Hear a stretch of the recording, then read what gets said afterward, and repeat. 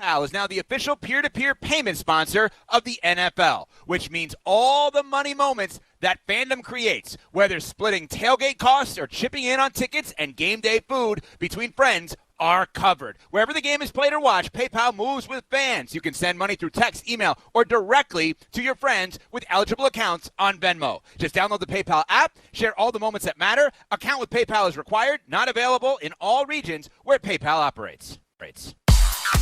Now, for the first time today, let's get a look at the traffic.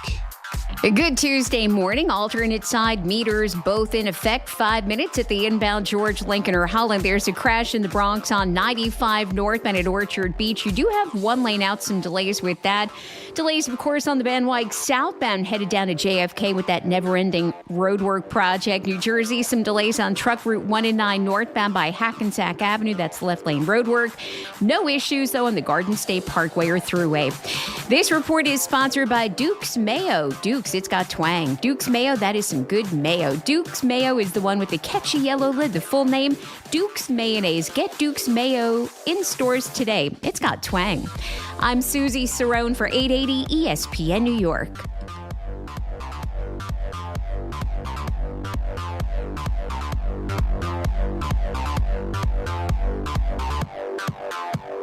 Hey, this is Jalen Brunson.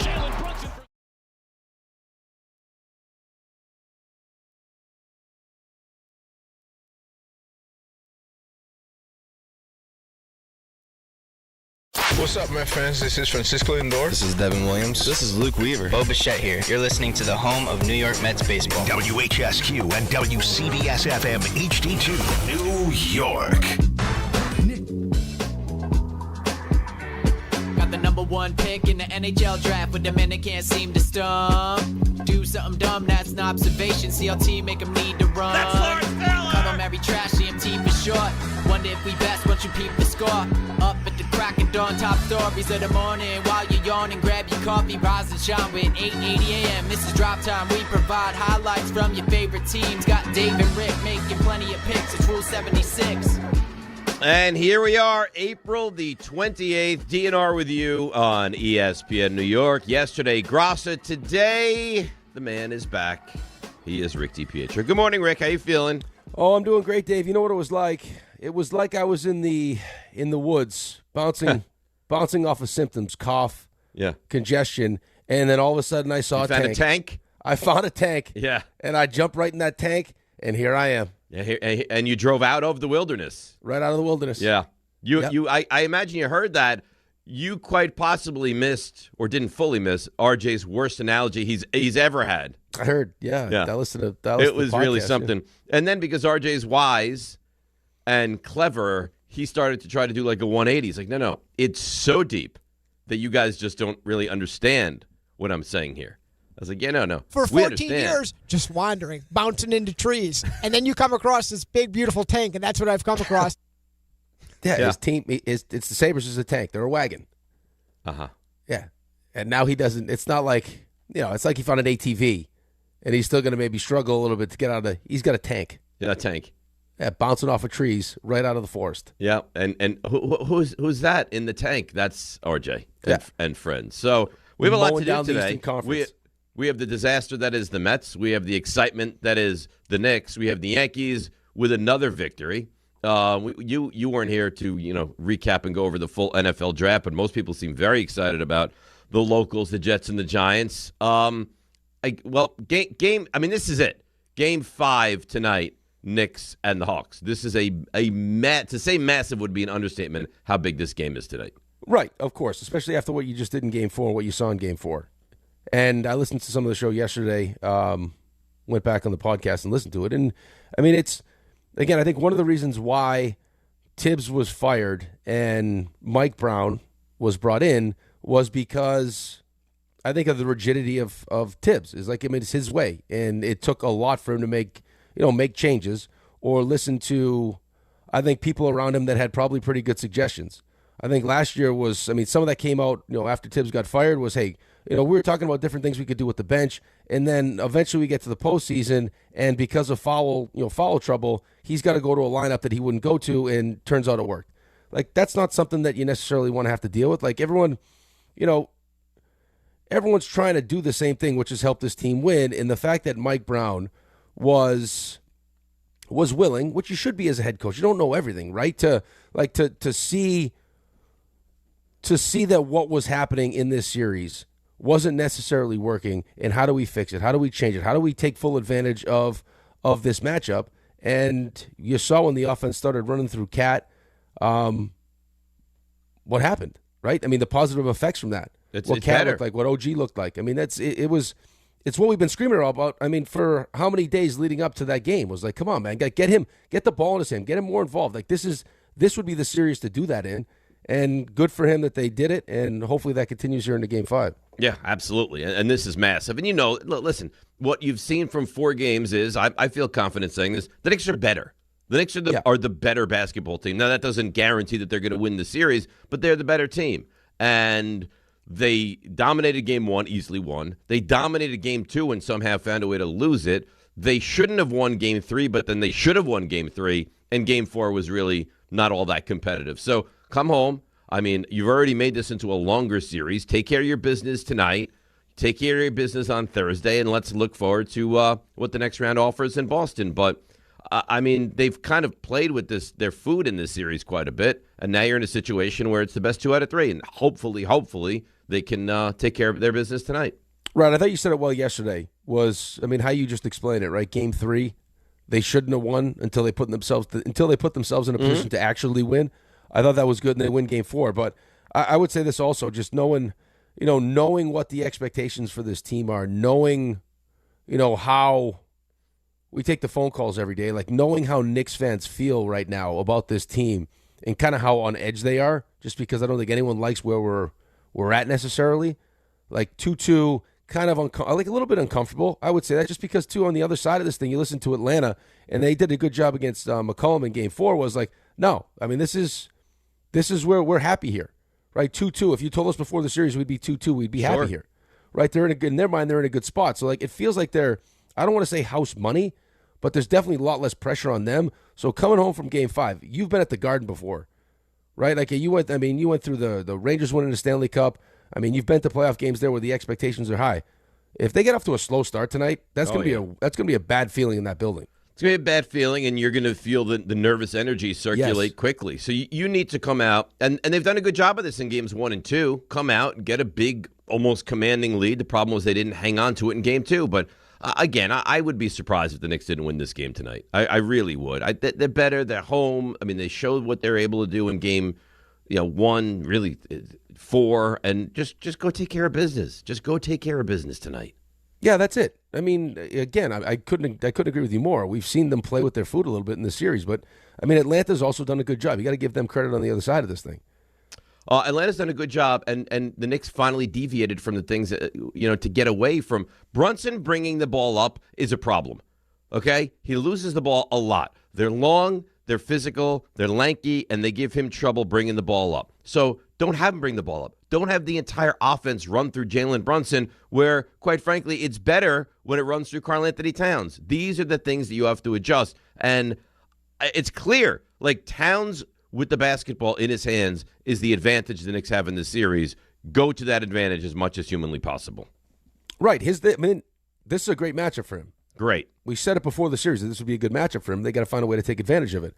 Like, I'm expecting that there will be adjustments made going into Game 5 from Atlanta after what you saw in Game 4, and then we'll see what those adjustments coming back from Mike Brown are going to be. But, yeah, I agree with you, man. Like, if for any team going up against the Knicks, you realize that the head of the snake is Jalen, and he's an undersized guy. It's a reality, right? I mean, we've heard that conversation surrounding him for the last couple of years, that you can't win with a guy his size for exactly some of the reasons that you see.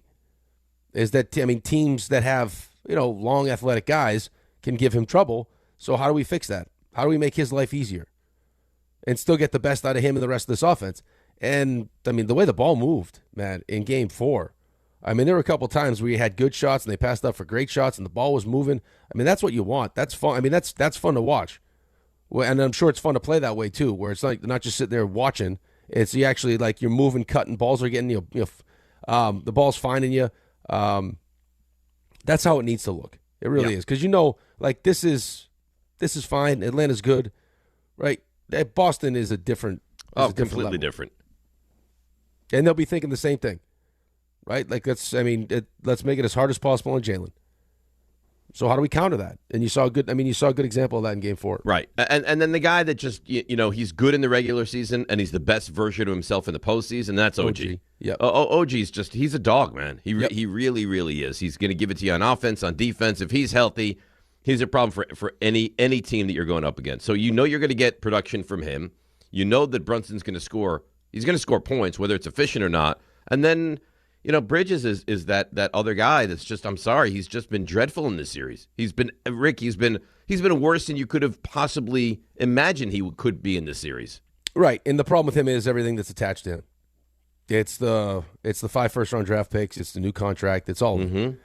Because I've also heard that conversation. It's bad enough that you gave up the 5 picks. Why would you double down and then pay him? Well, we had callers on that yesterday of how could you have paid him? It's like, I mean, otherwise you admit defeat. And I don't think it was this bad either.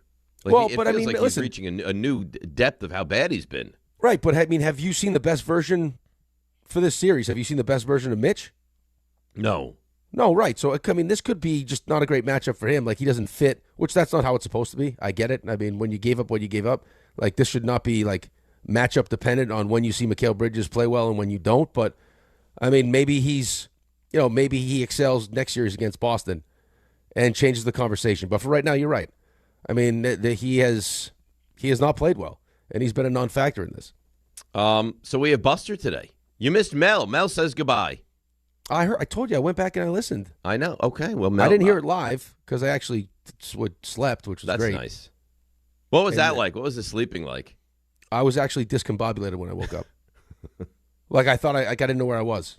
I was like, because I know it was Monday, and I was like, where? And Cass like, relax. We like, did I miss the show? What happened to the show? She's like, you actually slept. You got legitimate sleep last night. Congratulations. Oh, that's nice. Felt great. So, yeah, I said goodbye to Mel for you as well.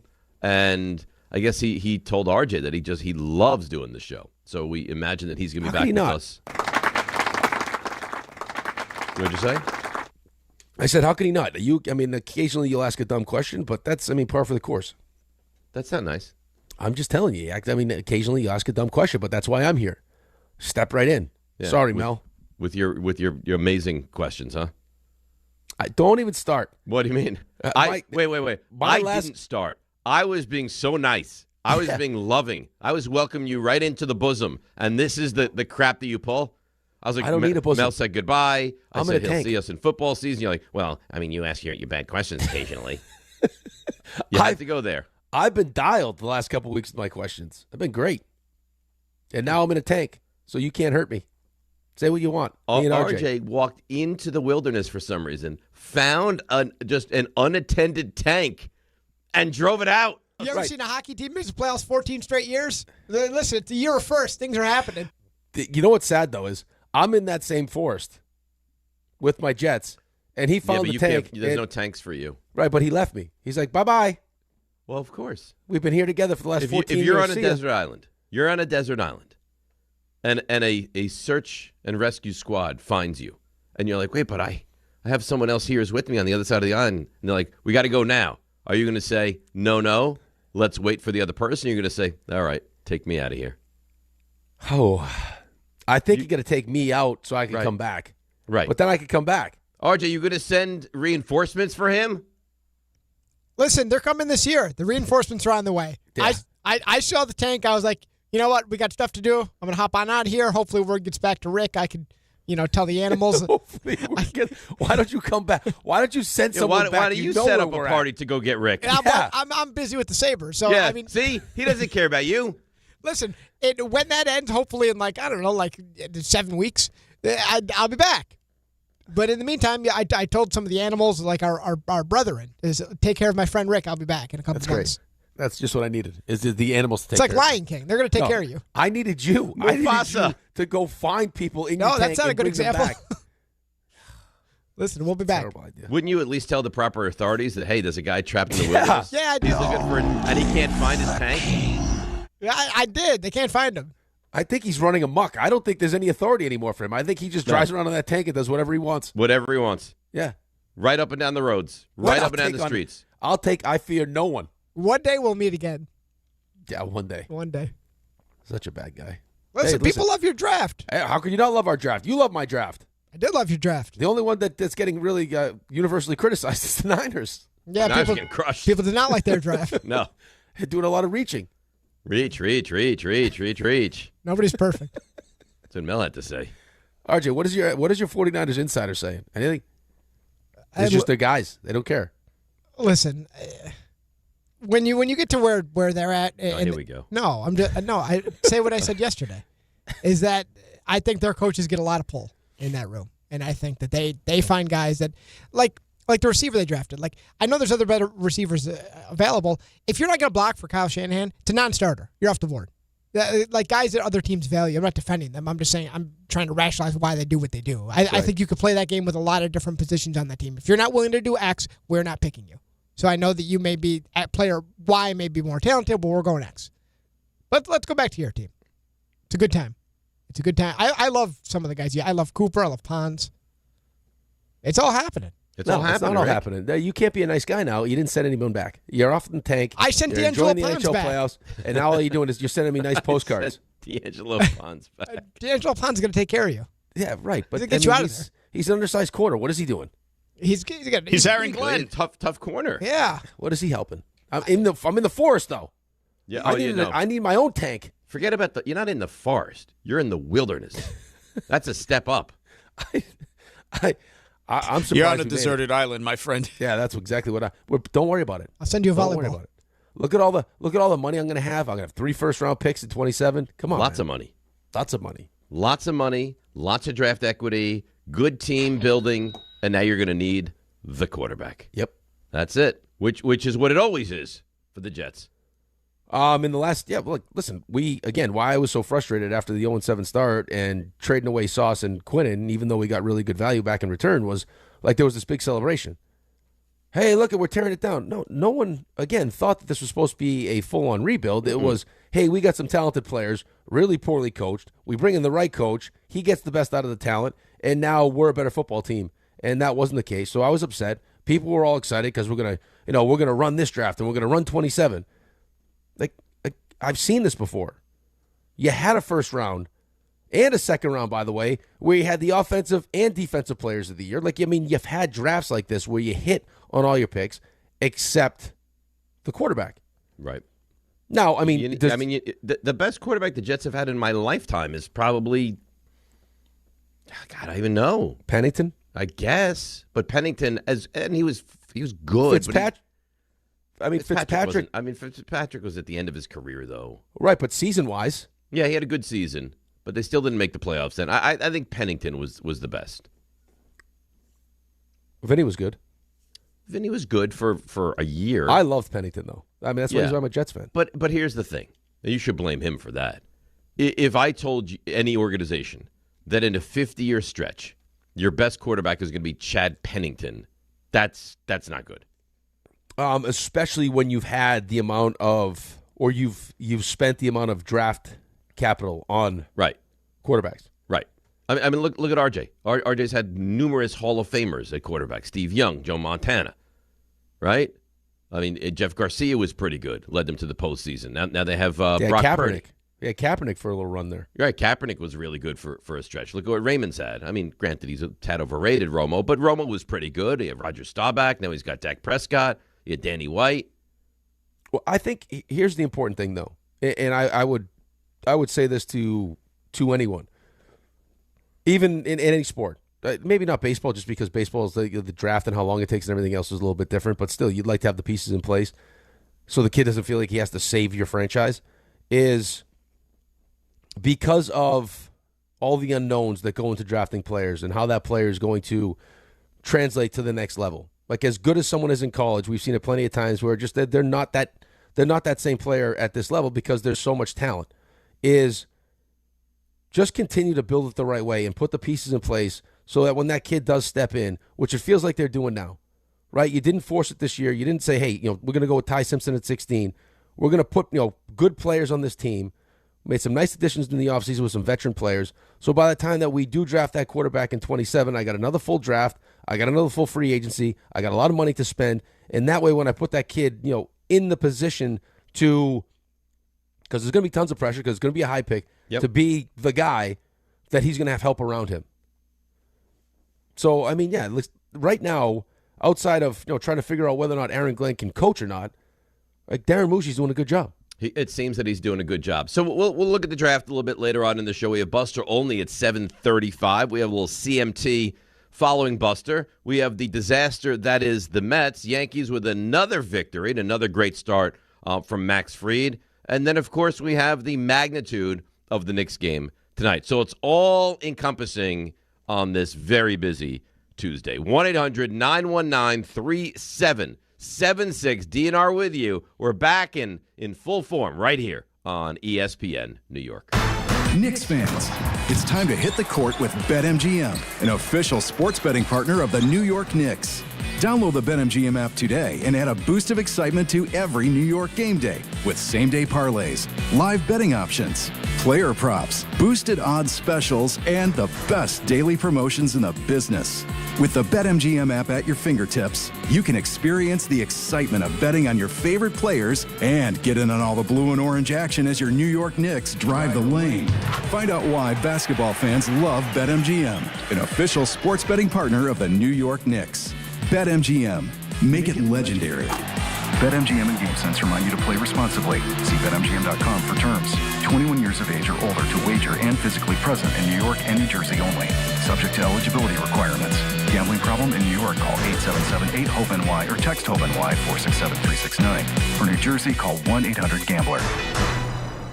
This is Rick Brunson, the assistant coach from the New York Knicks. I'll be driving to our games this season in style in my new Jeep Gladiator from Princeton Jeep. My friends at Princeton Jeep gave me all-star treatment, and you can expect the same thing. Just mention I sent you, and they'll treat you like family. Princeton Jeep has tons of inventory and great deals on new vehicles. Visit Princeton Jeep at 1045 State Road in Princeton, New Jersey, or online at PrincetonJeeps.com and tell them Rick Brunson sent you.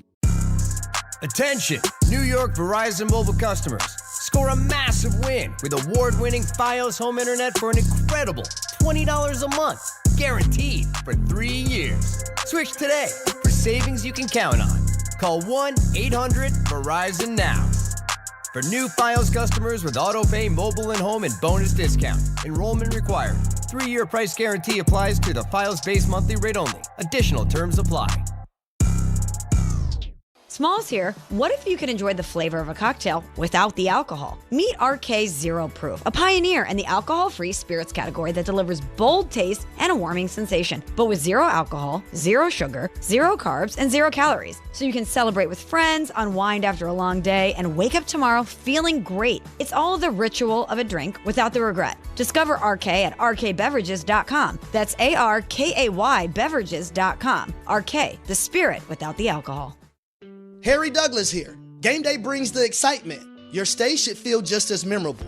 With Marriott Bonvoy, official hotel partner of the NCAA and U.S. Soccer, you're connected to a portfolio of brands designed for how you travel. Some offer complimentary breakfast, others give you room to spread out, space to stay productive, or extended stay comforts. So whether you're a traveling fan or part of the team, Marriott Bonvoy celebrates the moments that live on before and after the game. Marriott Bonvoy, where game day checks in.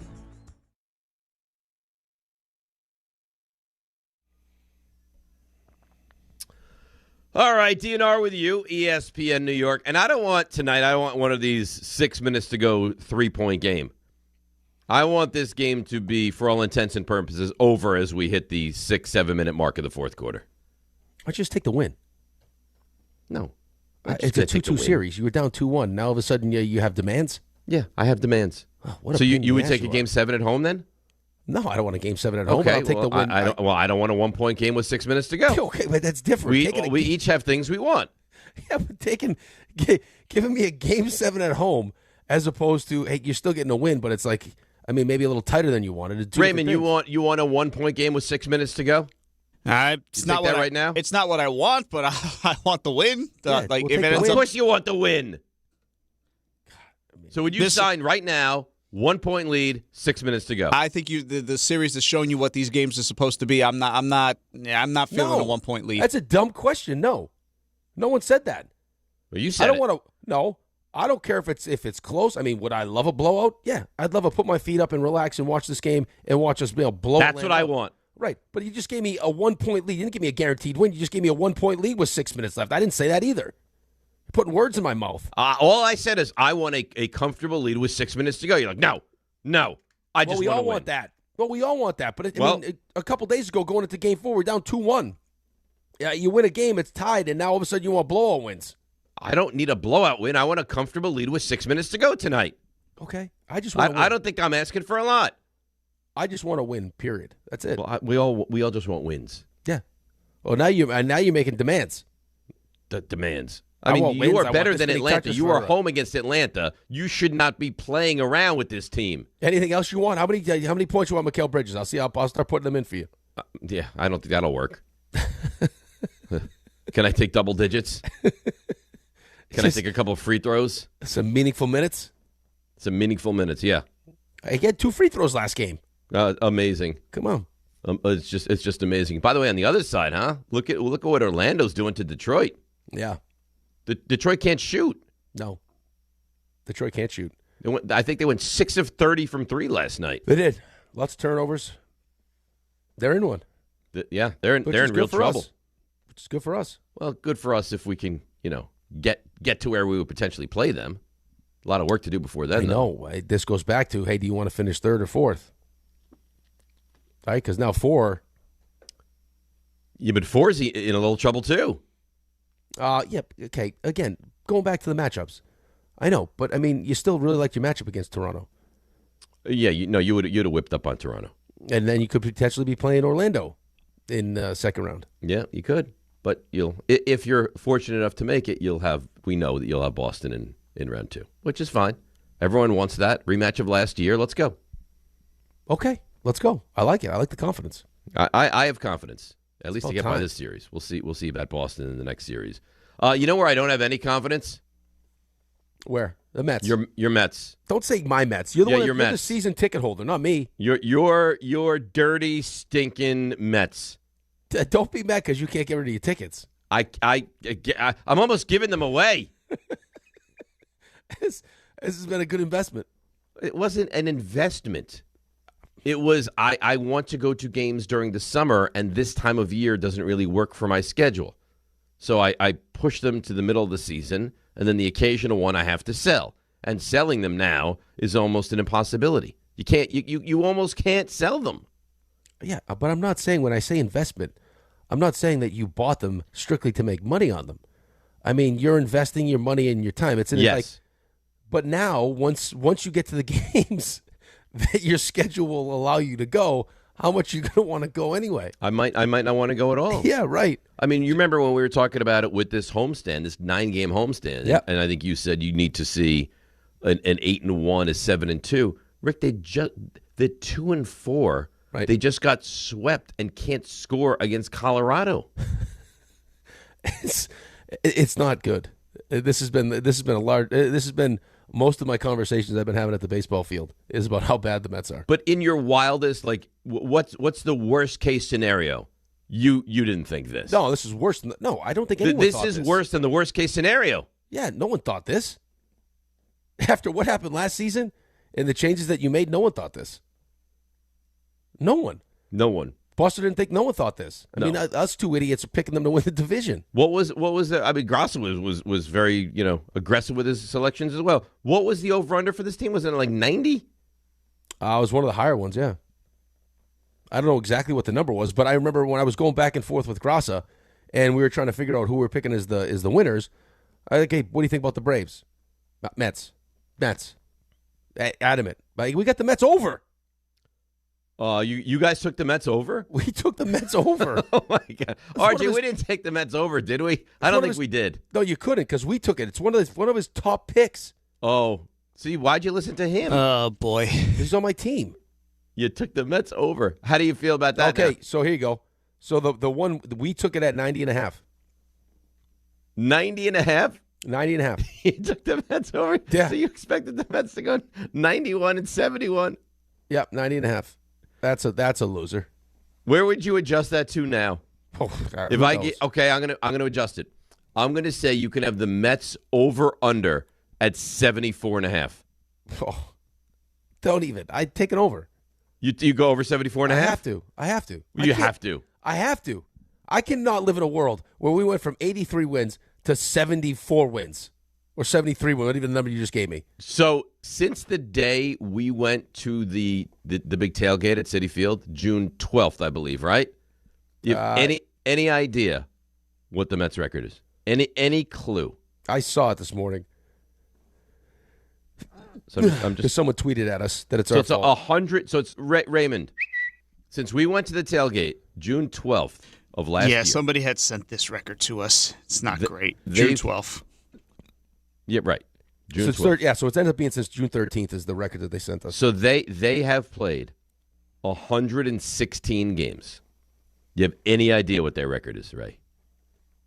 Well, they've won like 40-something, right? Yeah, 43 and 73. My God. Since the day that we went to the tailgate. I don't know they're an abomination is what this what I don't know if are. that number's right. You don't think it's right?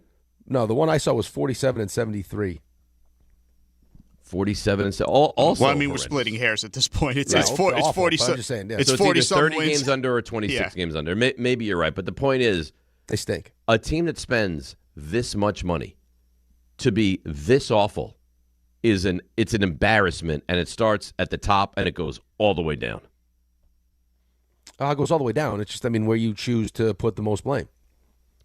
I mean, there's only one person that can get the most blame. Yeah, David Stearns. David Stern. There is. You can blame Mendoza if you want. You can blame Cohen if you want. You can blame the players if you want. There's one person and one person only that deserves the bulk of the blame here, and that's this GM who's done a godforsaken job here.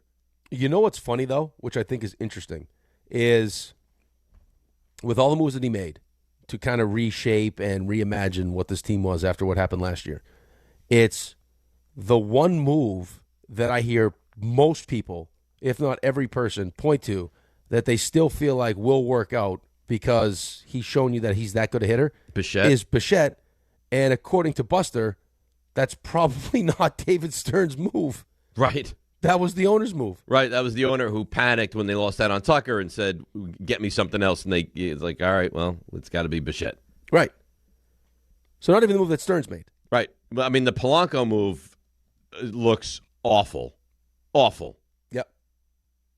I mean, Simeon looks like he's cooked, and we're excited by that because you lose out on a couple of years and you'll get some money at the back end of that thing. But, I mean, you thought he would at least have something. You also thought that Simeon and Robert and some of these guys, that they were going to be batting 7th, 8th, or 9th in this lineup. You didn't realize that Robert would be relied on to bat 3rd or 4th in this lineup.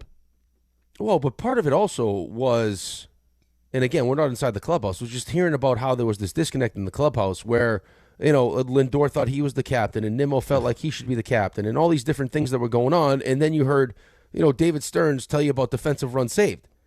And everyone's first thought was, if we're worried about defensive runs saved and I got Soto in one corner and Nimmo in the other corner, that's not a great outfield. Like, do we want to do that for the next 5 years? Probably not. So you bring in Simeon, it's 2 less years. He's a good defensive second baseman. Now I got him, Lindor. I got Robert, who has tons of potential. At the very least, is a good defender. And then you bring in a third baseman who's never played third base and a first baseman that's never played first base. It's like, okay, I guess we're not focused on defensive runs saved. Yeah, it feels the way this has been set up that Stearns really doesn't understand what's going on. Well, rotation stinks. Peralta gives you no length, but he's been fine. No, McClain is good, but still can't win a game. Peralta, you're right. He's good. Clay Holmes is good. And then the bottom two, it's like, okay, what are we doing here? Yeah, Senga, since that day, since the June the 12th of last year, Senga has been an abomination. They got off to a pretty good start this year, and then that didn't last. No, because you hear in spring training he's throwing 99, and he looks different. He looks great. Now he can't get out of the 3rd inning. He stinks. Right. And then the whole closer situation, you lose. Then now Diaz is dealing with the elbow, and that's fine. But still, in the moment, right? We just watched Devin Williams lose his job for the Yankees. Right. How could anybody have any confidence now with David Stearns? I don't think you can, and I think that's maybe why, we're not so quick to fire Carlos Mendoza. Right? You didn't want Buck. You bring in Carlos Mendoza, and now all that happens by firing the managers, it puts the bullseye directly on your back now. Ugh. And the thing is, I can't get out of it. Like I'm a Mets fan, so like tonight I'm going to watch the game, and I'll probably be nauseous watching the game. It's terrible. It's almost because you can't believe how bad it is, and you're like, no, they can't get worse. I mean, they face pitchers. I never heard of this guy the other day on Colorado. Dolander? Yeah. And tonight you go up against Zach Littell, who brings his ERA of 7.56. I promise you, this is going to be the best version of Zach Littell that you've ever seen tonight. I promise you. You're right, but is that because, he just has a good night, or the lineup stinks? The lineup stinks. Right, it's the same thing we heard about Luis Gil against the Red Sox. But I'm sure he goes into today feeling like if he doesn't have a ton of confidence, game in and game out, he goes into today thinking to himself, all right, this is the dream matchup I get to have tonight. Right, there's a lot of holes in this lineup. If I navigate a couple different places here, it's almost like when you coach in some like these town little league games. It's like, okay, they got 3 good players. Like, just navigate those 3 good players. Yeah. We're good. Work around them, and then you get to Bobby, who's picking his nose in left field, and we'll go after him. Bobby, who's really a righty, but is now standing in the left-handed batter's box. Right. No, Bobby. I had a kid years ago that actually, this is terrible. I felt so badly. He defecated himself in the batter's box. I swear to you.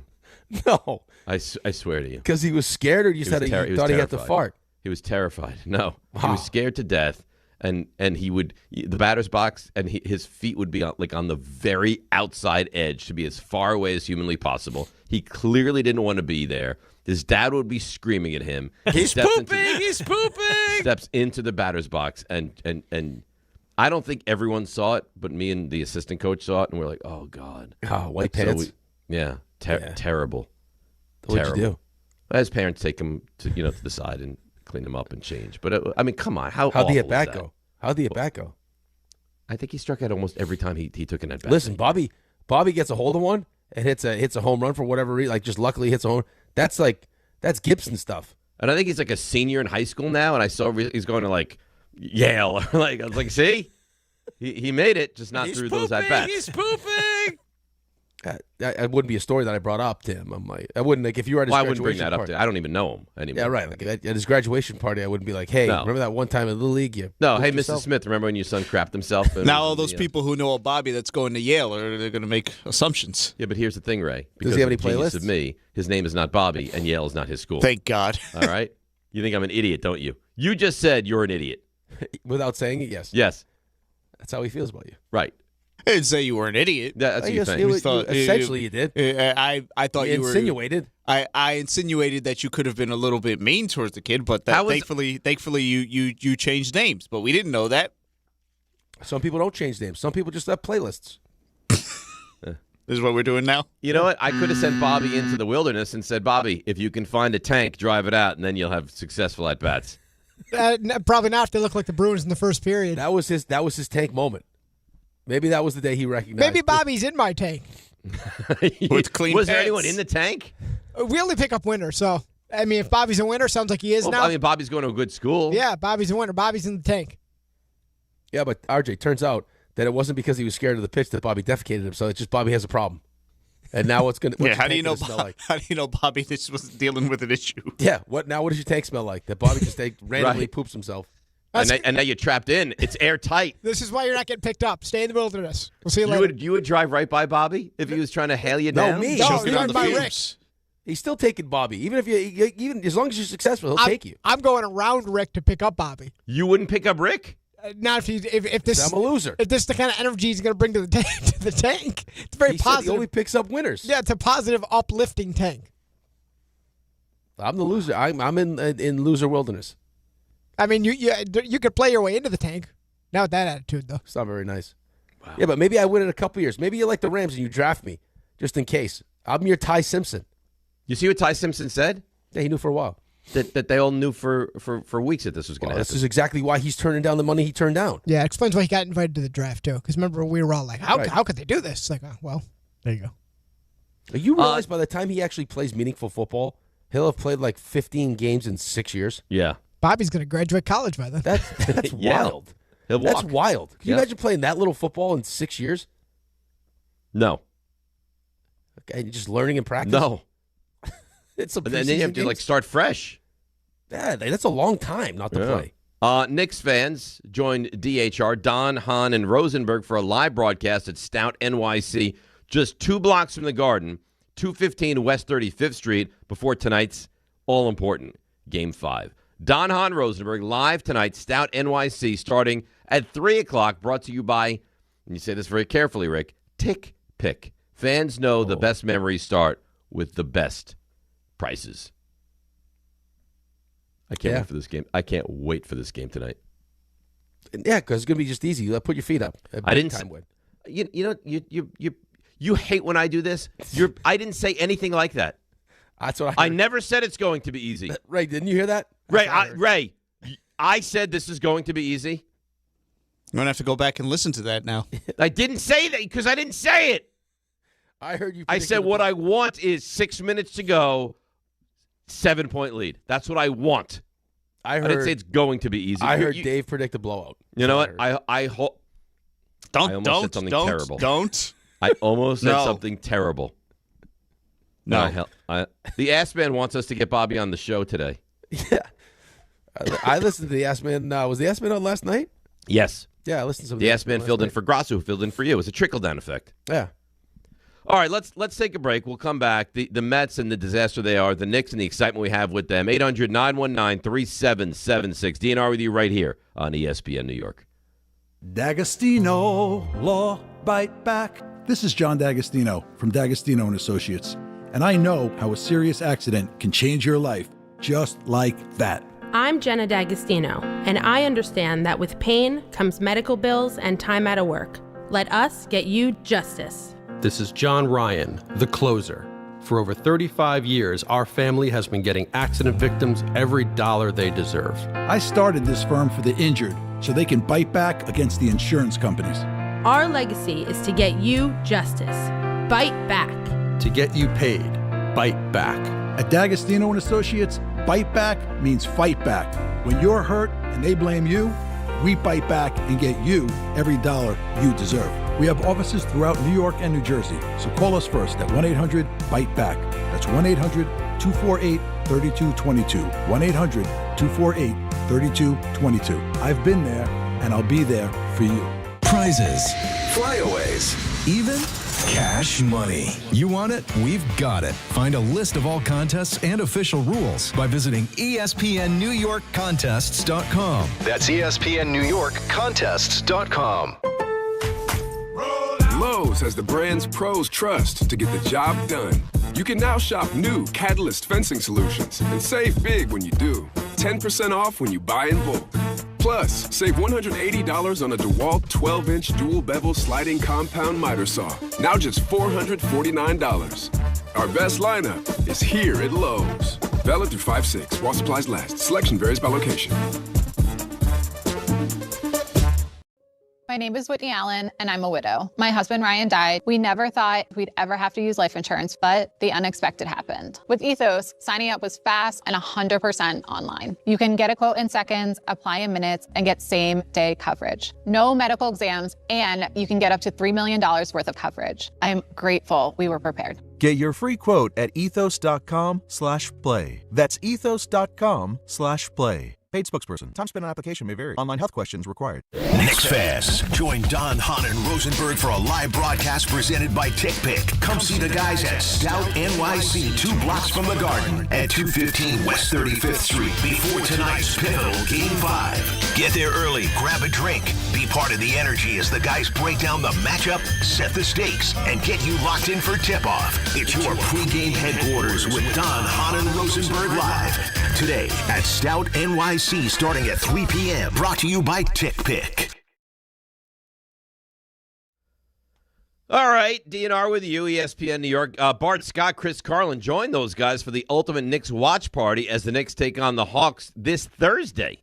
The guys are taking over a place that's near and dear to our heart, Calandra's Italian Village in Caldwell, New Jersey, with $5 margaritas, half-price wings, and giveaways all night long. Tip-off energy, playoff intensity, and the loudest Knicks crowd outside the Garden. Game 6, Knicks, Hawks. Be there, brought to you by Calandra's Italian Village in Caldwell, New Jersey. That's nice. I feel like Calandros loves Carlin and Bart. Love them. Do you? Yeah, I really do. Hmm. I think that's multiple times they've been to the Italian village. Yes. I've never been to the village. You love it. I'm sure I would. Yeah, you would love it. Yeah.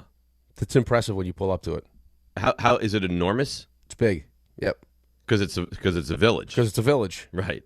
I also feel like this whole tick pick thing is like a test for me. Test for you. I feel like they're testing me. Yeah. Well, yesterday when I started reading it, Gross, I was like, stop it. He started giggling. Well, yeah. He couldn't control himself. I was like, stop it. Bad enough when Rick does this. You stop it. I'm fine. I'm like a you are very adult. mature. Do you think maybe this illness has changed you? I think it's just completely zapped my energy. So all that fun sleep I got yesterday, completely gone. Let's go to some of the calls because they are lining up. 800-919-3776. Let's go to Earl in Brooklyn. Earl, good morning. You're on ESPN New York. Hey, good morning, guys. Good morning. Hey, Rick, you still got walking pneumonia or whatever you had. Listen, the Mets. Dave, you said that the Mets spent a lot of money. They spent money on one guy. We got a bunch of platoon players playing major positions. You lost between Earl. No. Earl, listen, Earl. I'm not gonna cut you off. I want to have a talk here. They're paying Bichette $42 million. Okay, Bichette, but you lost between Alonso and Nemo. You lost 95 home runs. But maybe, Earl, they spent a lot of money. I'm not arguing with you that they lost a lot of power.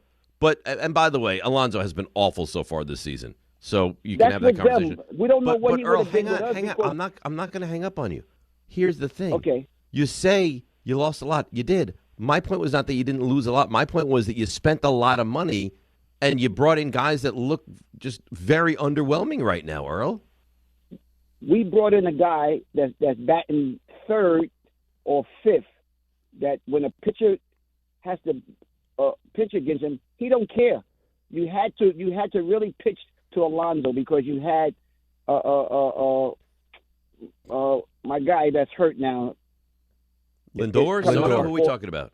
Lindor, right? Then we had Lindor, Alonso, and the big guy, the most Soto. money. The hell, I can't. Soto, right? Yep. So now we got people that they don't care about these other guys that's batting. Beatty. Oh my God, this guy's Dave. You can play first base better than Beatty.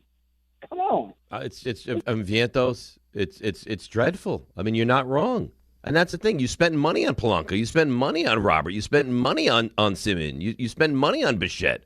It's not like you went out and you were like, hey, let's cut all these salaries and play these guys that don't make any money because we're a cheap organization. That's what even makes it worse. They're not a cheap organization. They want to invest into the organization, and they just can't because they're so ineptly run right now. Right. I mean, again, when you look at the numbers offensively, and last year you can credit it to the pitching staff, right? It fell apart. Starters, bullpen, all of it fell apart. But this year, I mean, runs last, home runs 27th, but they're only one ahead of being last. On base percentage last, slugging percentage last, OPS 28th, average 27. It's just offensively they stink. They stink. I mean, you're picking up guys. You're basically you're in the wilderness, and you're like, hey, what do you do for a living? You play baseball? Get in my tank. Let me bring you over to Citi Field. That's what it is. It's Artie, gross. did you see Tommy Pham or Slater when you were in the wilderness?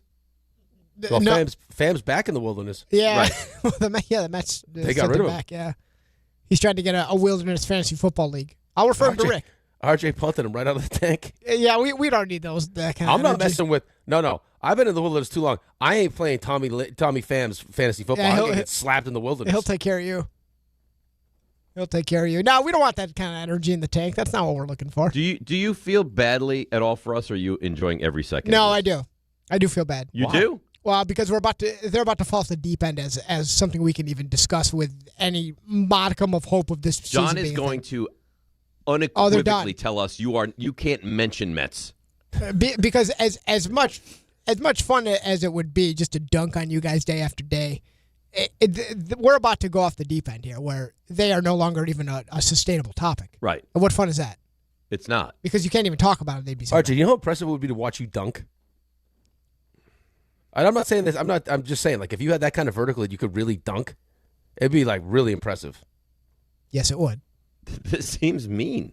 I'm not trying to be mean. I just that this is why you're in the wilderness by yourself. People of RJ's size dunking is very impressive. Is all I'm saying. So like when Spud Webb would dunk, that would wow you. I loved it. Saw D'Angelo Ponte has a vertical of like 43.5 inches. Sick. What's your vertical? I'd have to test it out.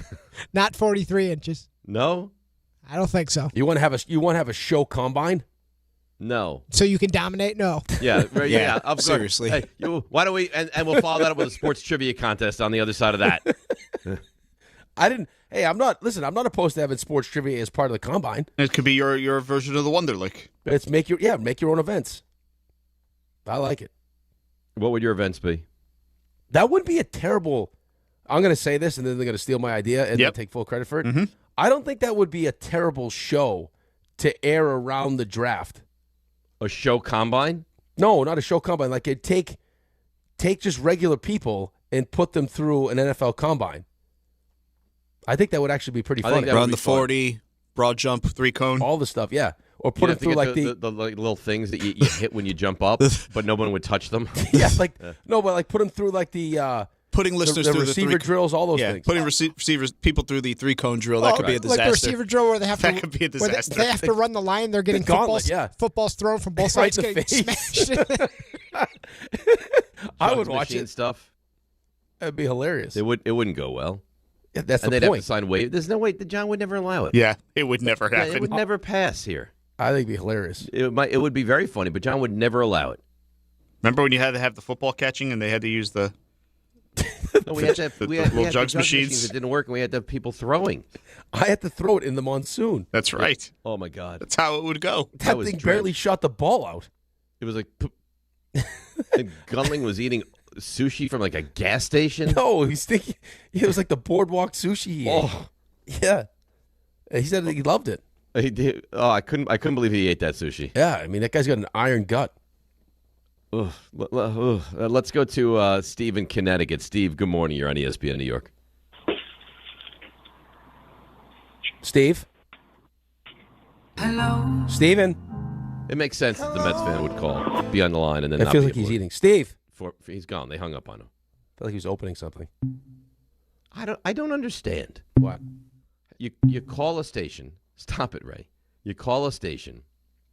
I think he was on hold for like 3 minutes. We get to him, and he's nowhere to be found. Well, I figured maybe he thought he'd be on hold for more than 3 minutes, so he started doing something else. Why would you assume anything? I don't know, because, maybe he's called before and usually waits longer. I don't know. Let's go to Bobby in Saratoga. Bobby, you're on ESPN New York. Good morning, gentlemen. But I have to ask, why are you guys calling me out saying I'm defecating my pants? Come on, Dave. Sorry, Bobby. I'll get to my point, though. I just wanted to bring up the Knicks and say I actually agree with you, because I think that we should, if we're not at least closing the series out, we should be at least closing the series out tonight, if not having closed it out already with what we've seen from this team already in this series. So I don't want to be biting my nails at the end of this game. I don't think anyone wants to. It shouldn't be. Is my point. Is that we shouldn't be looking at a game where we're biting our nails. This game should be in hand. With 6 minutes to go. Yeah, one would hope. One would hope. Yeah. We don't want to look at the scoreboard 6 minutes to go and be trailing or winning by a point, because then it's going to be nervous time down the stretch of this game. The Knicks are better. They've shown they're better. Home court. I mean, they've been so much better at the Garden than the Hawks. The problem is they just kind of fell apart in the fourth quarter of Game 2. Game 3. 2. Was it 2? Yeah, Was it 2? Yeah. 3 as well, but 2 was the game at the Garden. Oh, okay. Yeah, the game at the Garden. Yeah. I lost track of where we're at now. That's fine. I'm not going to attack you for it. But yeah, Game 2, they had a double-digit lead going into the fourth quarter. Yeah. It was a 97% chance to win, and they collapsed. Mm-hmm. So just don't collapse tonight. Right. Take care of your Game business. 3, they came all the way back and then had the 3-point lead. And then right. didn't Which finish. I'm not really sure how they did that, because they were not good in that game. On the road, trailing by a lot, came all the way back, took the lead, up by 3, minute to go. You're like, all right. The thing that's frustrating to me in games like that is there's like 10 plays down the stretch. You need one of them to go your way, and you're going to win. And you can't get any of them to go your way. No. Nothing. No, it's not just one thing usually. It's usually a bunch of things that contribute to it. Ugh. Yeah, I know. But, hey, tied 2, coming home from Game 5. You predicted a blowout, so let's go watch it. I did. I don't want to continue to do the show with you. Why? Because you're putting words in my mouth. No, I didn't predict a blowout. Find me the audio where I predict a blowout. What you said, that's how I took it. That's not what I said. I said I don't want to be in a very close game with 6 minutes to go. That's predicting a blowout. Right. Does anyone? How many people? Raise your hand if you want to be in a really close game late. No one. If I had 2 options. Forget it. You don't get it. You don't get it. You know what? Your illness has gone to your brain. You have encephalitis, I think. This is why you're not in the tank with RJ, because you don't get it. You don't understand it. You don't have a winning mentality. RJ used an analogy yesterday, which no one in the history of the world has ever thought of and or used. No, you know why? Don't try to spin it. This guy's so brilliant. Actually, he's all about this guy's predicting blowouts. I just it clicked why though that it's hard for you to wrap your mind around it. It's because your teams they can't relate. They've either always been good or you've cursed them. So all my teams are cursed. Yeah, I think it's your fault. Probably. Yeah. The Giants aren't cursed. Yeah, they could be. The Giants they've been to the playoffs once in the last how many years? Yeah, it 15? hasn't gone great. And you won a playoff game. Okay. That's not wilderness. That's not wilderness material. That's wilderness. No. For them, it's wilderness. It's wilderness. You say that, RJ, but the Giants, I mean, your lifetime, they haven't been in the wilderness, but they spent a lot of time in the wilderness. They didn't go to the playoffs from 63 to 81. It's not great. But how many Super Bowls have you won? 4. Okay. Right. I mean, so you're not nearly as deep in the wilderness as we are when we need a tank. No. No, you could get out by foot. No. Hansel and Gretel didn't make it as deep as you are right now. Like there's a chance Gump comes running in and carries you out of the wilderness, like Bubba. Gump could get me, yes. No one can. People would have to put on apparatus. You'd be like, "What is he wearing?" That's how deep into the wilderness he had to go. I never seen anything like that before. Luckily, he turned the corner, and look what it is: shiny new tank. There you go. That's now all he's you need. Back. That's why you keep going, because you never know when you're going to happen upon your shiny new tank. I liked it, RJ. I heard it yesterday. I loved it. No, you didn't. I related right to it. Had you been here, you would have excoriated him for it. Well, 2 things. What gets lost here, and that's why you're both brilliant, is that I was led here. You were not led. You were not led to a tank in the wilderness, RJ. Dan kept talking about the wilderness, so I needed to think of a way that with a ferocity to exit the wilderness. You can't just walk out, and you can't just say, Why can't you walk out? Because that's not what's happening. They just came roaring out, and we're just tossing trees left and right. Tossing trees? What are you, Paul Bunyan in the wilderness? You may as well be.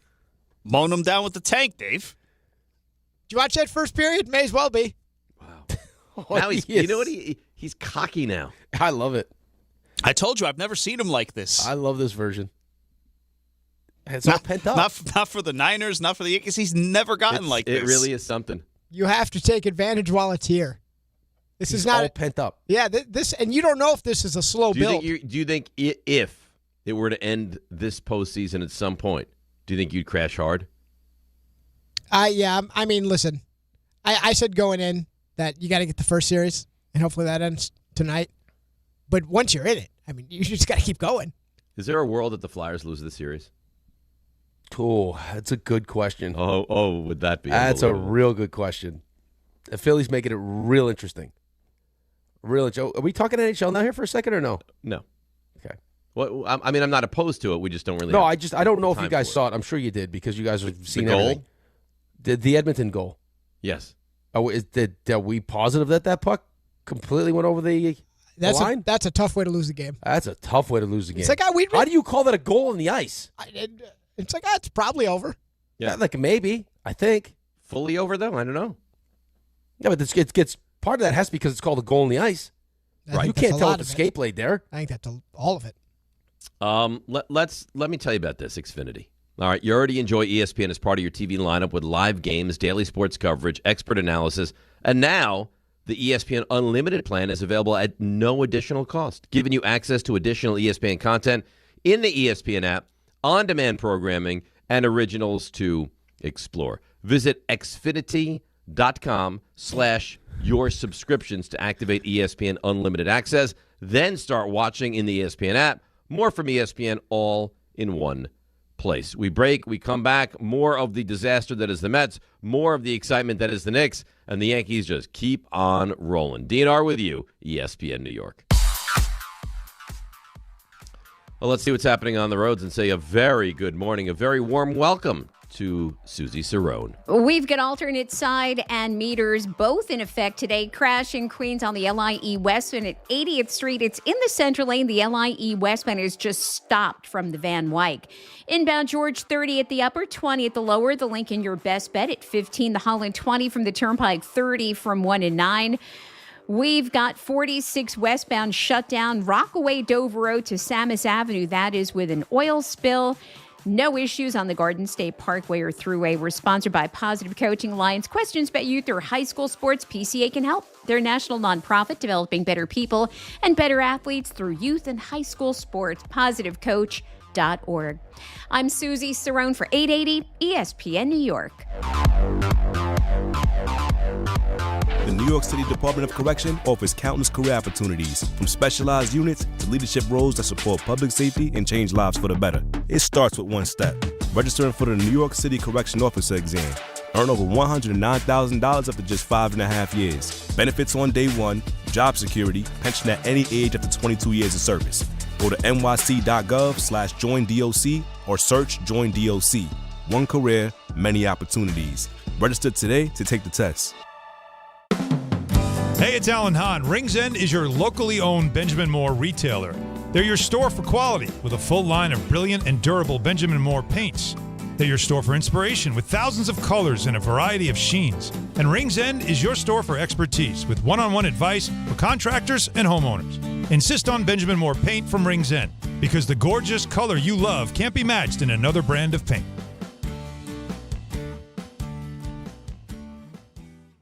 Hey, did you hear about that multi-billion-dollar Roundup settlement? Yeah, it impacts people who are exposed to weed killers at work or at home, even if you just used it in your own yard. Lawsuits claim it causes non-Hodgkin lymphoma, a blood cancer.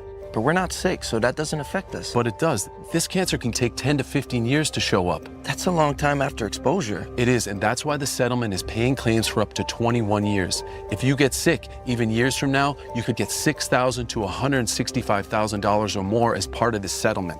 So what's the catch? If you stay in, you give up the right to sue them later. Learn more at weedkillerclass.com or call 1-888-403-8201. If you or a loved one has or had non-Hodgkin lymphoma, even if they've passed, you must register for benefits. That's weedkillerclass.com. 1-888-403-8201. Paid for by the Roundup Settlement. Smalls here. What if you could enjoy the flavor of a cocktail without the alcohol? Meet RK Zero Proof, a pioneer in the alcohol-free spirits category that delivers bold taste and a warming sensation, but with zero alcohol, zero sugar, zero carbs, and zero calories. So you can celebrate with friends, unwind after a long day, and wake up tomorrow feeling great. It's all the ritual of a drink without the regret. Discover RK at rkbeverages.com. That's ARKAY beverages.com. RK, the spirit without the alcohol.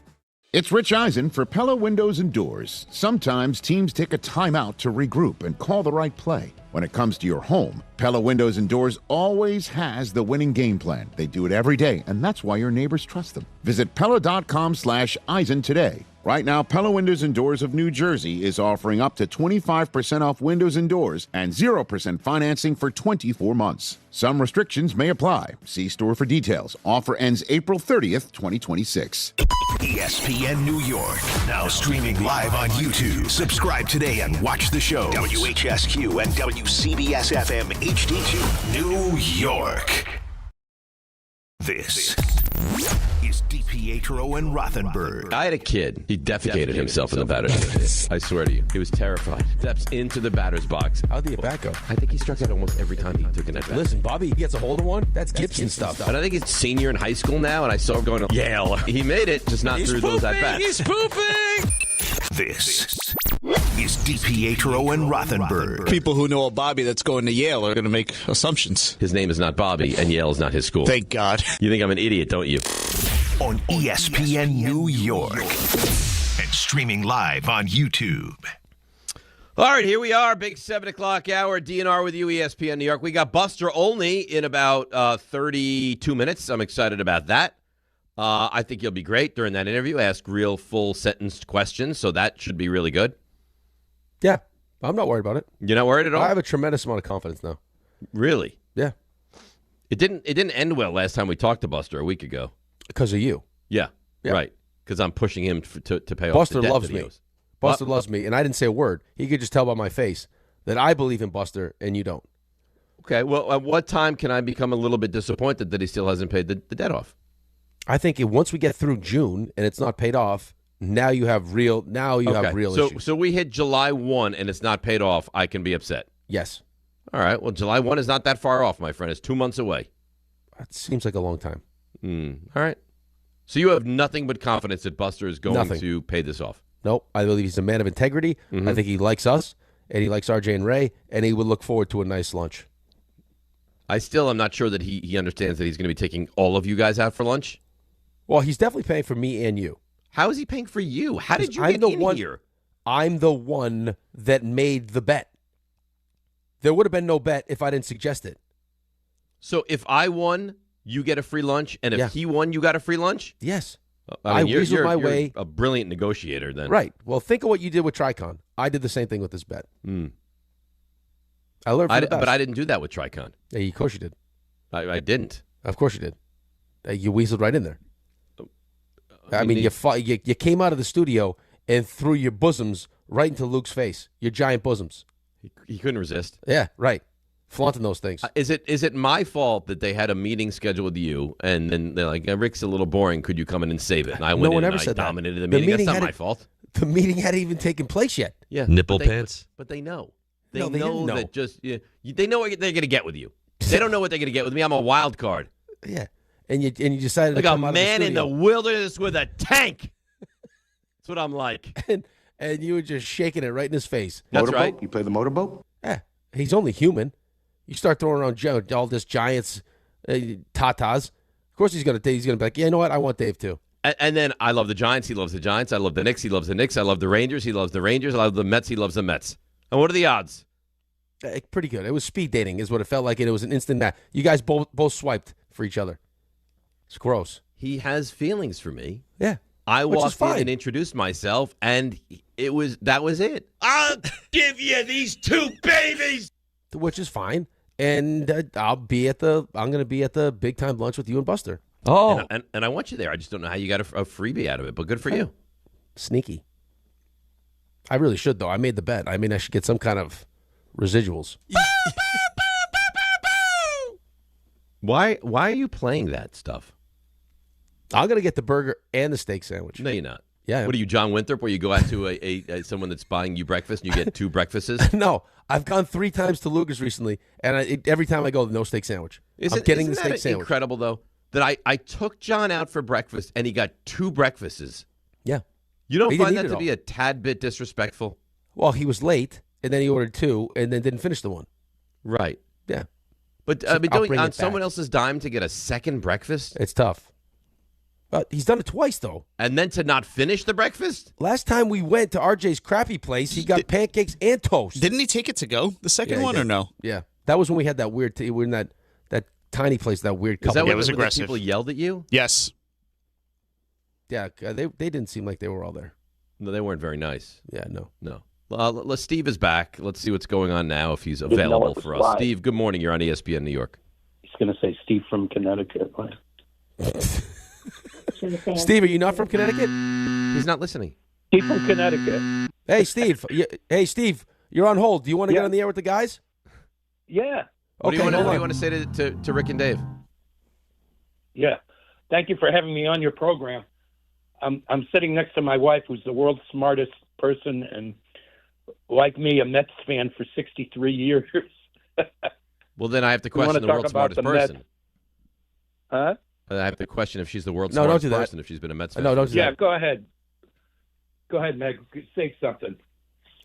Am I on the air? Oh, God. Yeah, Meg, you're on the air. You're on the air, Meg, with Dave and Rick.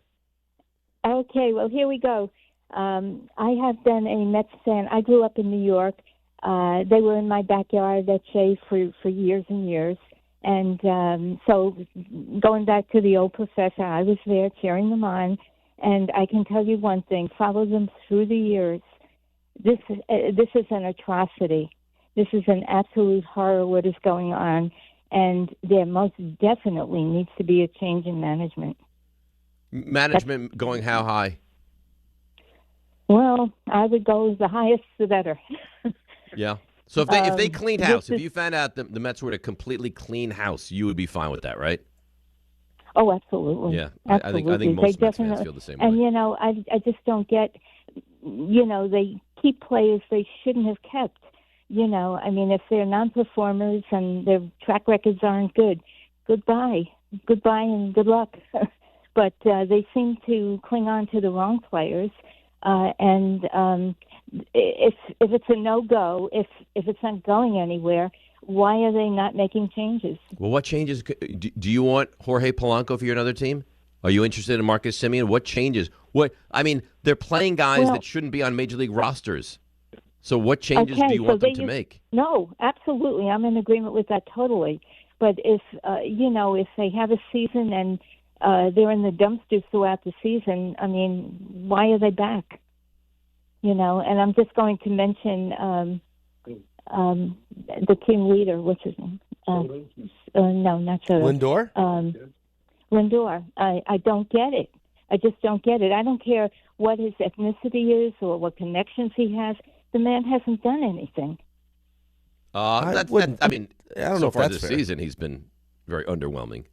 Yeah, I don't know if that's fair.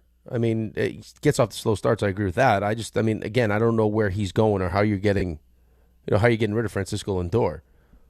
As far as changes that they made, you may not like the changes or agree with the changes, and they clearly haven't worked out. But this team went through a tremendous amount of change. They didn't sit tight. You can't use that as an excuse and say, "Oh, they were awful," and they just brought the same awful back. They I don't know that there was a team that made more changes in the offseason than the Mets. Right. Listen, Lindor also, by the way, has a full no-trade clause, too. So, even if he didn't, you think there are teams that would want Lindor unless you picked up like 80% of the contract? I don't know if you have to pick up 80% of the contract, but he makes a lot of money. Lindor has 6 more years on this deal. At 34, yeah. 34.1. No one's going to want that. No, I don't think anyone's going to want that either. It's just, the moves that Stearns made this offseason have not worked out. Last year he had some of the rotation stuff that everyone questioned, except you, who had full trust and added, admiration and every other word under the sun for how much you love David Stearns. Oh, Frankie Montas. Oh God, every time, every time. There's no way the Giants will get a first-round pick for Dexter Lawrence. It's not possible. It's not possible. No, you said first round and a second round pick. I didn't realize the first round pick would be that good. No one did. We thought it would be a bottom of the first That's half. My point. You had no and idea. I don't throw it in your face all the time. You didn't think they were going to get the 10th overall pick. You didn't think they'd get a 1. They got the 10th overall pick. No, now you're putting words in my mouth. You said a 1 and a 2 at the time. I'd rather what they got than a 1 and a 2. 100%, but that's not the point. Now you're making a different argument. You asked RJ and I, do you think they'll get a 1 and a 2? That's what you asked. It sounds like at the very best, and we said, I think, at the very best would be a bottom of the first round pick. Right. They're not getting both. The 10th pick. Right, but they got way better than anyone thought. Yeah, and apparently exactly. that offer had been on the table for weeks. But I tried to tell you guys that it was possible, and you laughed me off the show. I almost went home crying that day. No, you didn't. You don't cry. Did. I believe that you don't cry. I'm not a constant crier, but I've cried. When was the last time you cried? It had to be years and years and years. I don't know. Yeah, I don't think you're a very emotional person. That's not true. I'm very emotional. I don't think like that, though. There's not a tremendous amount of sensitivity. That's not true. I'm very sensitive. RJ, can you please agree with me? RJ, here? you don't think that I have an emotional side to me? I think you do, but I think it leans towards like I'm going to go check into a Motel 6 for a couple of nights and think myself. I stayed at a Motel 6 a while back. I'm not going there anymore. Listen, to be fair, you haven't done that in a while, so progress. A while. I haven't run away from my home in over a decade. Well, because the Giants haven't had devastating losses. Think of that statement. I haven't run away from home in over a decade. I got to tell you, though, you know where I think we're headed with all your... It's actually, I think it's over 15 years. Congratulations. Good for you. Thank you. So, where we're headed with this... 65 or sooner. If this goes sideways, I don't wish this. I kind of do. I think there's a Monday. Where's Dave? I don't know. Call John. You know Dave's not around? No. Call home. He's gone. I think there's a chance of that. Yep. No. Yep. You're loving hard right now, man. Yeah. Hard. You're real hard. You're going right to the wedding day. You're skipping all the middle steps. Which if it works out for you, great. It's not if, RJ. See? It's not if. This is what we're talking about. When you find the right one, you cling on for dear life and you know it's going to work out. But does the other one want you as bad as you want them? I can tell you are into this. Real into it. But you ever sit with some people and you're like, listen, they're great together. Seems like that one person really likes the other person, and person B, I mean, yeah, it's we great. all know those couples, sure. I just hope the Giants aren't that opposite to you. And then there's the ones where you go to the wedding and you just look at each other and you're like, you know that's not going to make it. You ever go to a wedding and you say, like, someone there, like, there's no way this is going to make it. Yes. And how often would you say you've been right about those at those weddings? 1 for 1. You've only had one? Only one time. Yeah. Name names. Who is it? I can't do that. Young Bobby. Name names. That's only because Bobby pooped himself at the altar. That's how long did it last for, RJ? Under a year. What? Yeah. Under a year? I can't say much more, but yes. Mistakes were made. Under a year? I can't. Sometimes when you know, you know. I can say no more. I think you probably already said too much. You might be right. That's unfortunate. What's your batting average with people you've married? Me? Yeah. Are they all still together? No. Have you lost? You've lost a. Oh no! I've lost a couple. I've lost a couple along the way. I think I've lost two. That's not I've lost good. a couple along the way. I mean, it's not good. I mean, listen, I'm better than the average. Well, where are you at? How many are you married and how many are still together? A couple out of how many? Is there like a baseball reference for people that are ordained? Yes, we kind of need that. I got to try to go through all the ones that I've married. I think I've lost 2 out of probably. And how? So 2 didn't make it. How many have you married? 10. Okay, right, so that's I mean 80%. 80% is pretty good. Great clip. And I think the norm is what, 50? Yeah, maybe a little higher. You're doing really well. Good. Yeah, I mean, listen, I marry you, and I put you ask Archie the whole process. So I put you through it. I think it only makes the marriage even better and stronger. So you sit and you talk to the couple right before performing the ceremony. Yeah, I get an idea of what they're. Would you ever say, if you thought this coupling had no chance? Would you ever say, I don't feel comfortable with this marriage, like, running point on this marriage? Maybe, but I've never gotten to one of those situations. But would you? If it was that blatant, maybe. Would you get to the part where, if anyone sees a reason why these two? Well, no, you know what? I would never get to that. No. I would never get to that point. It's usually the marriages that I do are usually like close friends. So if I had that sense with a buddy of mine that asked me to marry him, I probably would have that conversation with him. Like, I don't know if this is going to be a great idea for you. I've always wanted to be that person until, does anybody have a problem? Like, I have a problem. Why would you want to be that person? I think that'd be terrific. This is what I'm talking about. You lack empathy. I don't lack empathy. You don't lead with empathy. No, I'd like to stand up and be like, hey, I don't see this thing as making it, and I have a problem. That's a heavy burden, and you're really testing the friendship, though. They were only dating. A very close friend of mine, I said in college, I was like, this is awful. You got to stop this. It was really going sideways, and I pulled him aside. See, you're a good friend. Well, but that's stepping out on a limb, though, because if they kind of push back, then friendship, you got to be willing to lose the friendship if you're going to do that. Which I wasn't doing, but I was watching. But a friend of mine just be on the wrong end of. He was spiraling. I don't know if he was spiraling, but it was just the whole thing was really, really going sideways. I said, and they didn't make it, right? No, it ended a couple weeks later. Because of you. I don't know because of me, but I think it was going that way anyways. But you got to really be comfortable about where you're at. That's like, it's having like a closed door meeting and then the team ends up fist fighting. Like it can go sideways. It's not what you want. No. It's not what you want. It's not what you want. You know what you do want, though? What's that? Read about FanDuel. Oh, baby. That's what you want. All right. Here we go. Bet the Kentucky Derby on FanDuel, where you can bet on all your other favorite sports. And right now, all customers can get a Derby bet reset. That means you'll get racing bonus back if your bet doesn't win. The app is super easy to use, and you don't have to be a horse racing expert to get in on the Derby action. So bet the fastest 2 minutes in sports on FanDuel. Kentucky Derby and Kentucky Oaks are registered trademarks of Churchill Downs Incorporated. You must be 21 and older and physically present in New York. Verified FD racing account required. Refund issued as non-withdrawable racing site credit that expires 9 days after receipt. Max refund $10 unless otherwise specified. Restrictions do apply. See terms at racing.fanduel.com. For help with a gambling problem, call 1-877-8-HOPE-NY or text HOPE-NY at 467369. Very well done. Derby this Saturday. First Saturday in May. So away we go. Oh, by the way, Derby. Also, this is for anyone that's a Barstool fan. Dave's Portnoy's horse, female horse, is going to be running in the Kentucky Oaks, which is pretty cool. That is pretty cool. Yeah. Is that at the same venue? That's at so the male horse is running the Derby, female horse is running the Oaks, and they had a late second scratch, and his horse got asked to run in it. Oh, that's cool. I'm surprised you never got into the horse racing game. I was in the alpaca game. Failed miserably. Apparently, horse racing ownership it rarely, if ever, goes well. It's very expensive. Very expensive, and you lose a lot of. I say that.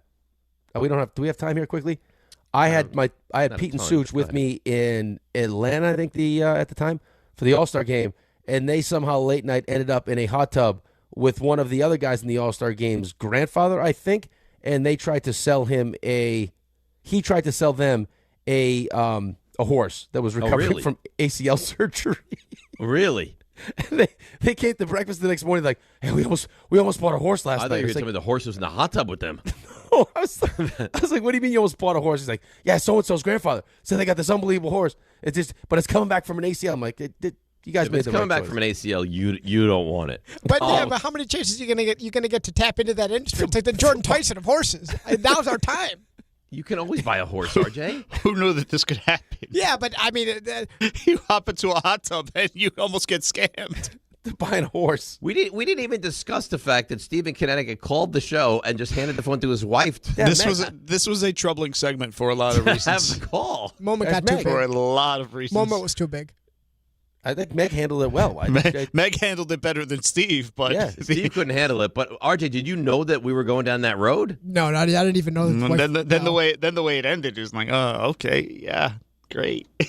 All right, well, that's Meg and Steve, and they'll be back for another appearance at some point in the future. Probably Let's take a break. 800-919-3776. We'll get to the Yankees a little bit, and then, of course, Buster Olney. DNR with you, ESPN New York. D'Agostino, Law, Bite Back. This is John D'Agostino from D'Agostino & Associates. Did you know Social Security takes money out of every paycheck you earn, paycheck after paycheck, and you're not supposed to touch that money until you're 67? What if you can't work? What if you need that money now? The system is challenging and most people get denied. That's a fact. D'Agostino & Associates has the experience to win, and we win a lot. If you filed for Social Security disability benefits and were denied, let us appeal. Call us first at 1-800-BITE-BACK. Bite Back means fight back. 1-800-248-3222. We'll fight to get you paid. D'Agostino & Associates has offices throughout New York and New Jersey and handles Social Security disability claims and appeals. Remember, if you've been denied, call us first. 1-800-BITE-BACK. That's 1-800-248-3222. D'Agostino & Associates. We win a lot.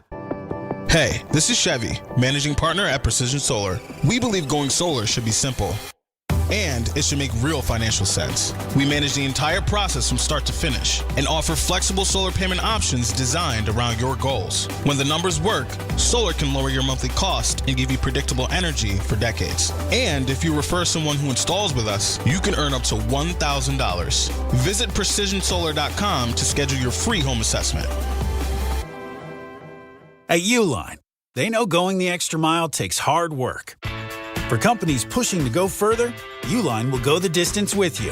24/7, they answer the phone to get you the shipping and industrial supplies you need.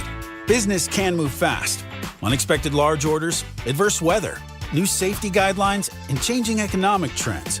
Uline works hard keeping 41,000 items ready to ship, minimizing detours on your way to the extra mile. Visit uline.com. This is the story of the one.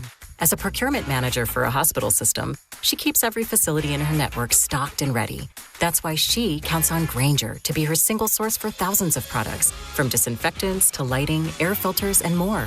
And with fast, dependable delivery, Grainger helps her keep every facility stocked, safe, and running smoothly. Call 1-800-GRAINGER, click Grainger.com, or just stop by. Grainger, for the ones who get it done. Evan Cohen here. PayPal is now the official peer-to-peer payment sponsor of the NFL, which means all the money moments that fandom creates, whether splitting tailgate costs or chipping in on tickets and game day food between friends, are covered. Wherever the game is played or watched, PayPal moves with fans. You can send money through text, email, or directly to your friends with eligible accounts on Venmo. Just download the PayPal app, share all the moments that matter. Account with PayPal is required, not available in all regions where PayPal operates. With Progressive Customer Service, there are lots of ways to connect with us, so you never have to miss a second of your favorite sport. Because you'd much rather watch a ball go through a net 124 times in 48 minutes when you don't really have to pay attention until the last two, and then somehow those 2 minutes will take an hour. You don't want to miss all that. Luckily, you can chat with Progressive on our app, online, or over the phone without missing a single one of those times the ball goes through the metal circle. Progressive Casualty Insurance Company, affiliates, and other insurers. Not available in all states or situations. In sports, the tape never tells the whole story. Hiring is no different. AI can make candidates look like an MVP on paper, so knowing the person and the skills behind the resume matters. That's where Robert Half changes the game. Our recruiters combine their expertise with award-winning AI to evaluate skills and fit quickly. Learn how we can find you specialized talent in finance, accounting, technology, and more. At Robert Half, we know talent. Visit roberthalf.com/talent today.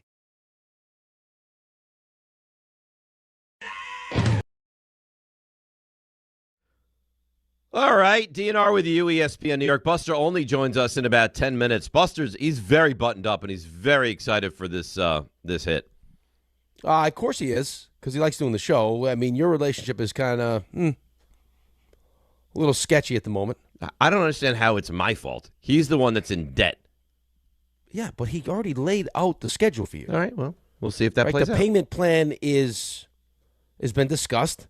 And it feels like there's a kind of a drop-dead date. And if we don't get it there, then we send someone to, maybe. I don't want to hurt him, but if I'm not paid in full by the end of June, I think we need to start a real protest here. Maybe you want to rough him up a little bit. I don't want to. I'm not looking for violence. By the way, I saw something. We'll get to the Yankees in a sec. You know what? I'll save it for Buster. I saw a feature on 60 Minutes this week, which was right up Buster's alley. See, that would be something nice. Like, hey, Buster, I was watching something outside of baseball, and I thought of you. And I thought of you. Do I lead with that, or do I end with that? I think you play it by ear. I think you see how his mood is when he gets on the phone. Okay. All right. And if his face is like jovial, smiling, effervescent, right? Yeah. I think that if you get the sense that he's in a good mood and he forgets about what happened last week, that, we just go regular interview, and then at the end, to make him feel good about himself, bang. Okay, that'll be the intent. Boy, we haven't talked a lot about the Yankees. Why? Because it's just so good. It's so functional. It's so capable. I mean, they went on that rough streak where they got swept by Tampa. They had a rough run against the Angels where they went 2-2, but probably could have been swept in that series. And they've rebounded amazingly well. Right? They beat up on Kansas City. They beat Texas last night. They're rolling along, and they're hitting the baseball now. Their starting pitching continues to be really, really good. There's not a lot of negative about the Yankees right now. That's the issue, is that there's enough negativity with the Mets that it feels like that takes up most of the conversation. And then when you got the NFL and the NBA playoffs going on, it's tough to really talk about, the Yankees. But you're right. Like Max Fried last night was really, really good. It was great. You had Rice. You had, Judge. I'm interested to ask. I don't know if I'll ask him or not, but Buster had been the first one to kind of point out Jazz, and there was some concern about him and just the expectations, contract year. And he got off to a really slow start. Last handful of games, he's hit 3 home runs, so it feels like he's got that going. The only thing with Jazz is let's not challenge pitches anymore. It's probably he's not good your at strength. Yeah, it's not one of your strengths. Caballero's got a little fire to him, huh? Yes. Yeah, he does. And he's not wrong. Listen, last night he wasn't wrong either. It felt like Seager pushed him off the base. Like, I mean, it definitely, he was there, base was stolen, and then you couldn't really tell if it was his momentum or it was Seager that pushed him off. I would say probably Seager pushed him off there a little bit, but yeah, I thought you had more push him off than not, but he got all fired up, and Boone really raced out there to protect his guy. Well, because you don't want to lose him there. I mean, you don't want all of a sudden that turn into a situation where you lose him in that spot, because again, he's an emotional guy. He does have a little. He's feisty. He's feisty, and he loves to challenge pitches. Oh, he loves it. Loves it. Well, he also has that thing where he decides he doesn't want to look at the pitch until there's like 8 seconds left on the pitch clock. Right, and that's his thing, and that's caused some issues. I think we're past the point of Ben Rice being in the lineup or not being in the lineup against tough lefties, right? That ship has sailed. We better be. If that's it's either right. It's either he's catching or he's DH. He's not out of the line. If you want to put Goldschmidt in there and play first base because he's a better defensive first base and he's good against lefties, that's fine. But Rice has to be in the lineup. Right. Now, I'm not saying you can't give him a day off every 2 weeks, but I mean, he needs to play. If he's healthy, he needs to play 155 games. He's a terrific offensive player. Right. He has to be one of those guys that only gets a break because he needs a break. Like we're past the whole matchup thing with him. So where right now do you have any? I mean, the thing is, the season's so long, and you're going to go through twists and turns and trials and all that kind of stuff. But I mean, they're a really good team. They're only going to get better because you have pieces waiting to come back, and not just pieces, like star pieces waiting to come back. I guess the bullpen, but you imagine Cashman at the deadline is going to make some moves in that bullpen. The Yankees right now are, and very quietly, just rolling along. Right, and that's kind of what you want to do. It's exactly what you want to do. Just go about your business, right? No one needs to be talking about us. Just let the play on the field do the talking. Beat the teams that you're supposed to beat, which is what they've done. I mean, it feels like kind of one of those typical Yankee seasons, right? I mean, Stanton's hurt again, which normally happens. The addition of Max Fried, by the way, go back in time to when this whole Soto thing was happening. I think Brian Cashman does deserve credit. Yeah, it was a good pivot. It was a great pivot because especially knowing, there had to be some concern about Garrett Cole, right? Worst case scenario, if this happens, let's make sure we're protected there with Max Fried, and he's been awesome for them. He had the little stretch last year with the blister or whatever you want to attribute it to, and then gets lit up late in the playoffs. But still, for the most part, he was every time you needed him last year. Hey, we lost a couple Frieds on the mound. Like he's a real ace. And great. The thing about him that you don't get from Peralta, Max Fried's going to take the mound. He's going to give you 6+ innings. Right. And Peralta's going to, if you're lucky, give you 5 in the third. So, I mean, again, it's not because we're not interested in the Yankees. It's just they haven't gotten the discussion because they're capable. And things are working at a very high level for them right now. That's why we haven't talked about them a ton. They're a good baseball team that's going to get, you would imagine, better when Cole and Rodon are back. I mean, even the whole heel goes down, there's some thought that maybe that's, right, the way things are, the schedule works out, that it could be Rodon that gets that next start. Because that's right around when he's going to make his third rehab start. So they depend on depending on how they want to handle that. So yeah, so he's close to coming back.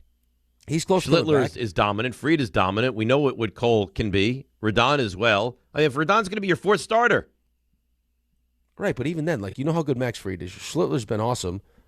Will Warren's been good. Like you got, and then all that's going to do is that trickle down effect's going to help your bullpen. It's going to bolster your bullpen, is what it's going to do. I mean, listen, is there maybe a little bit too much activity sometimes when Bednar's on the mound that gets you a little bit nervous? Yeah, definitely. Probably. But I mean, no one's perfect, and no team is perfect. No, they're rolling along. Knicks fans, join DHR for a live broadcast at Stout NYC, just 2 blocks from the Garden, 215 West 35th Street. Before tonight's Game 5, all-important Game 5. DHR, that's Don, Hahn, and Rosenberg, live tonight, Stout NYC, starting at 3 o'clock, brought to you by Tick Pick. Fans know the best memories start with the best prices. A man who owns a fancy lunch to us. It's Buster Olney, and he's next, right here on ESPN New York.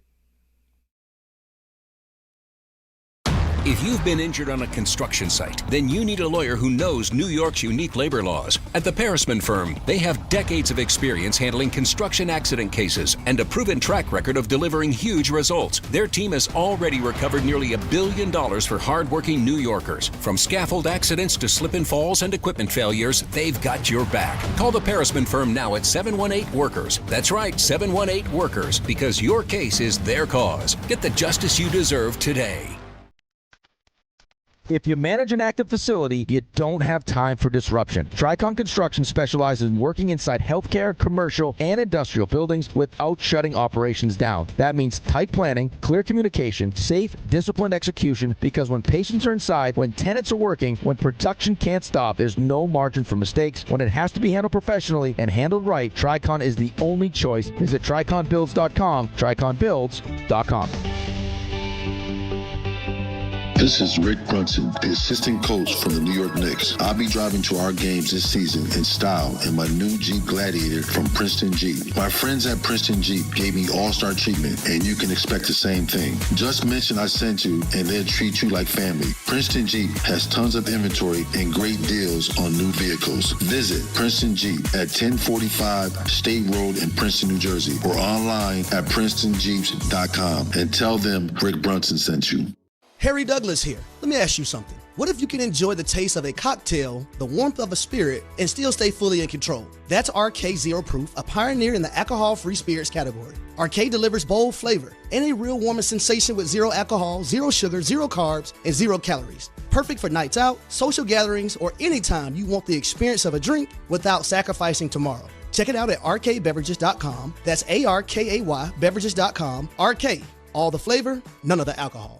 Evan Cohen here. PayPal is now the official peer-to-peer payment sponsor of the NFL, which means all the money moments that fandom creates, whether splitting tailgate costs or chipping in on tickets and game day food between friends, are covered. Wherever the game is played or watched, PayPal moves with fans. You can send money through text, email, or directly to your friends with eligible accounts on Venmo. Just download the PayPal app, share all the moments that matter. Account with PayPal is required, not available in all regions where PayPal operates. My name is Christine, and I'm a widow. My husband, Ryan, was a healthy 34-year-old, and 3 months later, he was gone. Thankfully, he had life insurance. Ethos made it so easy. You can get a quote in seconds, apply in minutes, and get same-day coverage. 100% online, no medical exam. Life insurance didn't take away the loss, but it did give us the space to just grieve. Get your free quote at ethos.com/game. Ethos.com/game. Paid spokesperson. Time spent on application may vary. Online health questions required. Evan Cohen here. PayPal is now the official peer-to-peer payment sponsor of the NFL, which means all the money moments that fandom creates, whether splitting tailgate costs or chipping in on tickets and game day food between friends, are covered. Wherever the game is played or watched, PayPal moves with fans. You can send money through text, email, or directly to your friends with eligible accounts on Venmo. Just download the PayPal app, share all the moments that matter. Account with PayPal is required, not available in all regions where PayPal operates. Knicks fans, join Don, Hahn, and Rosenberg for a live broadcast presented by TickPick. Come see the guys at Stout NYC, 2 blocks from the Garden at 215 West 35th Street before tonight's pivotal Game 5. Get there early, grab a drink, be part of the energy as the guys break down the matchup, set the stakes, and get you locked in for tip-off. It's your pregame headquarters with Don, Hahn, and Rosenberg live today at Stout NYC starting at 3 p.m. Brought to you by TickPick. All right, now, DNR with you, ESPN New York. Time for the Buster Olney Report, brought to you by the Parisman Firm. We bring him in, friend of the show. We adore this guy. And I thought of you over the weekend, Buster, in a non-baseball situation. I'll tell you about that later on during this conversation. Oh, it's about the Vikings. It's about the Vikings. No. I totally get it. It's not. Okay. It's All not. right. It's not. I'm doing great. How are you guys doing? We're doing terrible because we both root for the Mets, and the Mets absolutely stink, Buster. Terrible. Yeah. How does it get better? I think, well, and we're all waiting to see if either the Phillies or the Mets, the white smoke goes up over the building and they change managers or whatever. I from what I hear, like no one in that building believes that changing managers will fix this team. And they don't want to. Steve Cohen, David Stearns, they don't want to fire Carlos Mendoza. But, I mean, the reality is in situations like this, teams just don't keep running it back day after day after day after day with no changes. So they're going to keep running out the same group, I think, basically, and trying to hope that they play better because it's been a disaster. Say they do make a change, Buster. Is it Kai Correa? We've heard Carlos Beltran. Is there anyone you hear that could potentially be the person that replaces Mendoza? So my instinct is Carlos Beltran, but I will tell you that Kai Correa is viewed as a future manager, right? And he's installed in that position because he's so highly regarded, and then they're essentially grooming him to be a manager at some point. Do you want to put a rookie manager in this situation? For over the weekend, when the Red Sox fire Alex Cora, it's one thing. Chad Tracy goes in, and everyone has great things to say about him as a baseball guy, just as they do with Kai Correa. But it's one thing to be a good baseball guy. It's a whole other thing to be a manager in a major market. Kai Correa, and I don't really know him, but you wonder, how would he handle that? And what happens if you change manager and suddenly he's the steward of this absolute disaster, standing in front of microphones, representing your company twice a day? Is he necessarily the person for that? I don't know. Do you want to put him in the position to do that? Or if you actually don't believe the changing the manager is going to make a difference, Carlos Mendoza has been a good soldier. Like, he is representing the organization twice a day in front of cameras, and they can't be unhappy with how he's doing that. So do you just keep it and hope the players get better? In the end, this comes down to the players this year. There's no doubt about it. And I think David Stearns, some of the choices he made in the wintertime, for example, Marcus Semien, he's had a great career, but I'm not sure what they expected out of him offensively. Given the fact that we've seen the numbers go down in recent years, did they think that was going to change a lot? Did they think that Bo Bichette, was going to be able to thrive at third base, a position he never played? I mean, some of that is on David, and some of it's on the players for sure. Can I ask a follow-up, Dave? Let me just ask a quick follow-up as far as the Bichette thing is concerned. Do you think any of the struggles offensively, because we've seen him be a good offensive player in this league, have to do with the fact that he's playing a new position? And he's trying to I've heard from guys all the time, like the defensive part of the game can sometimes affect the offensive part of the game. Do you think that's part of it? And if that's the case, why not just let him play shortstop with Lindor out then? First off, it was very interesting.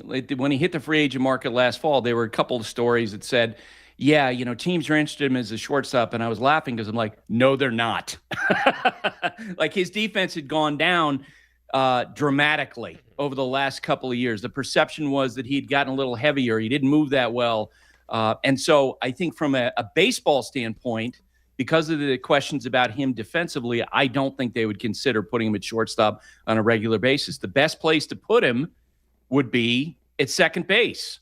I've heard that from so many evaluators with different teams. But the problem is that you have a lot tied into Marcus Semien, given the amount of money that he's owed. The fact you traded Brandon Nimmo for him, I think they have to ride out, see what happens with Marcus for a little while longer. But the best position, and we saw it in the World Series last year, Bo Bichette was fine at second base, even as he had missed 7 weeks. So for now, it doesn't feel like that's going to change. All right. Any chance of Alex Cora being the next manager of the Mets? Because, I mean, he's been so successful. We know that he's capable of running an organization. Would that ever be a Stearns guy? Because I've also heard a lot of rumblings about him to Philadelphia. So where does that stack up? So I do think if Alex decides to come back and manage, the Phillies make so much sense because of his past connection with David Dombrowski, head of baseball operations, who won the World Series with him in 2018. They have high regard for each other. The Phillies are in the same position that the Mets are right now, trying to figure out what can get their team restarted, jump-started in the middle of a year. And you would assume that for John Middleton, the owner of the Phillies, money isn't going to be an object. So if, in fact, they were willing to fire Rob Thompson and offer the job to Alex Cora, he's probably going to need a 1-year extension on top of what he has to give him some incentive to walk. He doesn't have to work. He's signed through the rest of this year. He's signed through all the way through 2027. I think if Alex comes back, it would be with the Phillies. I don't hear as much in terms of a connection between people in the Mets organization and Alex as I do with the Phillies. Alex managed Kyle Schwarber, who's the most important person in that clubhouse. When he was with the Red Sox, they have a great relationship. And I know Alex knows Francisco Lindor, WBC, they work together. They have high regard for each other, but I don't hear the same kind of connection with the Mets as I do the Phillies. Buster, I got to imagine, too, that he's going to want some say in the personnel stuff, and I can't imagine that David Stearns is going to want a manager that's going to want that kind of power. I don't think so. I think, and it's very interesting you say that because, Alex, and, I worked with Alex here at ESPN. I've always, got along really well with him. If we were friends to the point that he was calling me and asking me for my advice, I would tell him, look, a couple things in this moment. One, a lot of the social media postings that he's done since he got fired, they're not landing well in the industry. Where it's like, I'm happy, and he's posing in front of the plane with his coaches who all got fired, and Jason Veritek's giving the thumb down, subsequent pictures. People around the game in front offices are like, that's not great. The other thing, too, is that, there was a perception that he and Chaim Bloom, the former Red Sox general manager, didn't get along great. And there certainly was a disconnect between he and Craig Breslow, who let him go. And I think that was a total power play by Breslow. But in this era, when front offices dictate what's going on more than ever, when they want compliance from the manager, I think that Alex needs to understand that there are people in the industry who are talking about, problems with two straight general managers. Maybe Alex has contributed to this issue. So that's my long-winded way of answering a question, Rick, saying I don't think that if you're Alex in this position right now, you're going in, sticking your elbows out and saying, I need power. I think it's probably better if you go and work with someone like a David Dombrowski, who you're going to defer to. Dave is a Hall of Fame general manager, and I think that's part of the reason why I think the Phillies are a great situation for him if he decides to come back. I've had friends of his tell me they think he might prefer to take a year off. Make this make sense for me. David Stearns is in Milwaukee. They have, not nearly the same amount of money that the Mets have, yet he has that team functional and in the playoffs every year, and he finds gems and they roll along. He comes to the Mets. They have infinite amounts of money. He makes moves all over the place, and they are, falling apart at the seams. Make that make sense. It doesn't.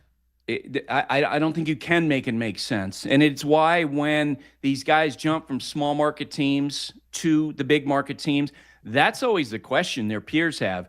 It's always interesting when there is criticism in the industry of, boy, all the Dodgers do is spend money. All the Yankees do is spend money.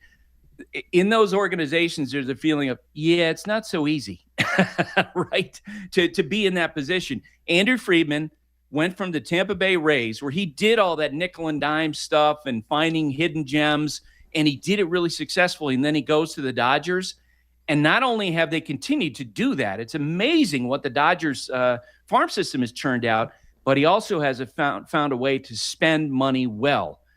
For example, before the Shohei Ohtani deal, basically all the deals that he made were for bargains, like getting Freddie Freeman after the Braves dropped out and made a trade for Matt Olson. Dodgers really facing no other bidders.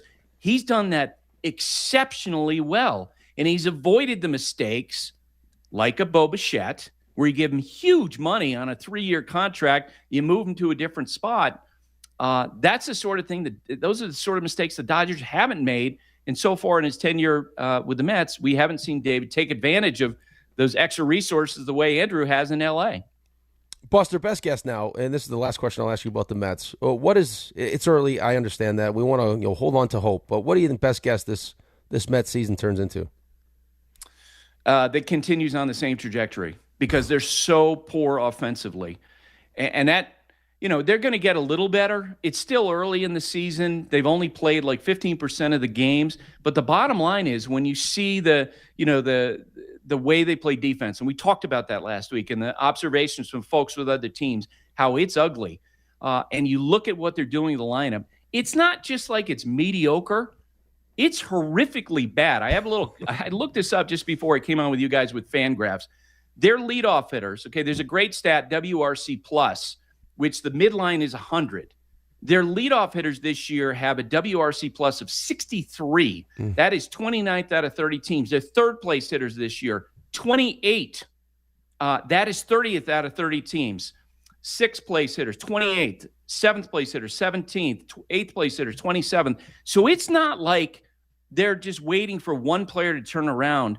They have a whole group of players who are underperforming this year, and it looks like it's a mess. And the only way out of it probably would be if, like the Red Sox, I think they're making the same gamble, that they can pitch their way out. Because that, so far, generally speaking, been okay. Unless it's Sanger or Peterson, but the other guys have yes, so far, been very, very good. The two positions he just mentioned, 1 and 3, are the two positions that are the bread to Soto. Like he'd like more production out of those two. Yeah.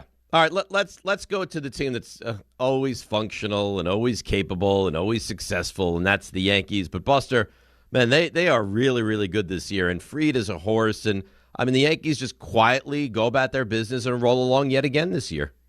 Yeah, I remember talking to you guys during spring training about the criticism that I think some Yankee fans had for the Yankees. You all you did was run it back. They brought back Cody Bellinger, and you're thinking, yeah, but they're so much better than they were the year before. When you see the emergence of a Ben Rice as a top 10 MVP candidate, he and Aaron Judge, the first players in Major League history, the first teammates to accumulate 10 home runs each and 20 walks each in the month of April. That's how those two guys are going. Schlittler, top 10 starter in baseball right now. And, oh, by the way, Garrett Cole's coming back. Oh, by the way, Anthony Volpe, who I don't know how much, if he's going to be better than Caballero, but at least you have a competition there. Their choices on a daily basis. We'll see if Volpe is an upgrade defensively. Carlos Rodon coming back. They are rolling. And to me, they're the clear class of the American League right now. And Caballero's been good offensively recently. Yeah. I mean, he's feisty. I think he also him as a weapon, kind of with his versatility, also is something that I'm sure excites the Yankees. Buster, just watching the Yankees now over the last couple games especially, I get the sense that Aaron Judge is about to go off and have one of those, couple week stretches where he dominates Major League Baseball. Do you get that same sense? Yes, 100%. With the nature of his plate appearances and the swings that he's taking. Early on, it felt like, and it really is kind of amazing. I was talking with the general manager last couple days about the teams that had a lot of WBC players, how they have struggled. The Kansas City Royals, the Seattle Mariners, I think the Mets, they had a number of WBC players. The Red Sox had a number of WBC players. The Phillies had a ton of WBC players. Aaron Judge, as you guys know, was in the WBC. And the rhythm of that preparation is just so different than regular spring training. You're not getting the same amount of reps. You're not doing the consistent work.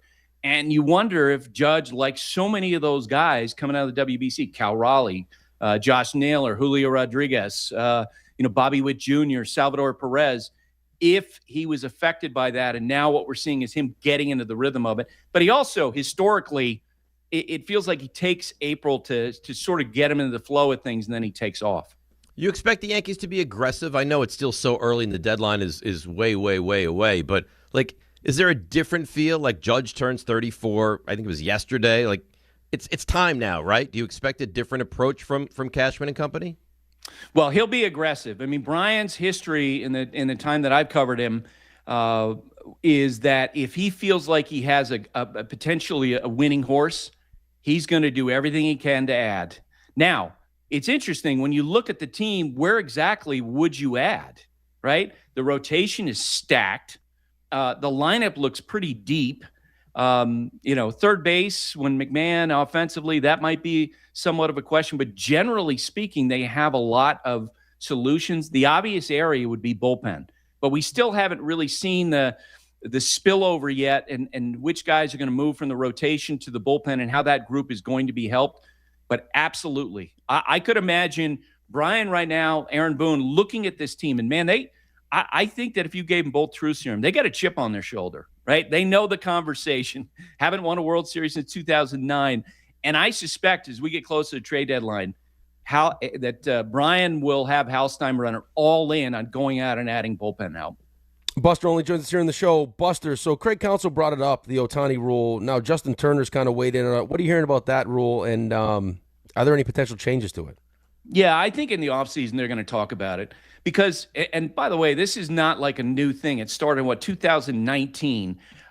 which was, and it was this nice little benefit that the Angels at that time got. Well, if you have Ohtani as a position player, he doesn't count toward your group of pitchers.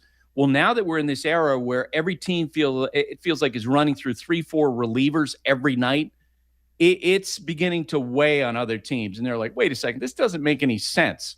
Why should the Dodgers have one extra player?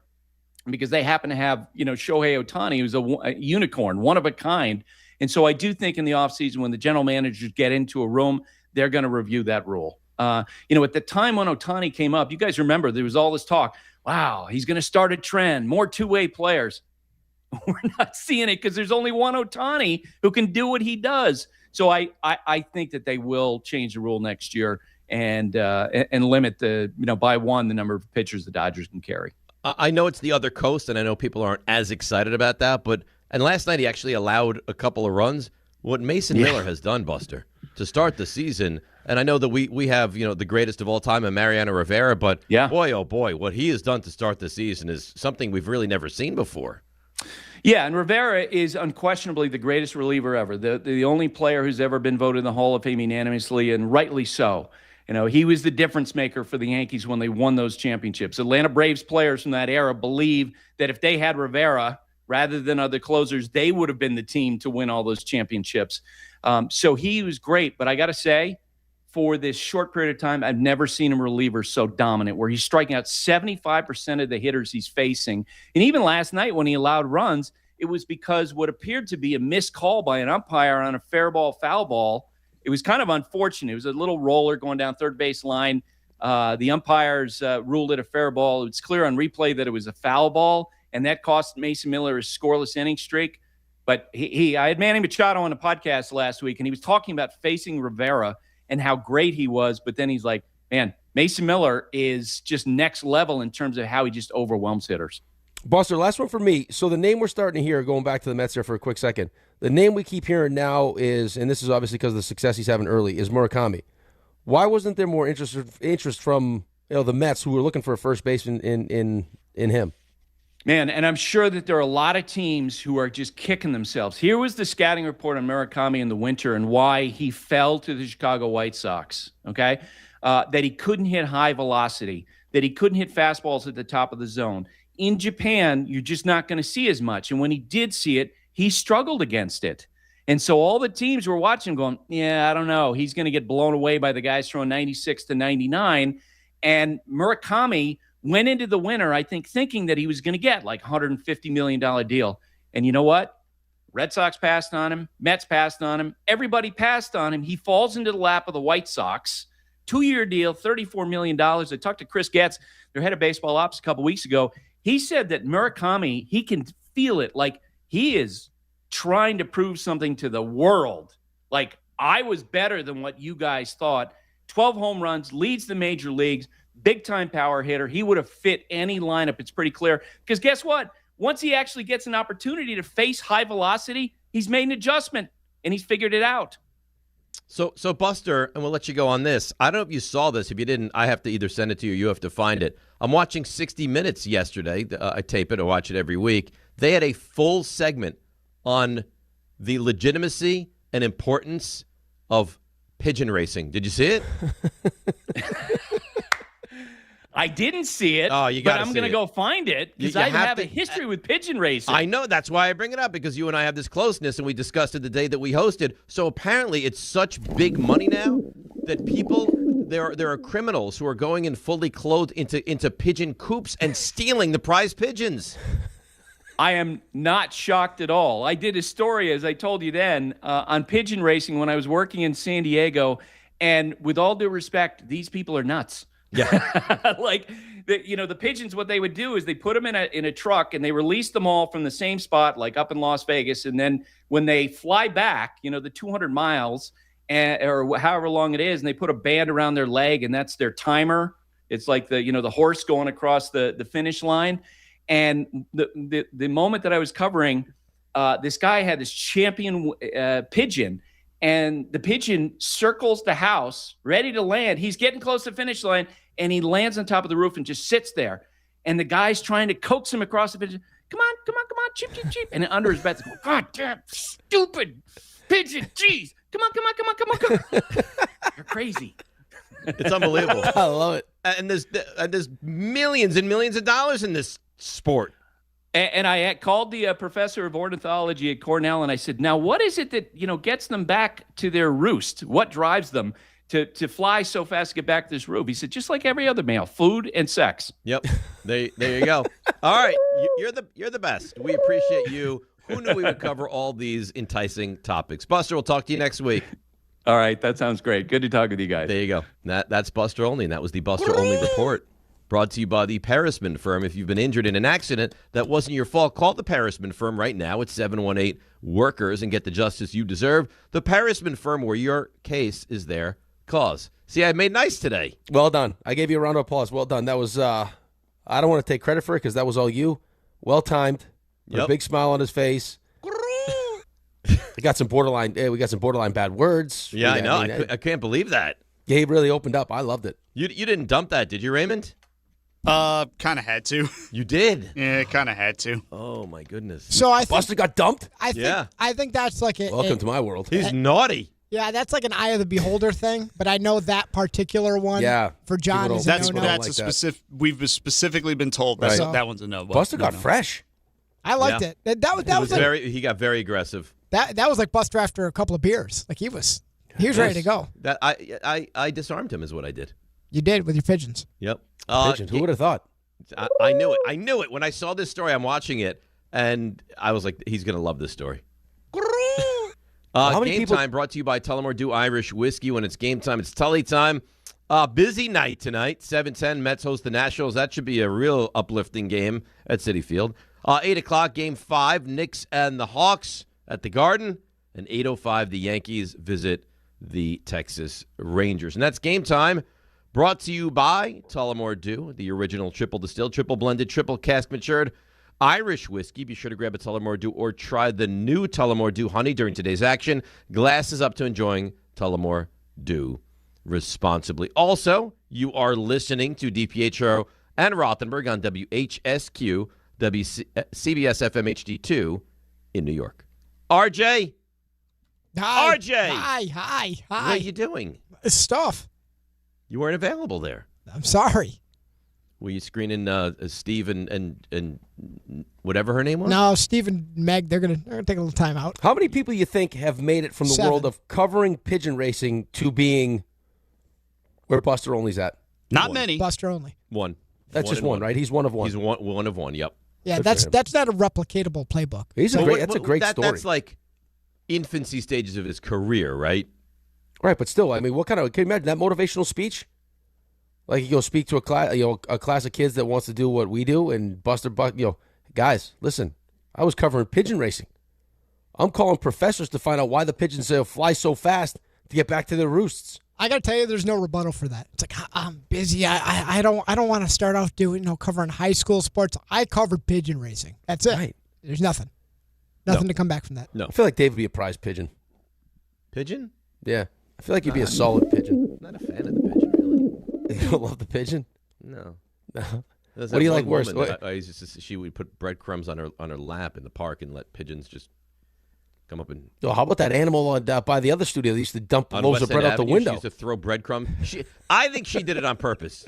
RJ, I don't think you're working the show at this point. She used to throw breadcrumbs at us when we'd walk by, so pigeons would attack us, like full loaves. Yeah, lots of pigeons. That was not very nice of her. RJ, hi. That was a good, quick answer. Good, quick response. You ready? Yeah. You think you have a good, solid CMT today? I'm going to do my best. I know you will. Have at it. To cuddle. I'm servicing 3 times as many people as he's able to get to. To marry. Not everyone can afford to take off work and pay whatever it costs to get a foursome. Or to trash. Let the wild rumpus begin. That. Want a meat stick? Is the question. Alrighty. So, you asked Buster, I think it was Rick, and he had an answer that caught my attention. So I'm curious where the two of you land on this. Great. How'd you guys think I did in the interview? Really well. Well, yeah. I mean, Dave kind of stole the show with his pigeon gimmick there. No, you did great. It was not a gimmick. I like how you said that, RJ. It's gimmicky. It was not a gimmick. Yeah, it was fake. All right, whatever. You know what? I still stole the show. So, most likely outcome for the Mets this season. Buster thinks it's over. A smile on your face. No, Buster thinks it's over. Blender. He thinks this is what insulting thing did you say? We got the airbender. They got the airbender. We got the wall blender. Yeah, we got the wall blender on the show. Now listen, I have a lot of gray. I like this shirt. The only thing you're missing is a nice sport coat over that. That'd be nice. That would really dress up my look. So, the two of you will answer and follow in Buster's footsteps, perhaps. Most likely outcome for the Mets this season. Will they rally by these standards and actually maybe by the end of it, perhaps contend for a playoff spot-ish, but finish above 500? I'll trash that. Will they at least level out? Water finds its level and they end the season somewhere in the 500 range? Or is this, as Buster said, what we're looking at? They're a last place team. I mean, I know what I want, but I have to be honest. Well, you already trashed one. I'm trashing rally and competing for anything. 500? They're 10 games under now, right? That's right. I mean, they've had some real cupcakes, and they can't even... 10 games under. You're 10.5 back of the division. 6.5. That's it? Haven't had to play 6.5. Braves yet, Phillies yet. Out of a wild card. Phillies stink also, though. Yeah, I know. So when they stink in their way, they'll beat the Mets. Don't worry. So, but when you trash playoff spot, I mean, I know by where we are in the schedule, it's gigantic. But 6.5 games over the course of now until the end of September. RJ, they're 9-19. Yeah, they're bad. They're coming off a sweep at home against the Rockies, and they have 2 starters of the 5 that stink. I cannot believe they're this bad, though. No one can. You answer. Sorry. I'm going to trash the rally and compete.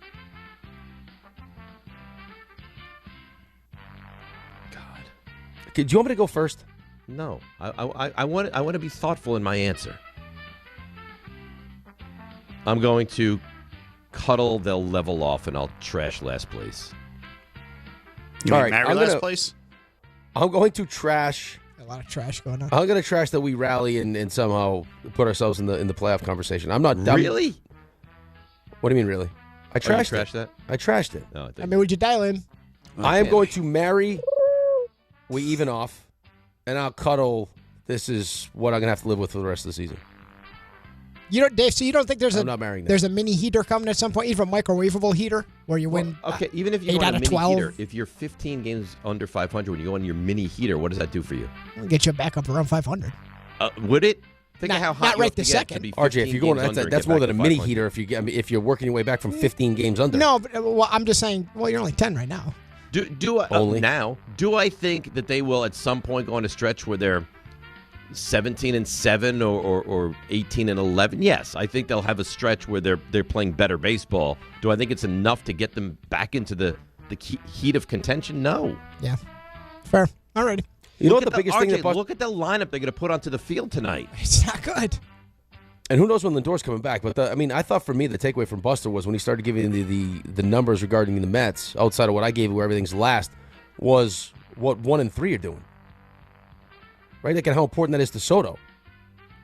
Like, Soto's awesome and he can carry a lineup, but I mean, look at the season that Pete had behind Soto. Pete was terrific last year, and then Lindor had a good season last year too. So that's tough, man. So the Knicks, Game 5 tonight at the Garden. Coverage starts on 10:50. It'll be on 8:80 by the time the game ends. 8:12 tip-off tonight. Is that accurate? Yeah. 8:12 is accurate. What do you mean? Is it accurate? I didn't. He only knows because he only knows for sure because I told him. I don't know how you knew the exact minute, but yeah, there we go. Because that's what I do. By the way, slave to the details, RJ. By the way, hockey's this way too. NFL, they say 1 o'clock. That ball's in the air. 1:01. Yeah. NBA, NHL, it could be, if it's 7:30, it could be 7:49. It takes a minute, yeah. Yeah. All of it on the ESPN New York app. With the Knicks, which narrative that has existed for some time with this team do you still think is the biggest problem for them? Not talking this series or next series looking ahead. I just mean, when you watch this team, which of these do you believe is the biggest issue?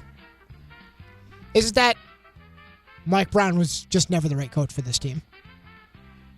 Is it the Mikal Bridges trade and the 5 picks they gave up that they'll never return value proper to those picks? Or is it that you just can't win with Jalen Brunson and Karl-Anthony Towns as your 1-2 punch? Ooh. This is long run, or this is this year? Right just now. In general, yeah. like this will be what they... Like, because I assume if it doesn't end the way we want it to... It's going to look different? Yeah. So right now. Oh. I answer this first? That's right. Yes, you do. Wow. I will say...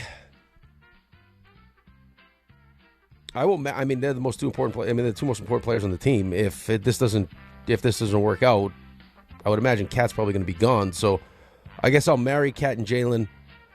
I will cuddle Mike Brown, and I will trash Bridges with the 5 picks.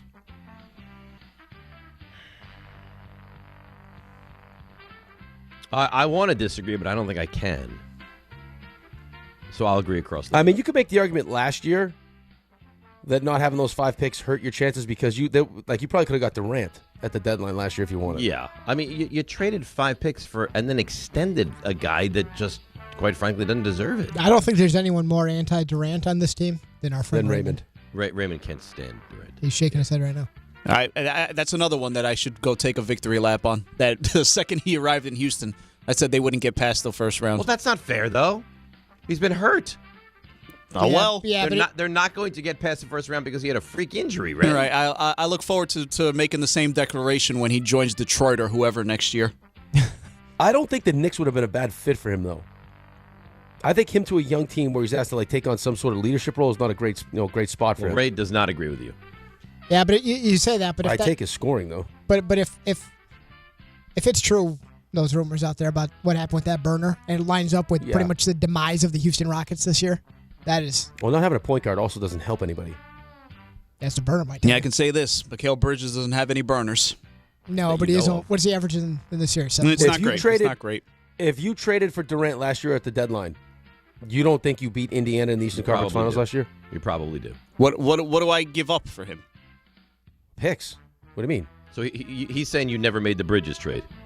If you had the Bridges picks and you traded, yeah, but that was made before the season. But I'm saying how the picks could have, how you could view the picks, not having the picks affecting you. If you were smarter with your picks and didn't throw them away on Bridges, and you had them available at the deadline, you could have had Durant. You probably don't make that trade if you had made the Cat trade earlier. If it hadn't been on the eve of training camp. Well, you don't know that unless, that was something that Jalen and everyone else that wanted. He wants to be here. We want all our Villanova guys here. Let's do it. Right, but then they traded one of the Villanova guys in the Cat deal. Right, but would you think that was the plan all along or no? Or that just now they lost Hartenstein, Cat's available, and they wanted DiVincenzo in the mix of that deal. Yeah, but I'm saying we don't listen. I'm saying before the Achilles, it probably doesn't happen if before Cat's the Achilles. We would all take. Before he hurt himself, we would have taken Dante back in a heartbeat. Of course. Yeah, I saw that in our group chat. Who was it? Was it Ray? Love Dante. About some of the shots that were taken late in was it Game 3? Like Dante would have made that shot. He probably would have. So, Dave, you've led me down an interesting rabbit hole. I didn't do anything. It's called pigeons. No pigeons. At least not right now. So the Giants, very popular, double your win total team. Maybe more if you listen to Dave. So you know what? That's so unfair. Why? And I'll tell you why. And I know Rick will not defend me because he's not a great guy. He said 9 is more than double. I've sat here and told you 8 or 9. 8 wins. 8 or 9. 8 wins. 9 is more than. They won 4 last double. year. Double 4. Yeah. 8. And you've said 8 or 9. Oh, stop it. 8 or 9. 8 or 9. Either way, Giants won 4 games last year. Unfortunately. So they're the most. Don thinks it's 5, so maybe. Don thinks it's 5, and they're all great wins. But are they? Listen, I know the schedule's going to come out, and we're going to dissect it and opponents and things like that. I'm just saying on the surface, which team, in terms of just the Giants, in terms of just raw. Nobody's ever been more all You're in. such an idiot, honestly. Why am I an idiot? I think you know you're an idiot. I think Because he'll I'm answer confident. I think he'll answer that way. Which team, just by raw number, The Giants. will increase their win total from last year by the most wins? And again, I know the schedule, this and that, but just on the surface. I'll give you the. Do you want me to give you the opponents first before we ask this question for the Giants? If we get into the opponents, it's less fun. Okay. There's more. Sorry. The answer unequivocally is the Giants. The Giants won 4 games. They are option 1. The Raiders won 3 games. They're option 2. And the Bengals won 6 games. They're option 3. Biggest win increase. Say that again. I got to write that down. Giants, Raiders, Bengals. Dave's picked the Giants. 4-3-6. So, correct. Dave, you start. So start the Giants and whatever else you want. Bengals had 6? Bengals had 6. So if the Bengals win, can they realistically win 10? No. All right, I'll marry the Giants. Shocking. I will cuddle No, it doesn't even matter. the Bengals, and I'll trash the Raiders. Raiders had 3? Yeah, but I don't see them as more than a 5-win team at the most. Ooh. I will marry. Come on. Puts them at 10. Come on. I want to disagree so badly. I'm going to trash the Raiders. Mm-hmm. So here's the dilemma for you now. Yeah. Do you want to be truthful to yourself and answer it the way you know it will be? Or do you want to just be I don't a bad know what's guy gonna and be like answer that. it? All right, let's see what you do. We should I have save no idea this it's gonna and be bring like it that. back in December. I'll cuddle the Giants. I'll marry the Bengals. Only because you're an ass. That's the only reason. That's the only reason. I I don't think that's that's true. crazy. I don't think that's crazy. So let me ask you right now, because I was prepared for this moment. Best team in the AFC North? Ravens. Might be the Bengals right now. Ooh. I might be leaning more Rick. By how much? Okay, Well, Rick's if it's the Ravens, let's just You still let's got to just- give it. I mean, you let's still humor have you. to give it to the Ravens. Yeah, but- let's humor you and say it's still the Ravens. By how much? I don't. What's the difference? I don't know. Yeah, because the Bengals, they've got to be better. They don't have a choice. They will be better. Because can the Bengals Joe get, Burrow has to stay healthy. Wait, if he's healthy, can they get to 11 wins? Could That's they the could. conundrum. They could get to 12. So that would be 5. Oh, Ray's got him 12. That would be 6. Well, I mean, where's the limits for the Giants? You think they win 10 games? I don't think the Giants win 10, 11, but 12 games. I think 9 is realistic. That's You just yelled at me a second ago for 9. 90 seconds ago, you were yelling at me. Shut up. All right, listen to what I'm That's why saying. you can't get in the tank. Stay out. I think the Giants realistically will get 8. Do I think 9 is possible? Yes. Well, that's a 4 or 5 win increase. By Now Labor you're Day, talking- No, you're declaring ass kickings. So I don't know, like 7-8 win teams like going to be kicking people's asses. By Labor Day, it'll be 10. No, I'm not changing. It's 8 or 9 this year. Then we're going to be a playoff team. Then all bets are off. Undefeated season. I will say though, the Giants' home schedule is It's sexy. It's yes. You can look at. I mean, you can look at the schedule. Go, and let's outside of- play. Go. Oh, yeah, just wins all over the Well, place. no, RJ, seriously though, here for a second. If I take Dallas, Philly, and Washington out of this mix here, the home schedule is the Cardinals, the Win. Browns, Win. the Jaguars, Win. the Saints, Win. your Niners, and Win. Tennessee. Win.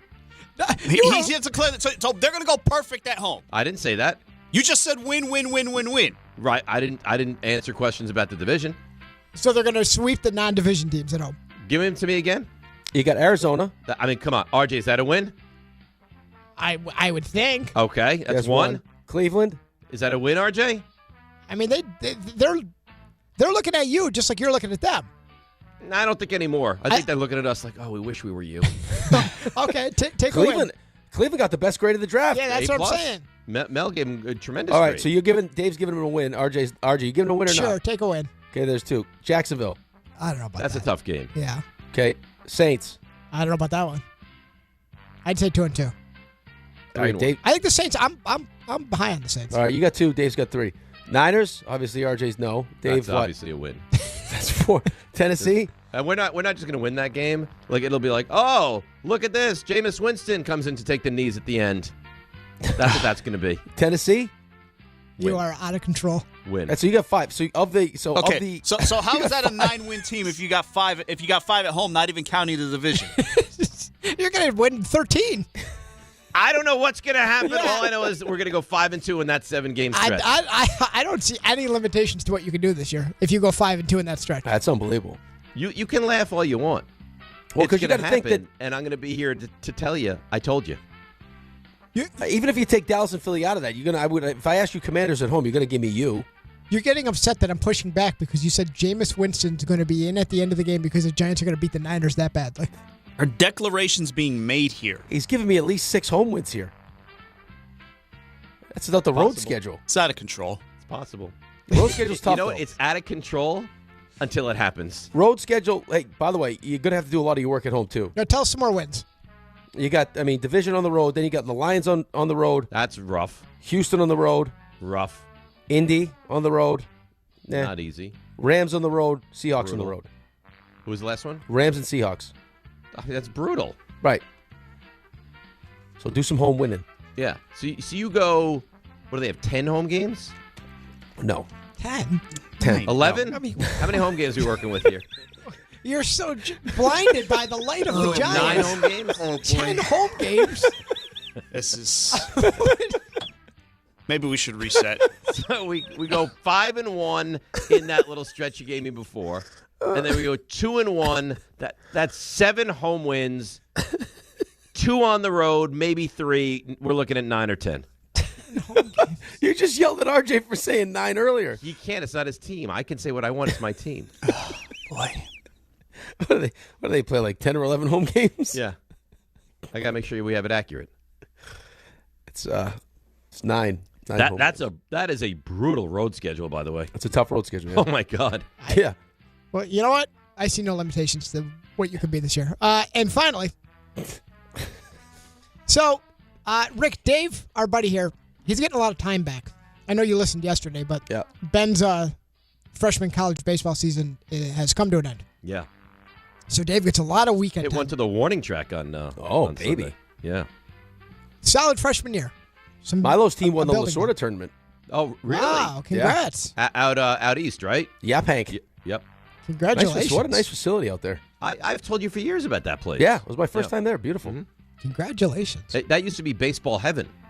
Oh, that was baseball heaven. That was baseball heaven. But I'll now tell you it's who's Lasorda. diabolical is the guy from Marucci and Victus that sits outside with his truck with all the bats and gloves and everything just on display. What a problem that is as you walk to the fields. Mm-hmm. So how do we expect our friend Dave, or perhaps how can he best allocate this newfound time that he has? So this is what does he do? He's going to marry. I'm marrying streaming. Marrying all day. So there's 2 different answers here. There's what he will do and what he should do. Well, sleep is what he should do. Okay, give me that. No sleep. Streaming, resume his title as streaming king. Yeah, is one option. The second, and he's been doing a lot of this lately, and there's probably something we'll get to later in the show. Touching himself. I'm not sure on that one. So. I'm pretty positive. Put that in the mix. Go ahead. No, I don't mean. Can we not? I don't mean whether it'll happen. I just mean whether it could be said. So it might be happening right now. I don't know. The second is. You can't tell. Whether he'll just One hand. Whether, I only see one hand. Whether he will just be spamming us Giants propaganda. Yeah. He does to me via text. I don't think a lot of it makes it into the group chat, but. Did he really say that you're gonna lose so bad that Jameis is gonna be playing quarterback? That's what he said. He said Jameis no, not even playing quarterback. He'll come in to knees. take the knee. Like They'll those send Jameis out there for victory formation. Yeah, those pity victory We're formations. going to do to Purdy what we did to Montana. Why would you say that? What do you mean? It's not nice. Sorry. I'm not here to be nice. Like I said, he's out of Here to control. take your soul. He's out of control. Take your soul. That's why I'm here. I was sent here to take your soul. You're out of control.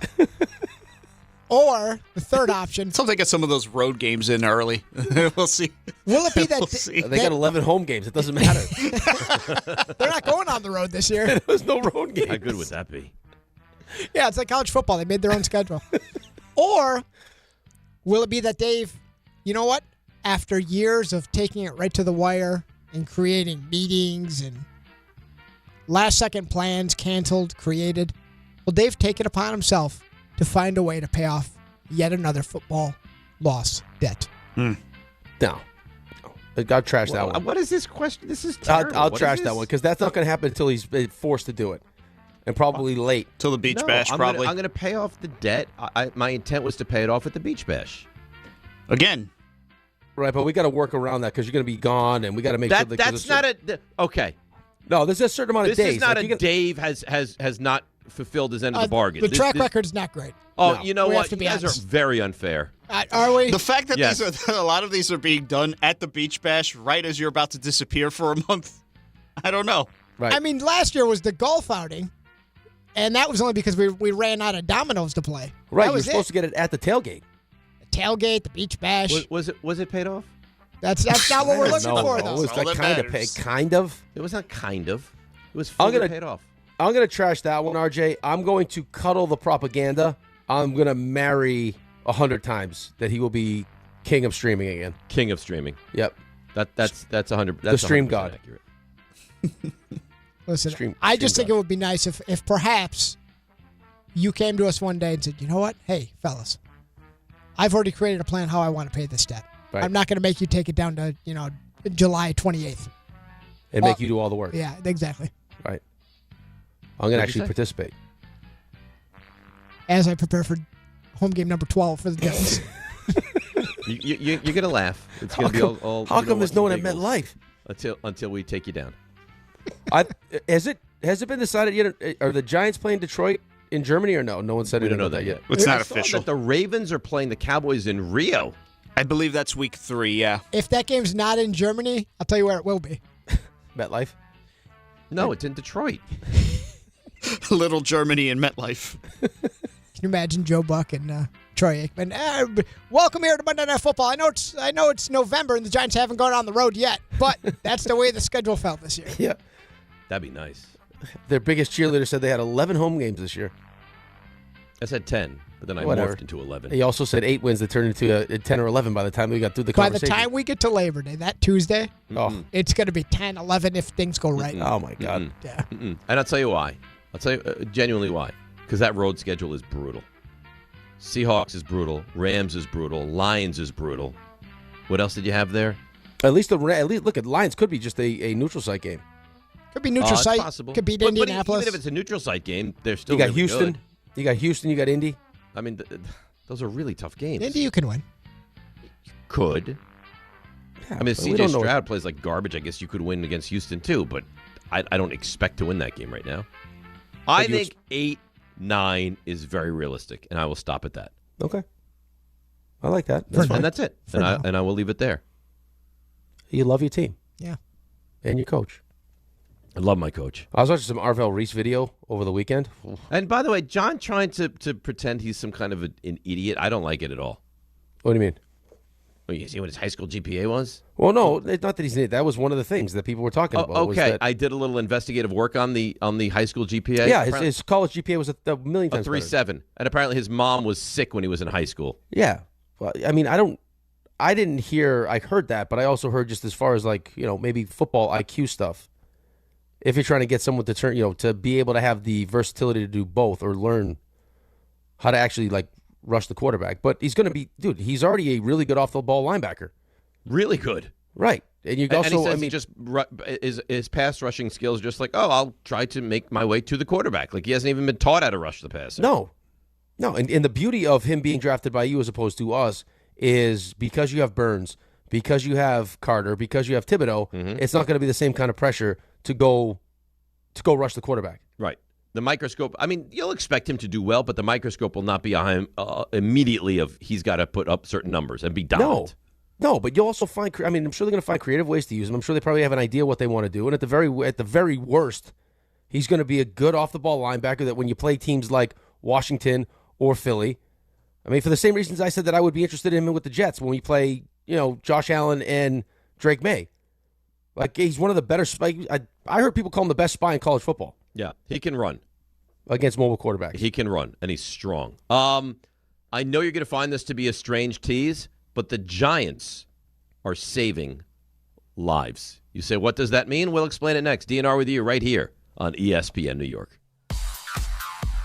All right, here she is. It's time to get an update on the traffic with the great, and I say hello and good morning to Susie Cerrone. Thanks, guys. You may want to rethink the inbound, George, because there's an accident with a truck and 2 cars on the Cross Bronx eastbound on the Alexander Hamilton Bridge. So it's an hour for the upper deck of the George, 40 at the lower. The Lincoln 40, the Holland 25 from the Turnpike 40 from 1 to 9. There's an accident in South Brunswick, Route 1 southbound at Major Road. We've got 46 westbound shut down at Rockaway Dover Road with an oil spill. A stall in Newark 21 northbound at 3rd Avenue in the center lane. Crash in Larchmont 95 northbound at exit 17. That is in the left lane. Accident on the Northern State westbound at exit 43 in Comac in the left lane. We're sponsored by Mothers Against Drunk Driving. For victims of drunk and drugged driving, your grief is unique, but you're not alone. Visit mad.org. Susie Cerrone for 880 ESPN New York.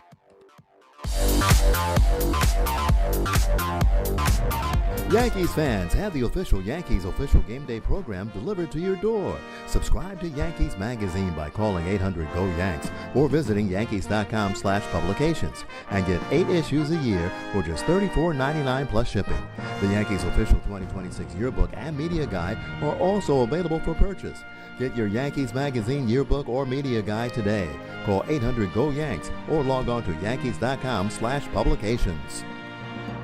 Hi, this is Chevy, managing partner at Precision Solar. If you're looking at solar in New York, New Jersey, or Connecticut, here's what actually matters. Real numbers, honest answers, and a team that handles everything. We manage the entire process from start to finish. Designs, approvals, installation, and even a brand new roof if you need one. We don't sell you more than your home actually needs. Just smart systems designed for long-term savings and predictable energy costs. Visit PrecisionSolar.com to schedule your free home assessment. Precision Solar, built to perform for decades. Monkey Sports, built by players for players, is your one-stop shop for hockey, baseball, lacrosse, and more. Find top-name equipment and expert in-store services like sharpening, break-ins, and relacing. Shop in-store at Monkey Sports in Farmingdale or Woodbridge or online for all the top brands.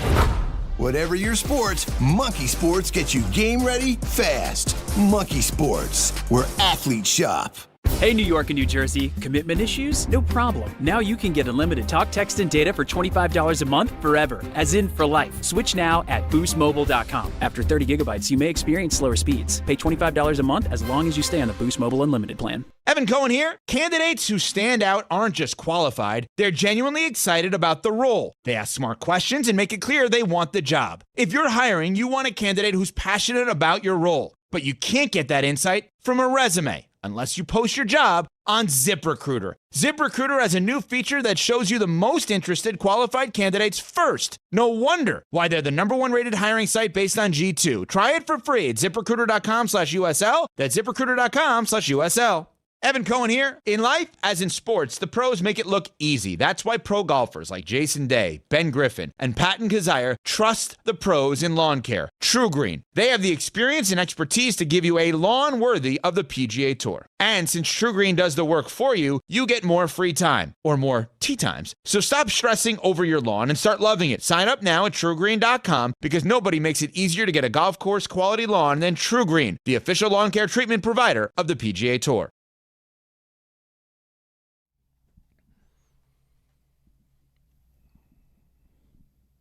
All right, DNR with you, ESPN New York. Knicks fans, a fairly sizable basketball game tonight. You can join DHR for a live broadcast at Stout NYC. Have you been to Stout? It's really good spot. I think I have been, yeah. It's a really great spot. It's 2 blocks from the Garden, 215 West 35th Street. Before tonight's Game 5, DHR, they're going to be there live, Stout NYC, and they're going to be there starting at 3 o'clock this afternoon, and it's all brought to you by Tick Pick. Fans know the best memories start with the best prices.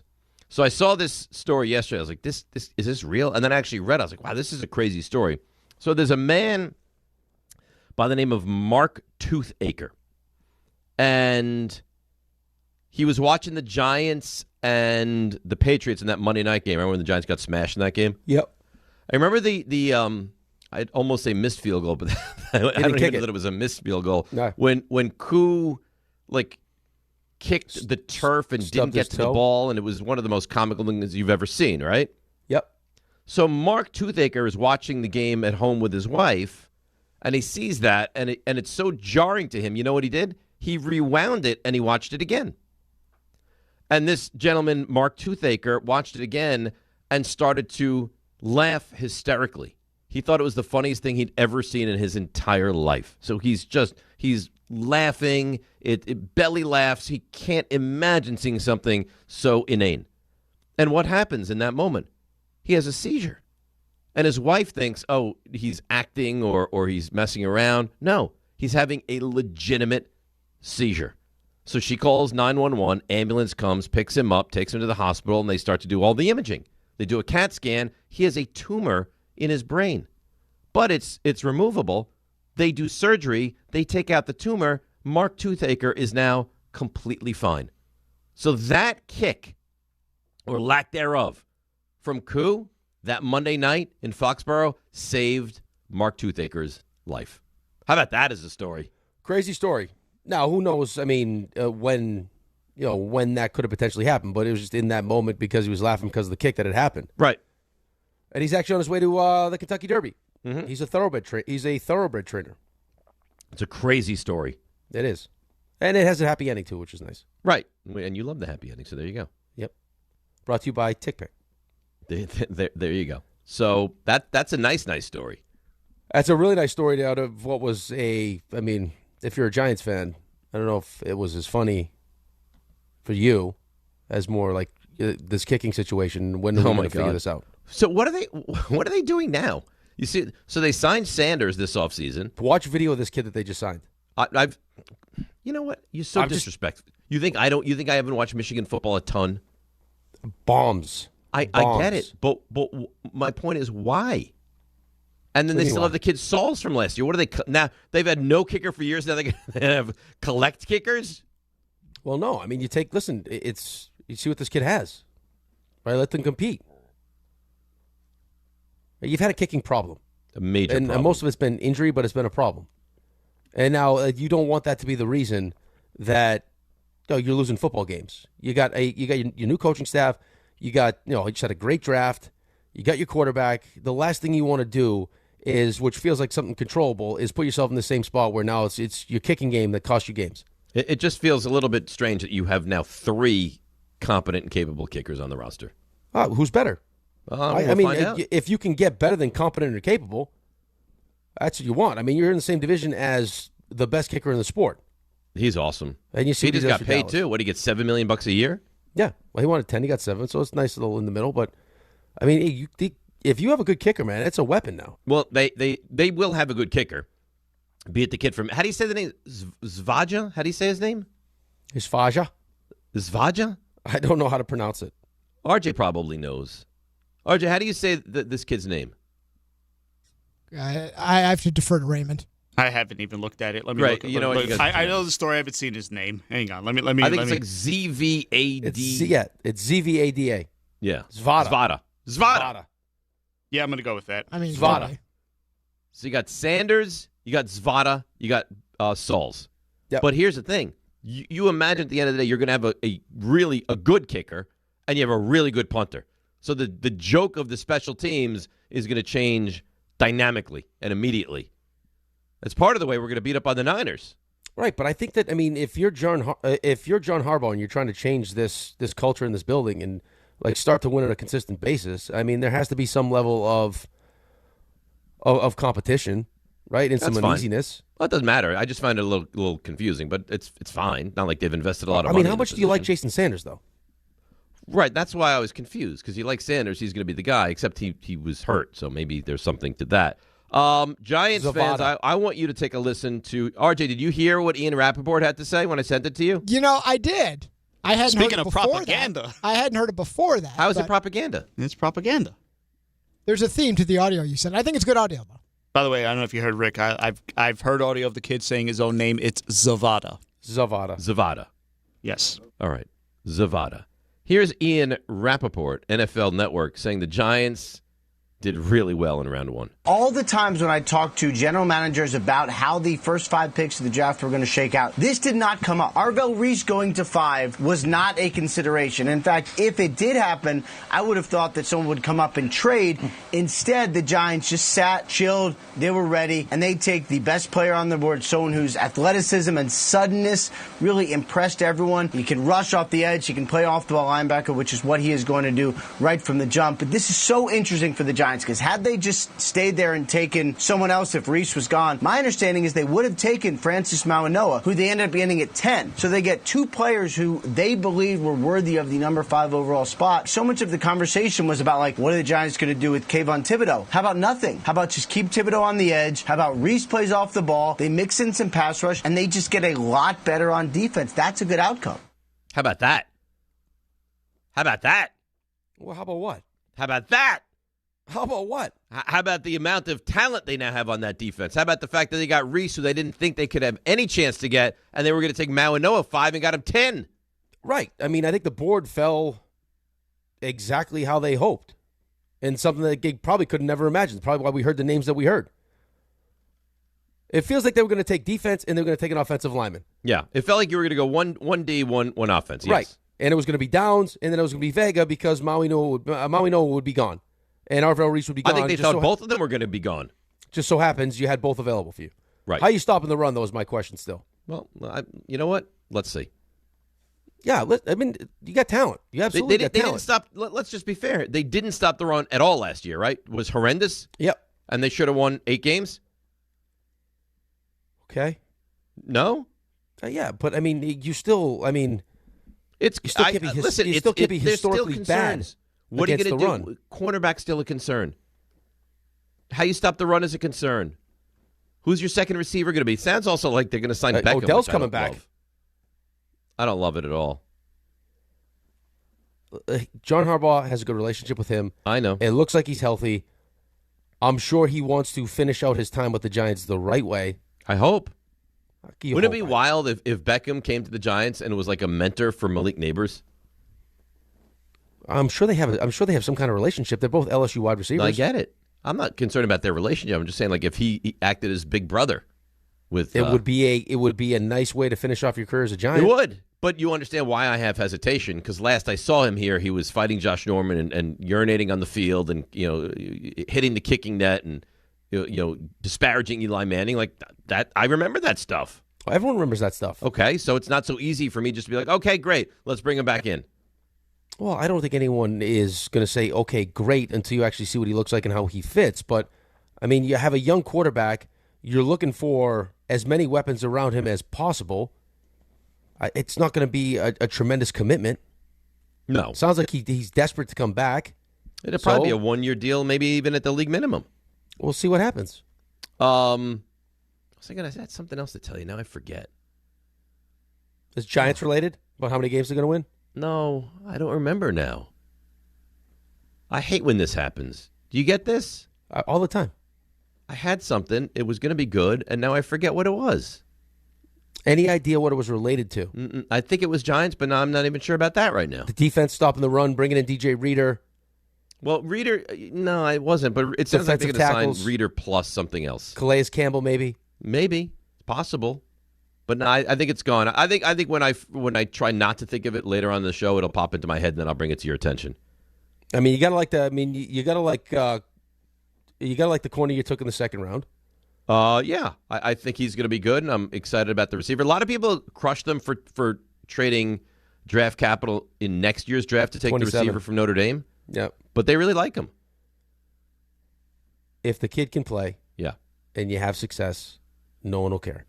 That's exactly right. If the kid's not very good, then that's what you'll talk about. That's exactly right. But the Giants, I mean, grade-wise, the Giants graded out pretty well in this draft. Jets as well. I don't want to just say this is a Giants draft. I mean, the Jets did really well.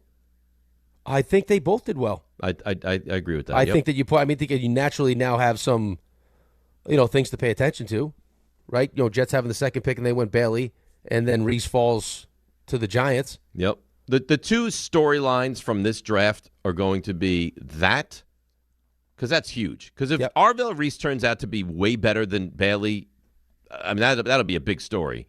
and then Mauineau and Downs. Yep. If Downs turns out to be this generation's Ronnie Lott or Ed Reed, the Giant, and Mauineau is not great or is hurt because he got the back issue or anything like that, that'll put egg on the face of the Giants. That'll be bad luck. It could be. Yeah. It could be. Again, though, you go back to like certain drafts where it's like, and I think Evan Neal's a good draft to go back to. You just don't know. Of course not. Like, you don't know till you know. I mean, some teams are really good at it. Some teams are okay at it. Some teams just stink at it. But, like, I don't think there's one person. I think when Evan Neal walked in the Giants facility and the other players saw him, Saquon Barkley saw him, they're like, this guy's going to be a stud. No, I don't How remember could he not? one person saying, uh-oh, on that pick. Not one. The Giants had a need on the right side of their line. And to get somebody that they had is highly ranked on their board that has the ability to bounce inside to guard and then move to right tackle if you need to move him right tackle when Illuminor's gone. I mean, it's not sexy, but it is sexy. But you don't need to be sexy. You've tried to be sexy for how long and it hasn't worked. The only reason it would horrify you is if he's not good. If he's bad and Downs is a stud, you're going to have to live with that. And watch Downs come to your stadium for a decade, that would be very upsetting. If Downs fulfills kind of the expectations that everyone had for him, where he like instantly steps into a locker room and because of the kind of person he is and how smart he is, he changes the culture and now has this profound effect on Dallas's defense that has been their biggest weakness here. Then yeah, the fact that he's in your own division, not to mention the fact that Sonny Styles is also in your division. Yeah, that'll be terrible. What the problem is, it seems like the Giants did really well. The Eagles always do well. Cowboys did well. It seems like Washington did well also. Yeah, so, I mean, we're going to see. It's all going to come down to how good Jackson Dart is in year two. Like, Jane Daniels had a down year, right? Injuries and everything else. Yeah, His first year was I think more injuries than anything, though. His first year was unbelievable. Unbelievable. Maybe the greatest rookie year we've ever seen from a quarterback. It was that good. If Jackson Dart is healthy, I have no doubt that he'll be really good. None. Okay, yeah, but there are quarterbacks that struggle in year two. I totally get it. All right, let's take a break. Talk about a big game. We have a massive game tonight. Knicks, Hawks. We'll get to it next. DNR with you, ESPN New York. Bet the Kentucky Derby on FanDuel, where you can bet on all your other favorite sports. And right now, all customers can get a Derby bet reset. That means you'll get racing bonus back if your bet doesn't win. The app is super easy to use, and you don't have to be a horse racing expert to get in on the Derby Day action. So, bet the fastest 2 minutes in sports on FanDuel. And right now, all customers can get a Derby bet reset. That means you'll get racing bonus back if your bet doesn't win. The app is super easy to use, and you don't have to be a horse racing expert to get in on the Derby Day action. So, bet the fastest 2 minutes in sports on FanDuel. Kentucky Derby and Kentucky Oaks are registered trademarks of Churchill Downs Incorporated. 21 and over, physically present in New York. Verified FD racing account required. Refund issued as non-withdrawable racing site credit that expires 9 days after receipt. Max refund $10 unless otherwise specified. Restrictions apply. See terms at racing.fanduel.com. For help with a gambling problem, call 877-HOPE-NY or text HOPE-NY at 467-369. If you've been injured in an accident that wasn't your fault, then you need a lawyer who knows New York's unique personal injury and workers' compensation laws. At the Parisman Firm, they have decades of experience handling all types of accident cases and a proven track record of delivering huge results. Their team has already recovered nearly $1 billion for injured New Yorkers. From construction to car accidents and slips and falls, they've got you covered. Call the Parisman Firm now at 718-WORKERS, where your case is their cause. Get the justice you deserve today. Evan Cohen here. PayPal is now the official peer-to-peer payment sponsor of the NFL, which means all the money moments that fandom creates, whether splitting tailgate costs or chipping in on tickets and game day food between friends, are covered. Wherever the game is played or watched, PayPal moves with fans. You can send money through text, email, or directly to your friends with eligible accounts on Venmo. Just download the PayPal app, share all the moments that matter. Account with PayPal is required, not available in all regions where PayPal operates.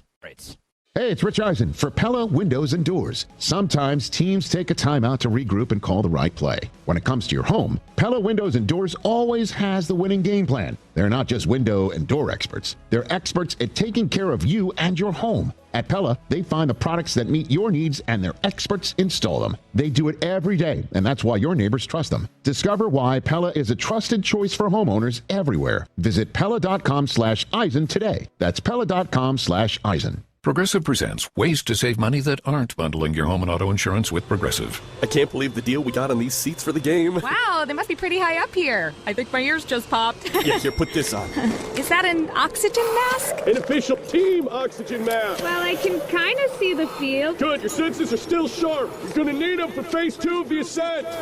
Don't save money by sitting in the nosebleeds. You could save hundreds by switching to Progressive. Get a quote at Progressive.com. Progressive Casualty Insurance Company, affiliates, and other insurers. Not available in all states or situations. Mother's Day is coming, and you gotta show love to the mothers in your life. You know you gotta take care of mom. Plus, my wife just became a first-time mom. So yeah, Mother's Day matters, and you gotta get it right. That's why I'm sending flowers from the Books Company. Right now, get 25% off with code CANTY. Books flowers are cut fresh, so you get bigger, brighter blooms that last way longer. And it's easy. Pick the bouquet, the delivery date, and you're done. Mother's Day is May 10th, so don't wait. Go to Books.com, use code CANTY to get 25% off. That's BOUQS.com. Join us, Bart and Chris Carlin, for the ultimate Knicks watch party as the Knicks take on the Hawks Thursday night. We'll be taking over Calandra's Italian Village in Caldwell, New Jersey with $5 margaritas, half-price wings, and giveaways all night long. Feel every play, every moment, every bucket with Bart and Carlin in the building. Tip-off energy, playoff intensity, the loudest Knicks crowd outside the Garden. Game 6, Knicks, Hawks. Be there. Brought to you by Calandra's Italian Village in Caldwell, New Jersey.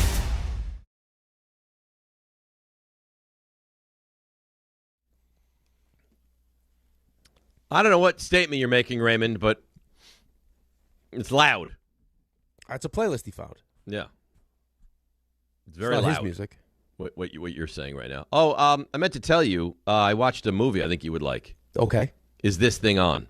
Is This Thing On? Yeah, Will Arnett, Bradley Cooper. Oh, I was going to watch that. Laura Dern. Yeah, very good. It's about a stand-up comic, right? Yes. Well, kind of? Kind of. I guess it's kind of a based on Will Arnett's life. Oh, really? And his marriage that was struggling, and yes. So Okay. I think it's good, though. All right. And then I'm midway through season 2 of The Creek. How do you feel about it? Good decision? You know, I thought I was going to like it more than I do. Why are you laughing? That's unfortunate. How many seasons Everyone told me that it's just unbelievable, and to this point, I've been mildly disappointed. Not that it's not funny and cute. It's I don't think it's great. How many seasons do we have left? There's 6 seasons in total, so I got to finish 2 and then go 3, 4, 5, 6. Oh. And I made a mistake of looking at my DVR the other day and seeing how many episodes behind I am on Jeopardy. It's going to take me a minute. RJ, I think we've answered the question. Extra time means Streaming King is back. Yeah, you might be right. This is him. He's in his happy place, though. RJ, do you know how many episodes of Jeopardy I have on the DVR? 112. What? No, it's too many. I have 111. Wow. Whoa. RJ, that was incredible. See, every once in a while, I surprise you. We're on the same page. How did you? That was genius of you. I just channeled my inner Dave. If I'm Dave, just viewing the streaming playbook right now, how many am I put myself right there. Right, and I made you understand that I'm way behind. Yeah, you've dropped a couple really of 10 or 15. Though. Well, he wouldn't say it because the way he can chew out Jeopardy, he could knock out 4 before a nap if he wanted to. So for him to 4 Jeopardies, you get that done in under an hour. So for him to really make a point of it tells me, like alarm bells going off. Yes, RJ. Like we're deaf. What's the worst DEFCON? DEFCON, the higher is the worst. I think it's lower the number, the worse it is. So DEFCON 1 is the worst. 1 is the worst. We're DEFCON 1 in Jeopardy right now. I got to tell you though, if you're able to dig out of this hole, it kind of gives me hope as a Mets fan. If you can do it. I mean, you're 111. 111. Yeah, but 10 games doesn't seem that bad. I could get through 30 in a weekend, at least. But why? Why? What? Why? What? But why? That's the question: is why? I like Jeopardy. I know, but to put yourself through 30 episodes in a weekend, you're not winning a prize. There's no prize. Like, but you're not going to get a phone call. You know what? People, they run the marathons. Like, how'd you do? It's like you're battling yourself to see. That's what I'm doing. This is an internal battle, an internal struggle to see how much I can consume with streaming. Right, but you're raising money. You're also you're increasing your physical fitness and your health, and you're watching Jeopardy. I guess your mind. Maybe what I'll do. You bring up a good point. Maybe I'll get on the treadmill and watch some Jeopardy. There we go. Then I'm killing two birds with one stone. Oh, baby. Pigeons, as some may say. No, those are expensive pigeons. Oh, prize pigeons. They interviewed some guy. He has like a pigeon coop. Coop is an understatement, but like a pigeon facility. Right. They're like, if you sold all the pigeons, how much do you think you'd get for them? Guess what he said? Millions. $40 million. Stop. Yeah, 40 million of pigeons this guy has. 40 million of pigeons? Yeah. Damn. Mike Tyson was in the pigeon game for a while. I don't know that he was in the competitive pigeon game. I think he just liked pigeons. Just like pigeons. Yeah. Not a fan of the pigeon. I think Lawrence Fishburne had pigeons in The Matrix, didn't he? I'm not a Matrix guy. I don't know. Right or wrong? That's another thing. Just below his viewing prowess. All I said is I'm not a Matrix guy. I know what you're saying. It's a nice movie, The Matrix. You told us plenty with that comment. Not a Matrix RJ, is that the right actor? Am I saying the right actor? Lawrence Fishburne, Lawrence is in the Matrix. Is in the Matrix, yes. It's Morpheus. Yes. Oh, no, I'm not thinking of that, though. That's the wrong movie. I'm thinking of Keanu Reeves. I'm thinking of John Wick. John Wick. John Wick. That's what I was thinking of. Is not Lawrence a good movie Fishburne that you in John probably Wick? don't like. You don't love John Wick? I haven't seen John Wick. I don't know that I don't like it. What? Because I think you'll have the same reaction. He plays the Bowery King in John. He's got John pigeons. Wick. So yeah, he's got pigeons. What's this show about Guinness? Have you heard about this? Show about what? Like the beer Guinness? The beer Guinness. Didn't know there's a show. Oh yeah. I had a Guinness not too long ago. Delicious. Yeah, Guinness is a very rich beer, though. It's delicious. Nice, it's like cool a meal. Guinness. Calorie-wise, not bad for you, though. Yeah, but you'd be shocked. Guinness is it's too much. I'm not a fan of the Guinness. Okay, fine. I like the Guinness. And then you can have the Guinness. I'm not going to be a Guinness guy. It's fine. All right. So what makes the world go around? Let's go to Edgar. Everyday Edgar in Bloomingdale. Edgar, good morning. You're on ESPN New York. What's up, boys? Rick, the Balls Up movie with Wahlberg, right up your alley. The what movie? What movie is this? The Balls Up with Wahlberg. Balls Up. Is that new? It's new, brand new. All right. I'll watch this up. And, Balls Up? Yeah. Balls Up, yeah. They make I don't want to say what the movie is. So, anyway. Don't you think if you're the Knicks, you see the playoff bracket and you're like, let's take care of some business? Because Toronto's tied, Detroit's on the brink of elimination. We know what Boston's doing, so we're looking at them. Why don't you get a little psych? Let's wrap things up. Let's get it going. Well, but don't even look at the bracket. Not by looking at the bracket. Like I wouldn't look at the brackets. Like, all right, guys, now it's time to turn it on. I would just think that you would say, what are we doing? We're 2-2 against a team we're clearly better than. Let's finish this series. I mean, maybe I'm wrong, Rick. You tell me. I don't think looking at the bracket would motivate me to go out there and play better basketball. No, I think that if you see Detroit, well, you're still gonna get through Boston. Rick, sorry. It doesn't change. It doesn't change who your next opponent is. If you were if you were the 4 seed and you were struggling with Toronto right now, and you looked up and you saw Detroit's about to lose to Orlando, I don't know. Maybe it incentivizes you because you feel like hey, we got a better chance against Orlando. Get through this one, and we'll take care of Orlando. We'll be in the Eastern Conference Finals, but they still got to go against Boston. It's what they should be looking at is, do we really want to be taxing ourselves the way we're taxing ourselves against the team that we know we're better than when we know we got the Celtics in round 2? Yeah, see, I agree with that more than I'm looking at. Thanks for the call, Edgar, because I look at the bracket. You think the Knicks team that has shown you no impetus to go play great basketball when it's very important in spots this season is going to look and say, boy, Detroit's on the verge of getting bounced. We got to go win games 5 and 6. I don't see that. No, the problem with them, and we've had a problem with them the entire season with this, and we've pointed to it 100 different times, is for whatever reason, the character of this team isn't like, I want to rip your heart out, I want to take your soul. They don't have that. They need to be forced to have a sense of urgency, to have a sense of desperation. That just doesn't naturally come to them, and they're down 2-1, so you have no choice. You go down 3-1, I don't care how much better you think you are than the other team, you're in trouble. Down 3-1. Big so there's naturally but why a sense of is urgency. it always that until you have to go out there and play with a killer attitude and mentality that you don't? Why is that I think continuously? some teams, that's just because I think some people are like that. I think some teams are like that. Well, That's going to come. You've seen it though. bit you last year. Right, you had that game 1 against Indiana. You had that game was done. It was done. That game was over. I understand that. I get it. It's just, it could end up being their fatal flaw. But let's not act like you don't know people like that. I do know people like that. Right? That's just it's human beings, man. And then you have to have a certain group that has that mentality that everyone buys into. That we're gonna, that's who we are. I think Edgar is giving you advice to watch a movie which looks like it's horrendous. Balls Up gets a 4.6 out of 10 rating on IMDb, and I don't think I've ever seen anything like this. A 22% on Rotten Tomatoes. What do the fans say about it, though? How would I? What's the audience? Because I usually go by the audience. I don't know. I'd have to. RJ, I think that's the difference, right? If we were to boil this whole thing down as how we watch movies and Dave watch movies, he goes by what the critic score is, and we go by what the audience score is. Okay. Well, I can't. Isn't Rotten Tomatoes the audience score? I don't know. Yeah, I think Rotten Tomatoes is viewers that now rate it. And what did they give it? 22%. Ugh. Yeah, Edgar, that might go to the bottom of the list, bud. And I like Mark Wahlberg.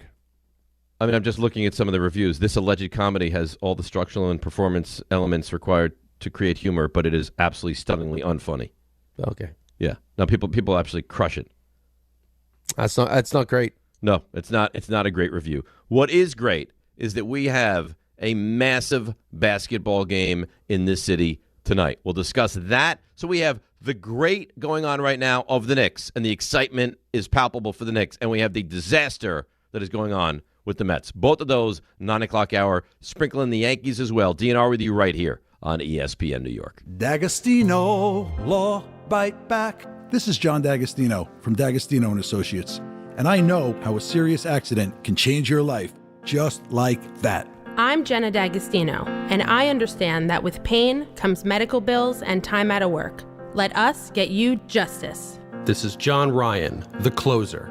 For over 35 years, our family has been getting accident victims every dollar they deserve. I started this firm for the injured so they can bite back against the insurance companies. Our legacy is to get you justice. Bite back. To get you paid. Bite back. At D'Agostino & Associates, bite back means fight back. When you're hurt and they blame you, we bite back and get you every dollar you deserve. We have offices throughout New York and New Jersey, so call us first at 1-800-BITE-BACK. That's 1-800-248-3222. 1-800-248-3222. I've been there, and I'll be there for you.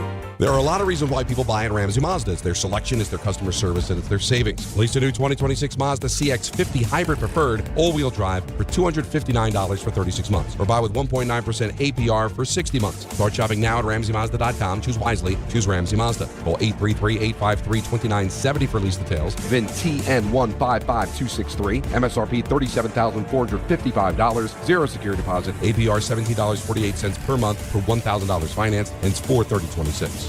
The New York City Department of Correction offers countless career opportunities, from specialized units to leadership roles that support public safety and change lives for the better. It starts with one step: registering for the New York City Correction Officer exam. Earn over $109,000 after just 5.5 years. Benefits on day one, job security, pension at any age after 22 years of service. Go to nyc.gov/joinDOC or search Join DOC. One career, many opportunities. Register today to take the test. Progressive presents ways to save money that aren't bundling your home and auto insurance with Progressive. I can't believe the deal we got on these seats for the game. Wow, they must be pretty high up here. I think my ears just popped. Yeah, here, put this on.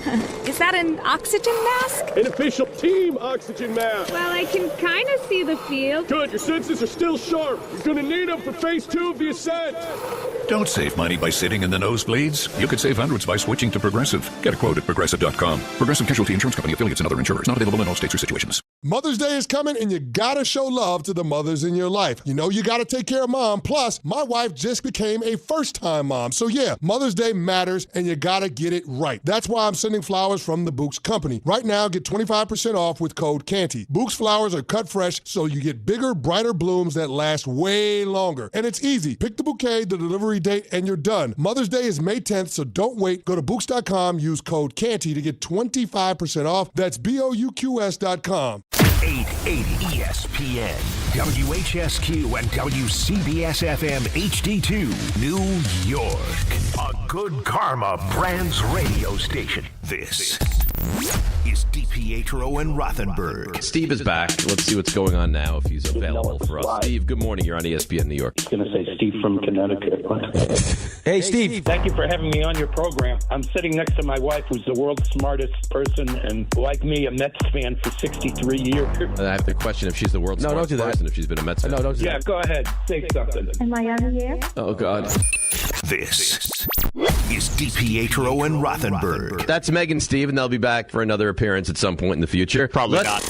On ESPN New York. And streaming live on YouTube. Wow, that's some nastiness from Raymond there. Meg and Steve will be back. His response, probably not. You don't disagree with me. I enjoyed that greatly. They seem like it sure a sounded nice like old married couple, no? Steve couldn't answer the phone twice. You don't know that they're an old married couple. You thought that couple that dinner a couple years ago was an old married couple. They were out on Tinder dates. Yeah, they were.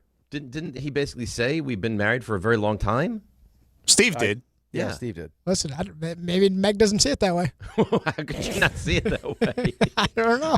Maybe they're such a great, long time enamored married couple that Steve was distracted on both phone calls. I love it, I don't know. Like, hang on, I'm on the here. You talk to him. Yeah, you saw how the dynamic worked. Meg got involved. She was like, "I don't like the way this is going. Give me the phone," and she straightened it out. I mean, that was marriage in a nutshell. That phone call. Yeah, the words you're saying. Stop. I'm going to take over. You're not providing the appropriate content on the call. Give me the phone. I got some things to say here. You just shut your mouth. Yeah, that's exactly what it was. So I haven't heard this yet, but we have a massive game tonight. Phone lines open, 800-919-3776. I haven't heard it, and I want to ask you a question before we do. There's a 1-minute cut from Kendrick Perkins on First Take. He has a message to the Knicks fans. Have you heard this? I have not. So I don't know if he's going to come out here and be like, you should feel great, feel confident. I don't know what he's going to say. How do you feel going into this game tonight? I feel good. I feel great. Yeah, I think he's going to say the same. I think Perk's going to say the same thing. I feel bullish on the Knicks tonight. In fact, I'm surprised the spread is only 6.5. Well, you've already guaranteed a blowout, so I didn't guarantee anything like that. I just think the Knicks are going to find their way to a victory tonight, and a comfortable victory tonight at that. Here's Kendrick Perkins, First Take. He has a message for me and you and Ray and RJ and all Knicks fans. With the New York Knicks fan base, y'all are so up and down in a series when you supposed to be even killed. So what, you lost game 3? Your thing is to get one and get home court advantage back. And all of a sudden you come on with these rants. I'm getting text messages from my guy Russ, who's in studio right now. Y'all are so up and down. And you know what's the sad part about it? Is this. Y'all are somewhat spoiled. Y'all spoiled because y'all act like y'all are entitled. What? Y'all act like y'all entitled. Y'all are not the Lakers. Y'all are not the Celtics. I don't just see championship banners hanging up in Madison Square Garden to act like y'all supposed to be somewhere, or y'all supposed to be in the NBA Finals, or y'all supposed to be winning NBA championships. Now all of a sudden the Knicks fan base want to kick Jalen Brunson to the curb. Y'all haven't been relevant since Moby Dick was a goldfish until he got there. Now all of a sudden y'all questioning whether or not y'all could win the title behind a small guard. Everybody need to keep a cool booty and let the series play out. The Knicks fan is spoiled? That is wild. The Knicks fan is spoiled? Is the Jets fan also spoiled?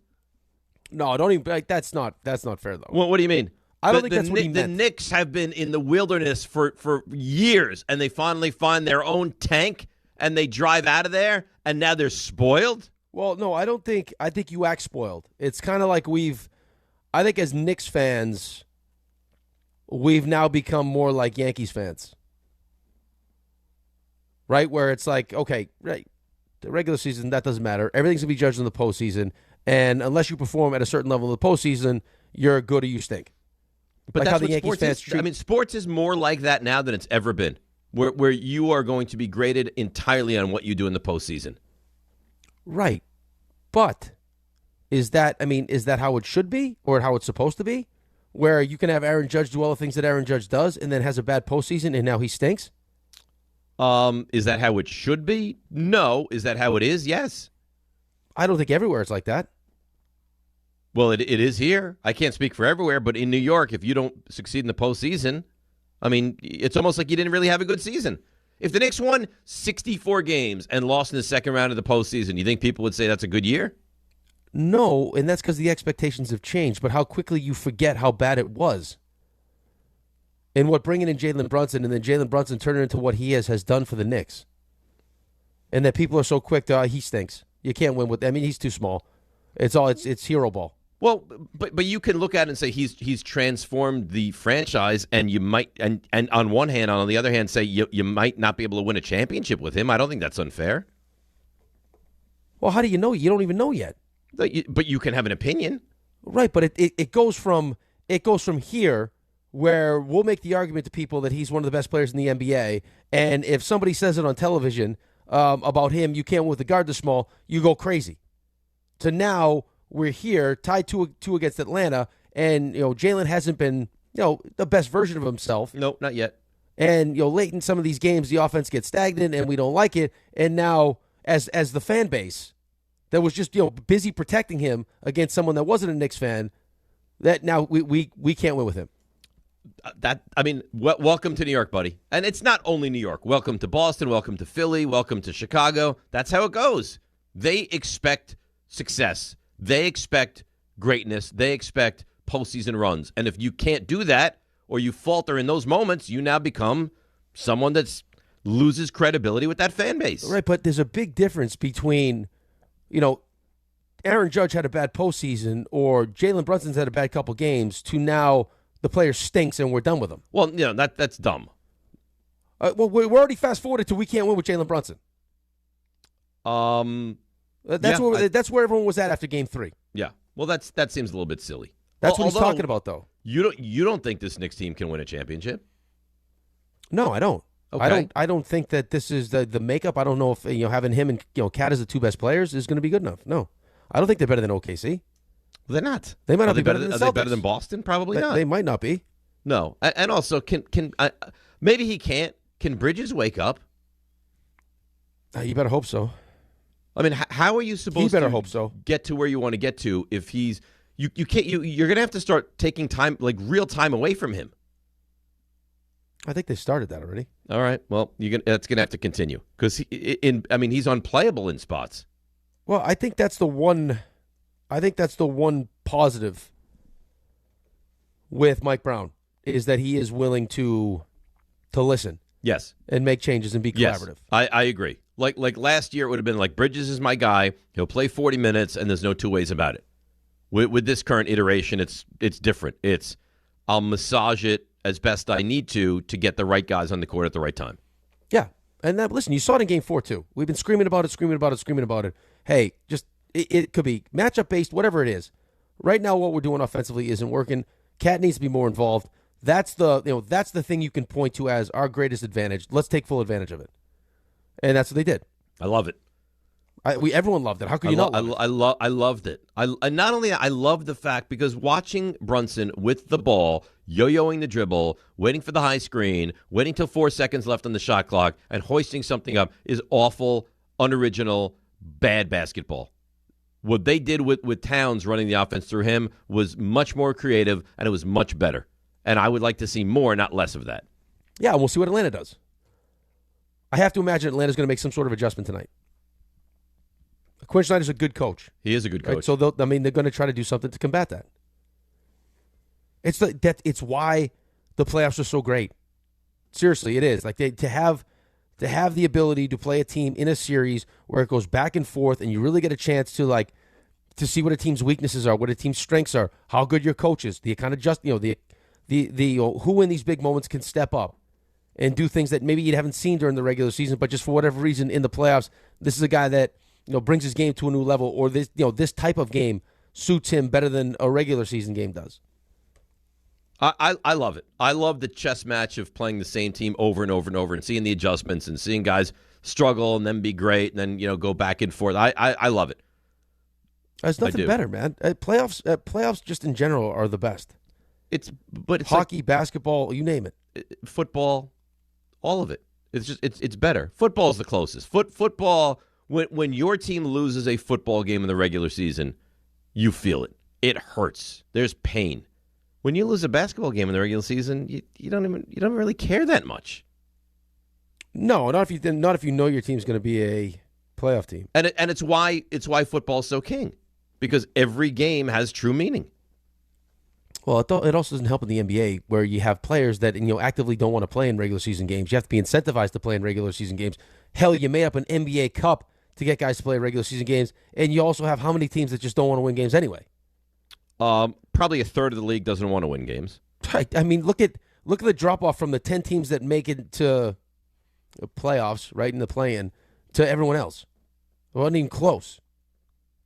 The drop off from 10 to 11. No, it's a chasm. It's enormous. Let's go to some of the calls, and then we'll get to the Mets, and then we'll get to a little hockey as well. John in Princeton. John, good morning. You're on ESPN New York. Morning, gentlemen. Kind of dissecting what Big Perk said in that 1 minute little clip there. When he said spoiled, my knee-jerk reaction was, what in the world are you talking about?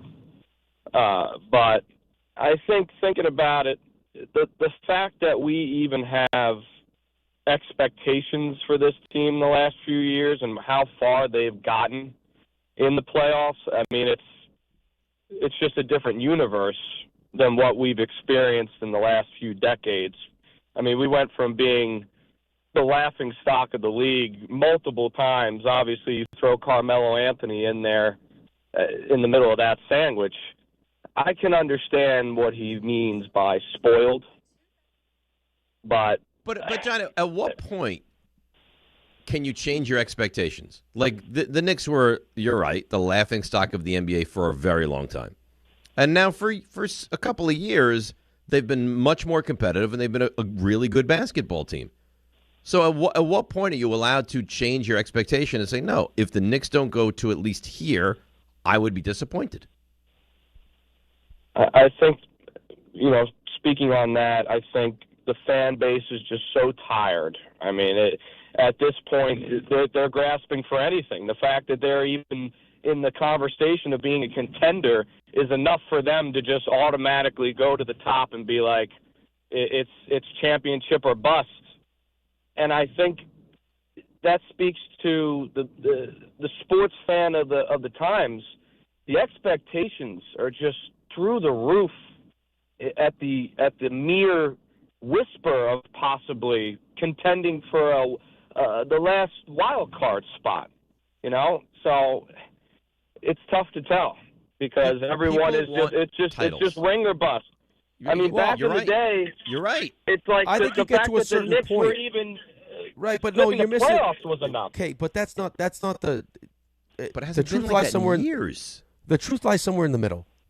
It's my biggest problem with it is to kind of what Perk was talking about is for whatever reason here especially, as a player you feel like at some point you've built up enough equity where it's not necessarily solely focused on this one thing or this one playoff run. Like Aaron Judge has done enough, has dragged teams to the postseason, has won MVPs, has done all these things that if he does, have a couple instances where he struggles in the postseason, it shouldn't be just dismissed as he stinks. He'll never be like he's built up enough equity. Jalen Brunson, from what he's done, what he's done to bring us to this point, you got to feel like he's built up some equity. The reality of being here, especially, and now it's similar in Philly and Boston and all these other different places, is that yes, we're grateful in the moment for having a team that's crap to all of a sudden a team that's good. But eventually that team will get to a point where they're consistently good enough that the expectations will be built up where, yes, you are now solely focused on trying to win a championship. But that's human nature. I don't think there's anything wrong with that. When you to get into the playoffs years ago with Julius Randle and lose to Atlanta, you're like, hey, we got in. That was great. And then you get in again and again and again. You go to a conference final and you go to the second round. You're not going to continue to be thrilled with the same result every postseason. You're going to want more, as you should want more. Right. I think, and this may not be, RJ in the wilderness tank analogy, but, if you're used to getting a certain bonus every year at your job, and every year you get more, like the bonus goes up every year. Like the expectation is next year the bonus is going to go up, and if it doesn't, you're going to be disappointed. So, right. You get to these. You're still getting a bonus, but it's just not the same bonus, right? Right. It's not what you expected. The expectation was, no, I should be getting more than I got last year. We got to the Eastern Conference Finals. At the very least, I should get to the Eastern Conference Finals, if not the NBA Finals. RJ, Yes. Did you hear that analogy? I heard some of it. Is that nice? RJ, he just took your tank analogy and threw it away. Like he demolished your analogy, RJ. Well, that's why he's not in the tank, though. He doesn't get it. I'm not in the tank because my team stinks. That's why I'm not in the tank. No, but even if they did, I just don't think you. I mean, to borrow. You don't look at him as a tank guy? No, not in these tight quarters. I mean, he's someone that if you're in the tank, you got to be able to trust what's going on there, and you got to see the vision. I'm not sure you do. Are you talking down to him now? I mean, listen. So you have one of the worst analogies in the history of radio, and now you're talking down to him? Listen, he's being mean. I have to defend myself. I was not being mean. Dave was being mean. I'm not being mean. I'm being honest. All I did was make an analogy. When you heard his analogy yesterday, you it wasn't jarring for you. It was a little. Jarring. I mean, and especially with what we've come to expect from RJ. RJ is kind of the leader of the show. You mentioned being in the wilderness. When you're stuck in there, you got a lot of time to think things over about how you're going to handle this situation, and then you get to it, and you have no idea how to react. And it's just chaos. It's like you're driving out of the wilderness with like a tank you found. That's what I have right. The more I hear it, the more it just makes more sense. It doesn't make any sense. Makes a ton of sense. It's like you're driving out of the wilderness in a tank. RJ, the tank being the Sabres, correct? Of course. Right. Listen, I was led to a point with an analogy. It was my job. Dan threw it up. I threw it through the rim. I'm not. Did you though? Sure, it went through the rim, RJ. I don't know. Let me know. You can try and follow my path, but you'll probably get lost. Well, are you crying? It's an emotional time for me. He's looking to wrap up the series. He's looking to wrap up the series tonight. Oh yeah. What would happen tomorrow morning? You bring bagels in if you guys wrap up the series? Who's going to eat the bagels?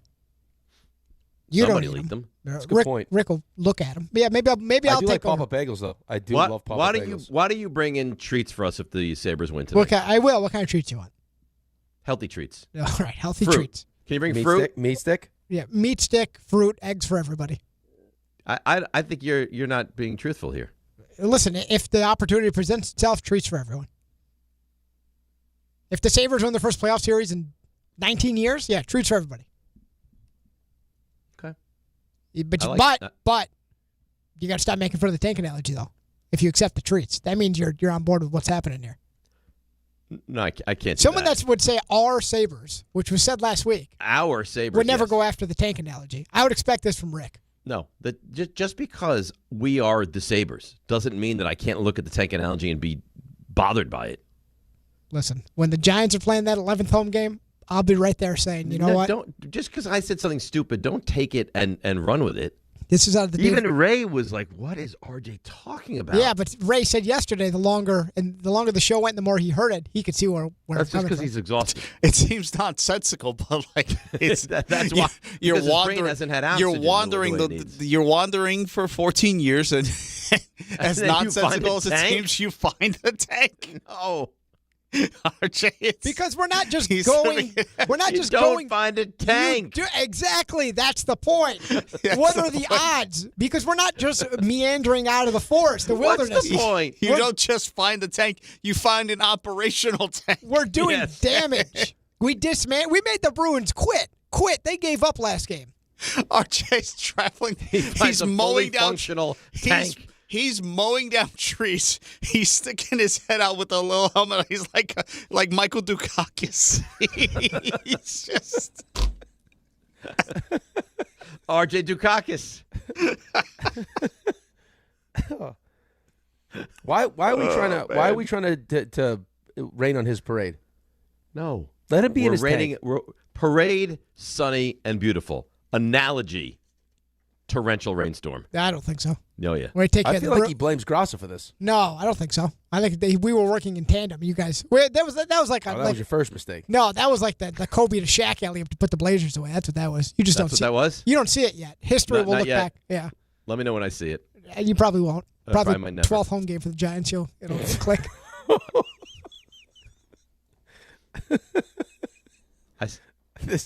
This show really is a nasty show. Because of you. It's not a nice environment. It really is. It's because of you. See, and that's the hard part about him. Yesterday, sick, still gathering arrows to shoot at us. He comes back to swing. That's right. Yeah. Who would I be if I didn't prepare for the show today by listening? Nastiness. All right. You and your walking pneumonia. Yeah, I still don't feel great. That's fine. No, I'll battle. I'll be a warrior. Okay. RJ, you want to be a warrior with the stuff you missed? I'll do my best. Let's go. Now. Walk-up three-pointer. He got it! See ya! Oh! Put it in the box! The you missed. You know, despite you not being a fan of the tank analogy, we, the Sabres, for now, I mean, you're kind of on a game-to-game basis. We still welcome you. I'm on the bandwagon. RJ. Yeah, well, I mean, it's game-to-game. Uses the bandwagon if you're just rolling in a tank. You want to be in Today, the tank. the bandwagon has availability, though? Today, you're in. Okay. Yankees. Talked plenty of them. Beat the Rangers yesterday 4-2. Aaron Judge, Ben Rice go back-to-back. Jazz Chisholm also starting to heat up. And the Yankees picked up their 9th win in 10 games. Took a ball right in the face. Yeah. Judge also had a couple of doubles.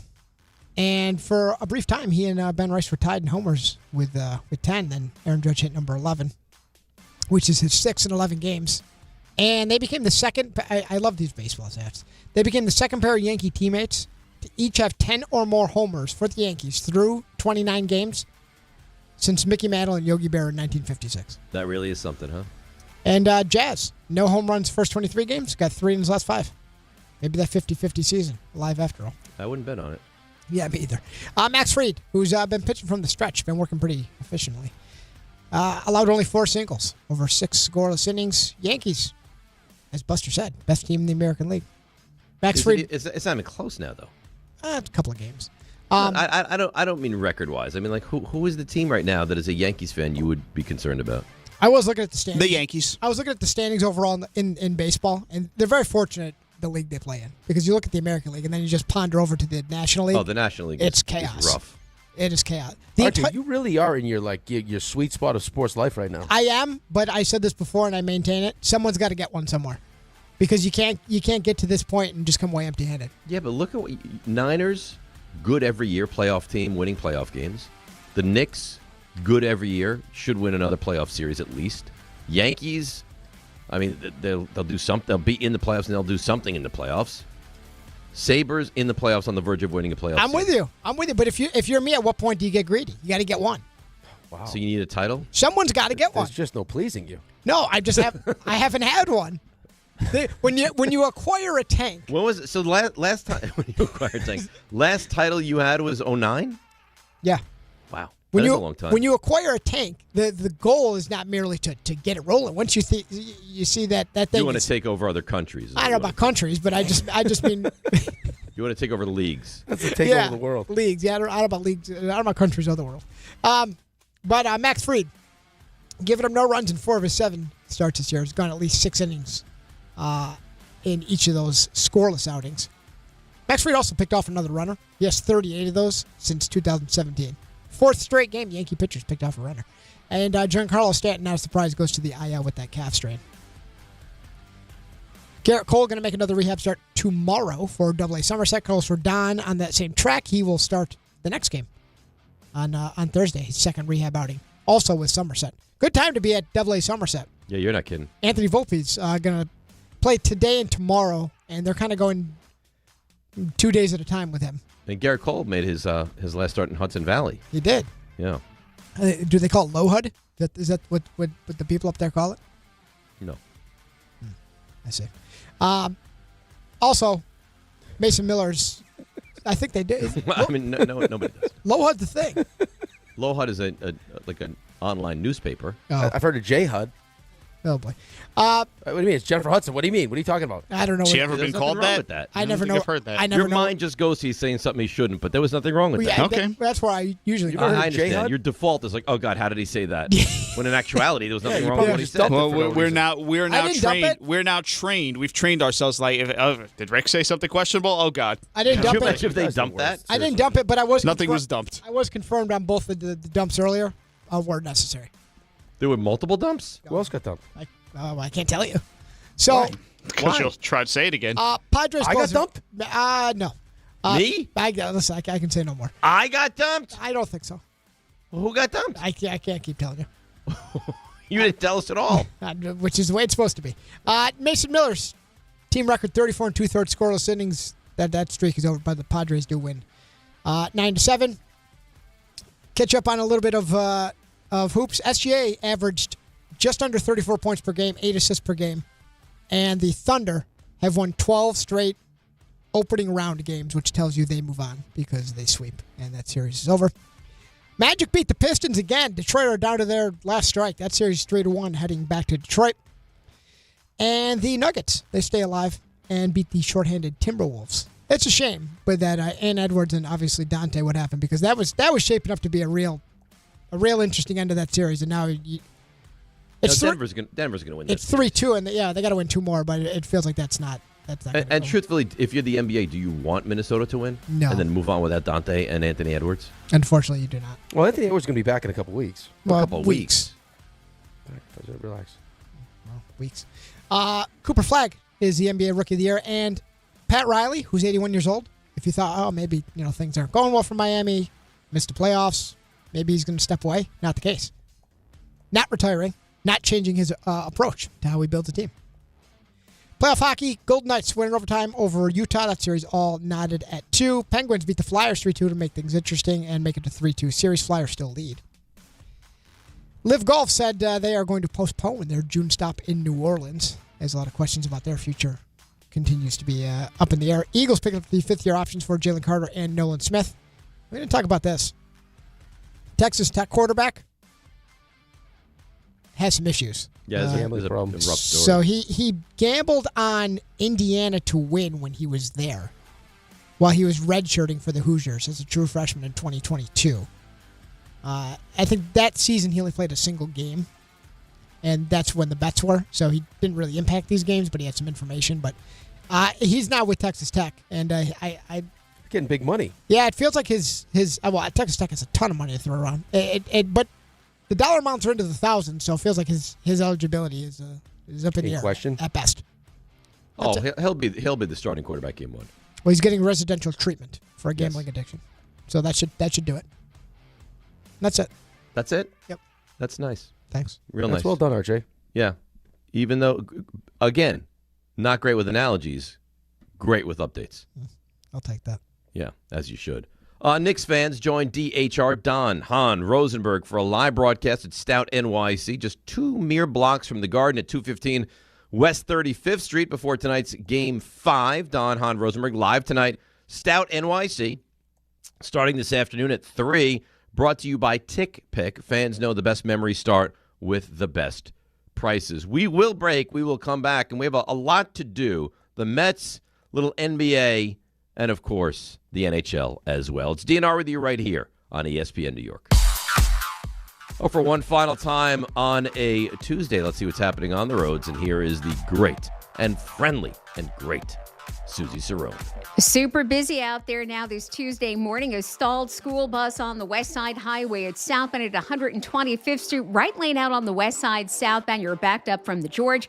Crash on the northbound Gowanus at 7th Avenue. One on the Cross Island northbound north of the LIE. Inbound George still about 50 for the upper, 30 at the lower from an earlier problem on the Cross Bronx. Inbound Lincoln 30, the Holland 25 from the Turnpike, 45 from 1 and 9. There's an accident in Paramus, 17 northbound at Century Road in the right lane. Crash on the Parkway southbound at Schoolhouse Road. That has the right lane out. Rockaway 46 westbound shut down at Rockaway Dover Road with an oil spill. Jammed on 287 eastbound from the Thruway to exit 6 with a right lane crash. We're sponsored by Unbound.org. A girl like Kenya dreams of becoming a doctor. Reach out, change her world. It'll change your own. Unbound.org. Susie Cerrone for 880 ESPN New York. Knicks fans, it's time to hit the court with BetMGM, an official sports betting partner of the New York Knicks. Download the BetMGM app today and add a boost of excitement to every New York game day with same-day parlays, live betting options, player props, boosted odds specials, and the best daily promotions in the business. With the BetMGM app at your fingertips, you can experience the excitement of betting on your favorite players and get in on all the blue and orange action as your New York Knicks drive the lane. Find out why basketball fans love BetMGM, an official sports betting partner of the New York Knicks. BetMGM. Make it legendary. BetMGM and GameSense remind you to play responsibly. See BetMGM.com for terms. 21 years of age or older to wager and physically present in New York and New Jersey only. Subject to eligibility requirements. Gambling problem in New York? Call 877-8-HOPE-NY or text HOPE-NY 467-369. For New Jersey, call 1-800-GAMBLER. This is Rick Brunson, the assistant coach from the New York Knicks. I'll be driving to our games this season in style in my new Jeep Gladiator from Princeton Jeep. My friends at Princeton Jeep gave me all-star treatment, and you can expect the same thing. Just mention I sent you, and they'll treat you like family. Princeton Jeep has tons of inventory and great deals on new vehicles. Visit Princeton Jeep at 1045 State Road in Princeton, New Jersey, or online at PrincetonJeeps.com and tell them Rick Brunson sent you. Good Karma Brands is proud to be an equal opportunity employer, providing equal employment, development, and advancement opportunities to all teammates and applicants. To learn more about careers with us, please send an email to talentacquisition@goodkarmabrands.com. That's talentacquisition@goodkarmabrands.com. Okay, team, huddle up. Why are you dressed like a hockey player? Because America's energy security is on thin ice. We're facing an overburdened electric grid, rising fuel costs, and severe weather. But here's your power play. Propane. It's affordable, abundant, safe. Propane is reliable energy, even when the grid isn't. Advantage Propane. Learn more at propane.com/powerplay. Evan Cohen here. PayPal is now the official peer-to-peer payment sponsor of the NFL, which means all the money moments that fandom creates, whether splitting tailgate costs or chipping in on tickets and game day food between friends, are covered. Wherever the game is played or watched, PayPal moves with fans. You can send money through text, email, or directly to your friends with eligible accounts on Venmo. Just download the PayPal app, share all the moments that matter. Account with PayPal is required, not available in all regions where PayPal operates.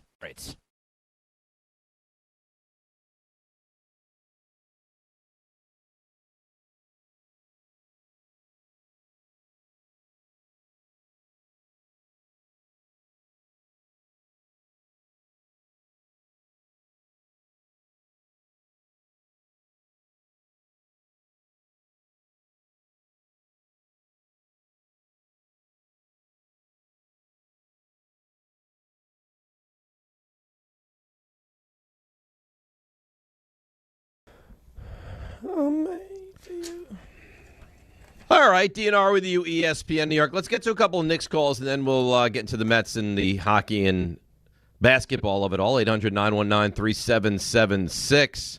You want to be screamed at and yelled at and have somebody just go bananas here on the show? Omar, yeah. You ready? Yeah, I'm ready. Okay, here we go. Omar in Brooklyn. By the way, we never hear from you, and then once in a blue moon you reach out and you go crazy. Good morning, Omar. Good morning, sir. How are you? Good. Everybody okay? Everybody's great. How you doing? How's the no, family? you're not great. You know, you talk about here all the time. I have to make a phone call. I listen to your shows, but sometimes I said it's too many calls and you guys want to make fun. I said, okay, I'll make it a little bit less. It's okay. But my problem is, Dave, I just called you today only for one reason. Yeah. Like, okay, I understand that OKC, according to me, it's my opinion.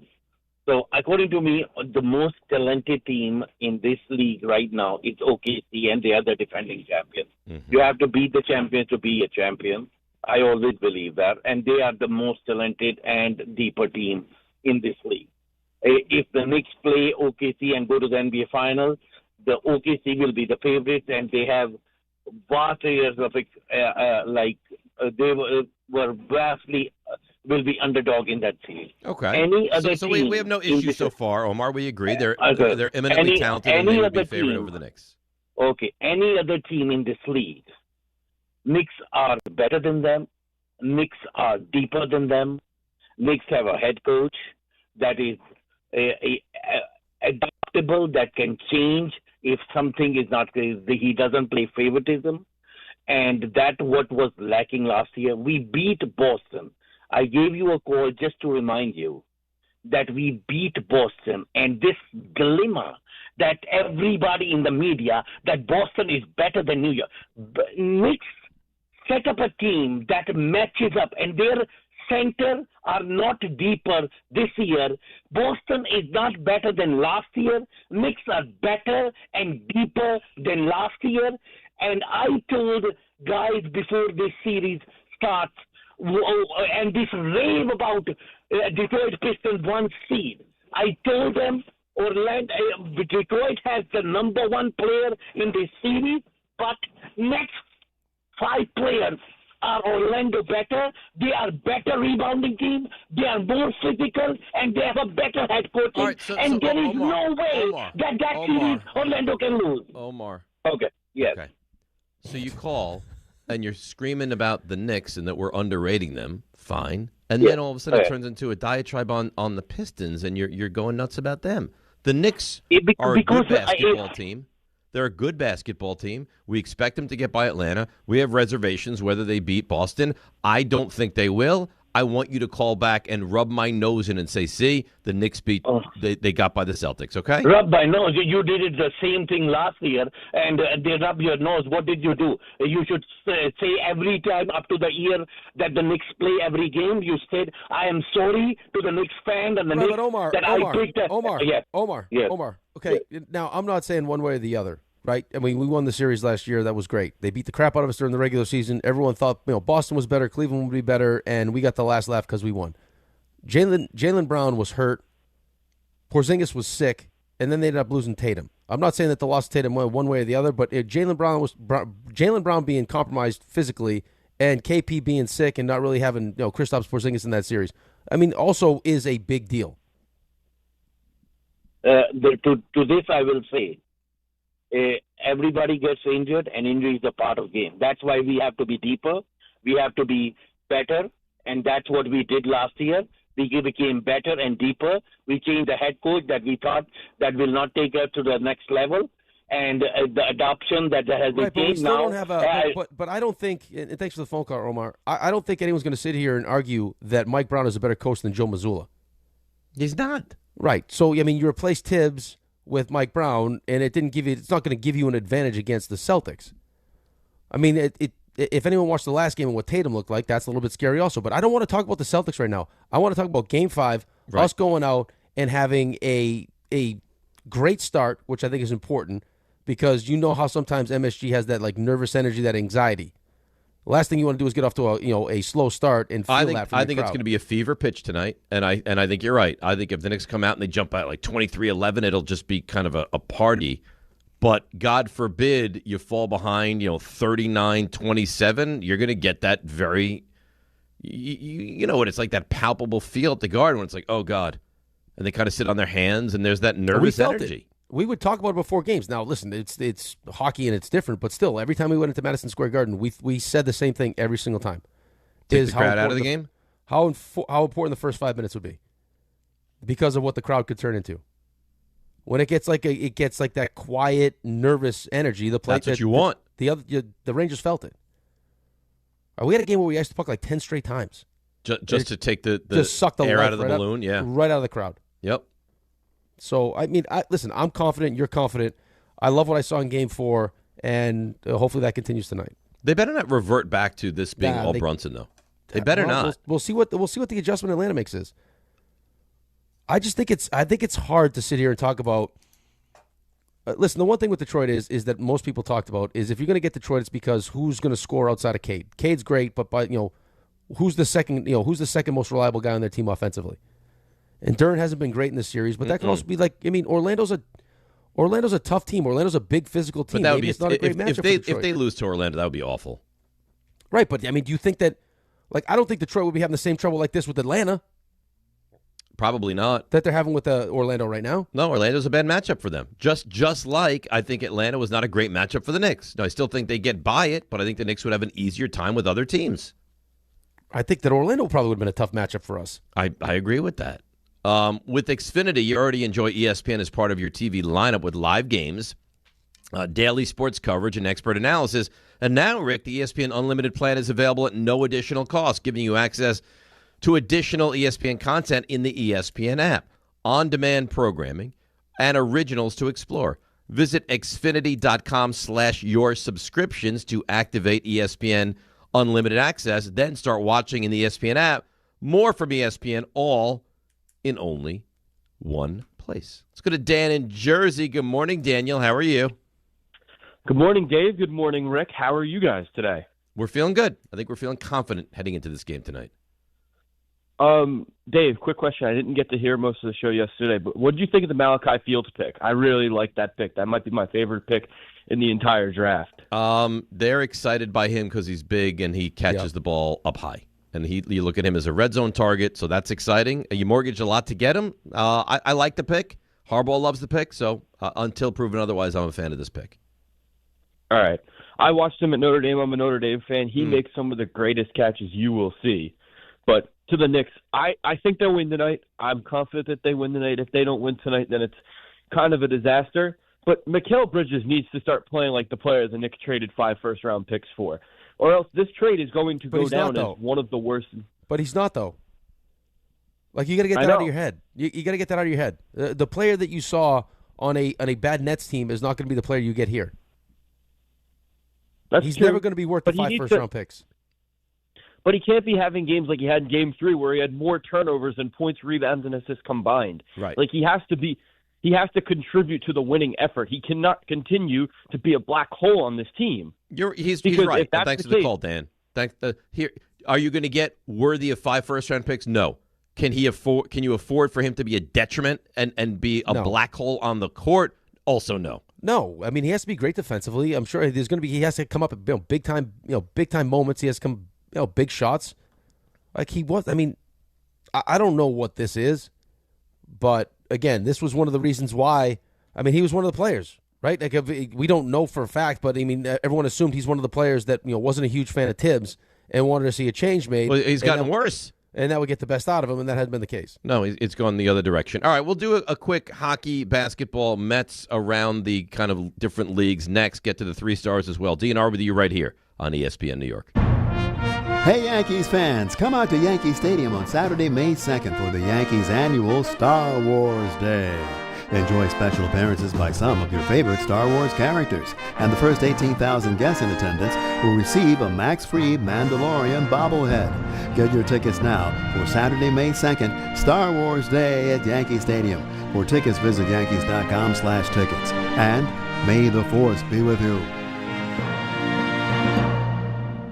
D'Agostino Law Bite Back. This is John D'Agostino from D'Agostino & Associates. Did you know Social Security takes money out of every paycheck you earn? Paycheck after paycheck. And you're not supposed to touch that money until you're 67? What if you can't work? What if you need that money now? The system is challenging and most people get denied. That's a fact. D'Agostino & Associates has the experience to win, and we win a lot. If you filed for Social Security disability benefits and were denied, let us appeal. Call us first at 1-800-BITE-BACK. Bite back means fight back. 1-800-248-3222. We'll fight to get you paid. D'Agostino & Associates has offices throughout New York and New Jersey and handles Social Security disability claims and appeals. Remember, if you've been denied, call us first.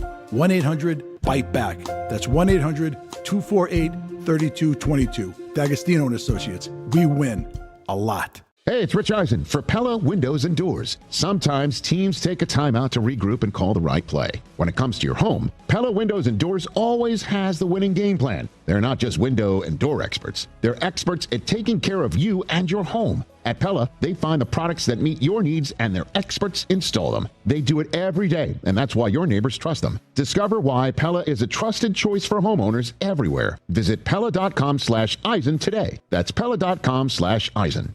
Spring cleaning isn't just for your house, it's for your life. If your job is getting old, it's time to clear the clutter and spring into IT. Go to My Computer Career. My Computer Career helped me get the skills and certifications I needed to start a new life as an IT professional in months, not years. Earn the certifications the top employers are looking for right now. Visit mycomputercareer.edu and take the free career evaluation to see if it's time to spring into IT. Financial aid is available to those who qualify.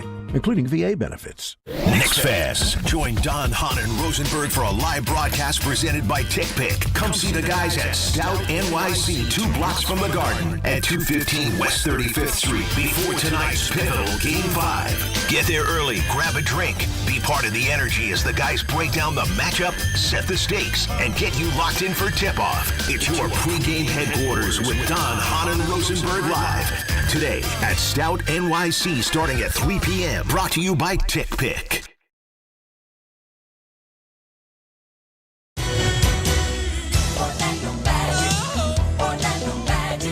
So Ray has been talking to me about this song all morning long, and I have never heard it before. And you play it now, and I still can confirm I'm not familiar with that song whatsoever. I've never heard that, Ray. You've never heard it before? No. RJ, you know that song? It's played like annoyingly in regards to the Magic. No. Like I have a buddy who's a Magic fan, like a big Magic fan, because he used to love Penny and Shaq back in the day. And so like every time I log in, I go to his Instagram, and he's playing the highlights from the Magic, and like the highlights play with this song in the background. RJ, did you know that song? I know of it. I don't.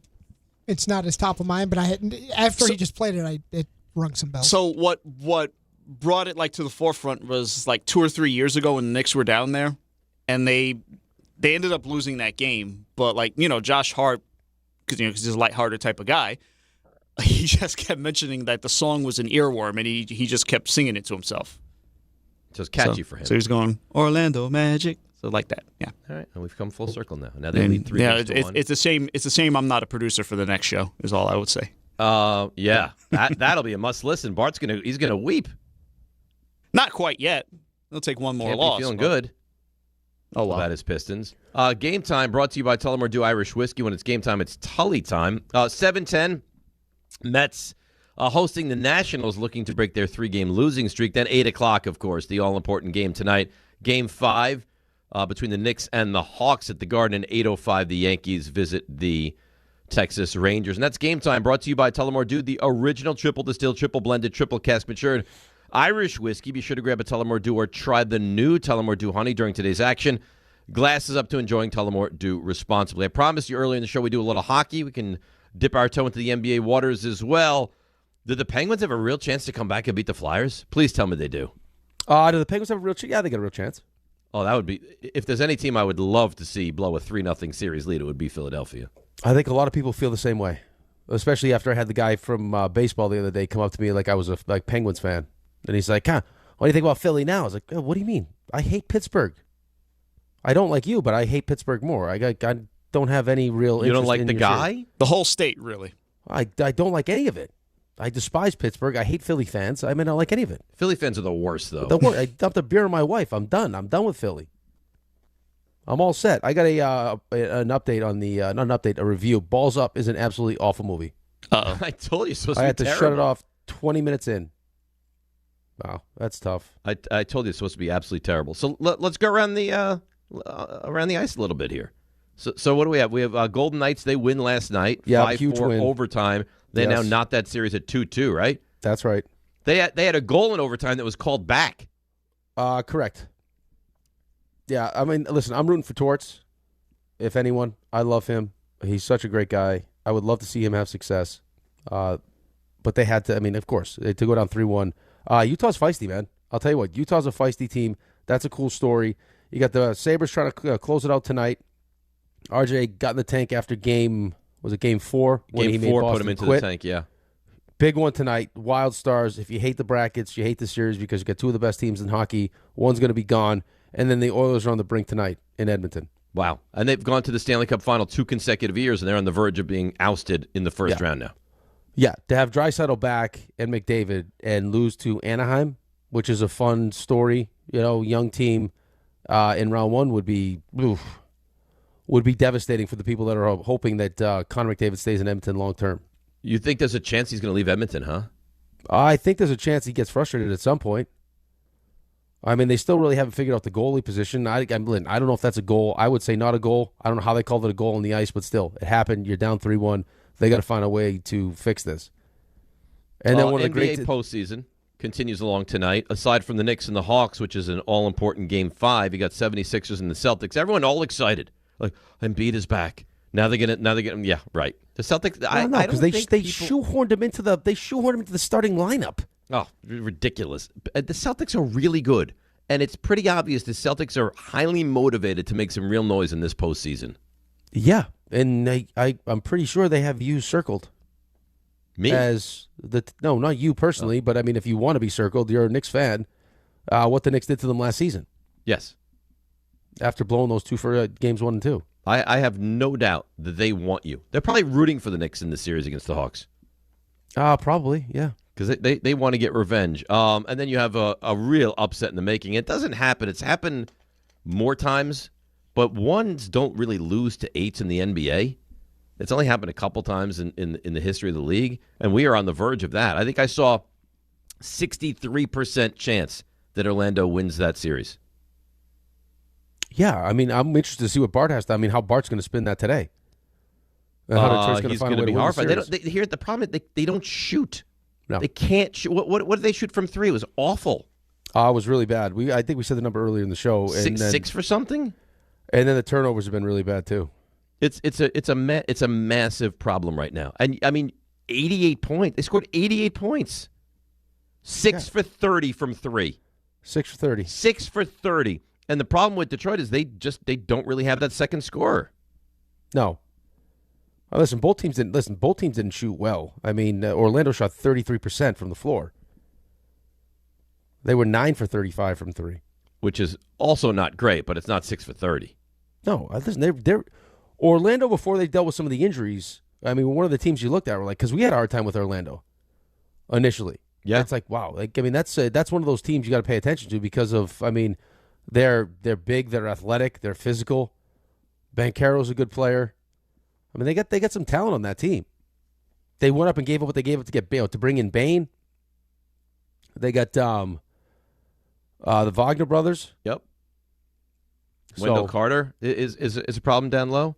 And then I got some breaking news for you as well. Austin Reeves may play in the game for the Lakers tomorrow night. Yeah, by the way, speaking of breaking news, I could have sworn that last week we were talking about Pickens signing his tag. Well, I guess that was reported, but now it has not happened. He did not sign it. He has not signed that tender. Interesting. We were talking at the night of the draft. We were talking about Raymond's like, well, it's signed, so I don't have to worry about him. No, it's not signed, and now the rumblings are that they might wind up trading him.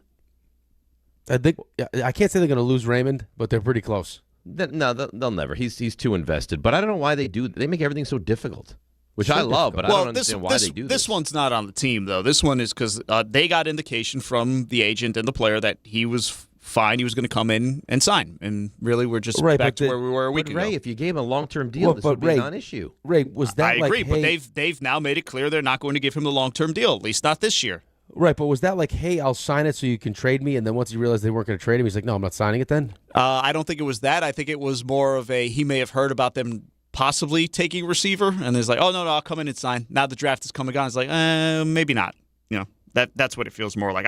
Because, again, if there was a trade on the table, again, he's on the non-exclusive tag. If there was a trade or there was something out there, I feel like you would hear about teams being interested. You haven't. Well, hopefully it blows up. I don't think it's going to blow up. I know you're hoping for it, but yeah. I think this will just play out like it has. How many people do you think go to the Mets game tonight? With everything going on right now? Yeah, you got Knicks game 5. Yankees are playing. I don't know. It's a beautiful day out. Like I mean, this would be one of the days you take advantage of going to a baseball game. Yeah, but it's going to be chilly. Going to be in the 50s tonight. It's sunny right now. I haven't been outside, but it looks nice. So you think when you turn on the Mets game tonight that there'll be a good amount of people, or you think it'll be embarrassing? I don't think it's going to be a great turnout, no. Because that's where we're headed. We're headed to empty ballparks. Hey, did you just watch the series against Colorado? We're supposed to be dominating this 9-game homestand. That's what you said.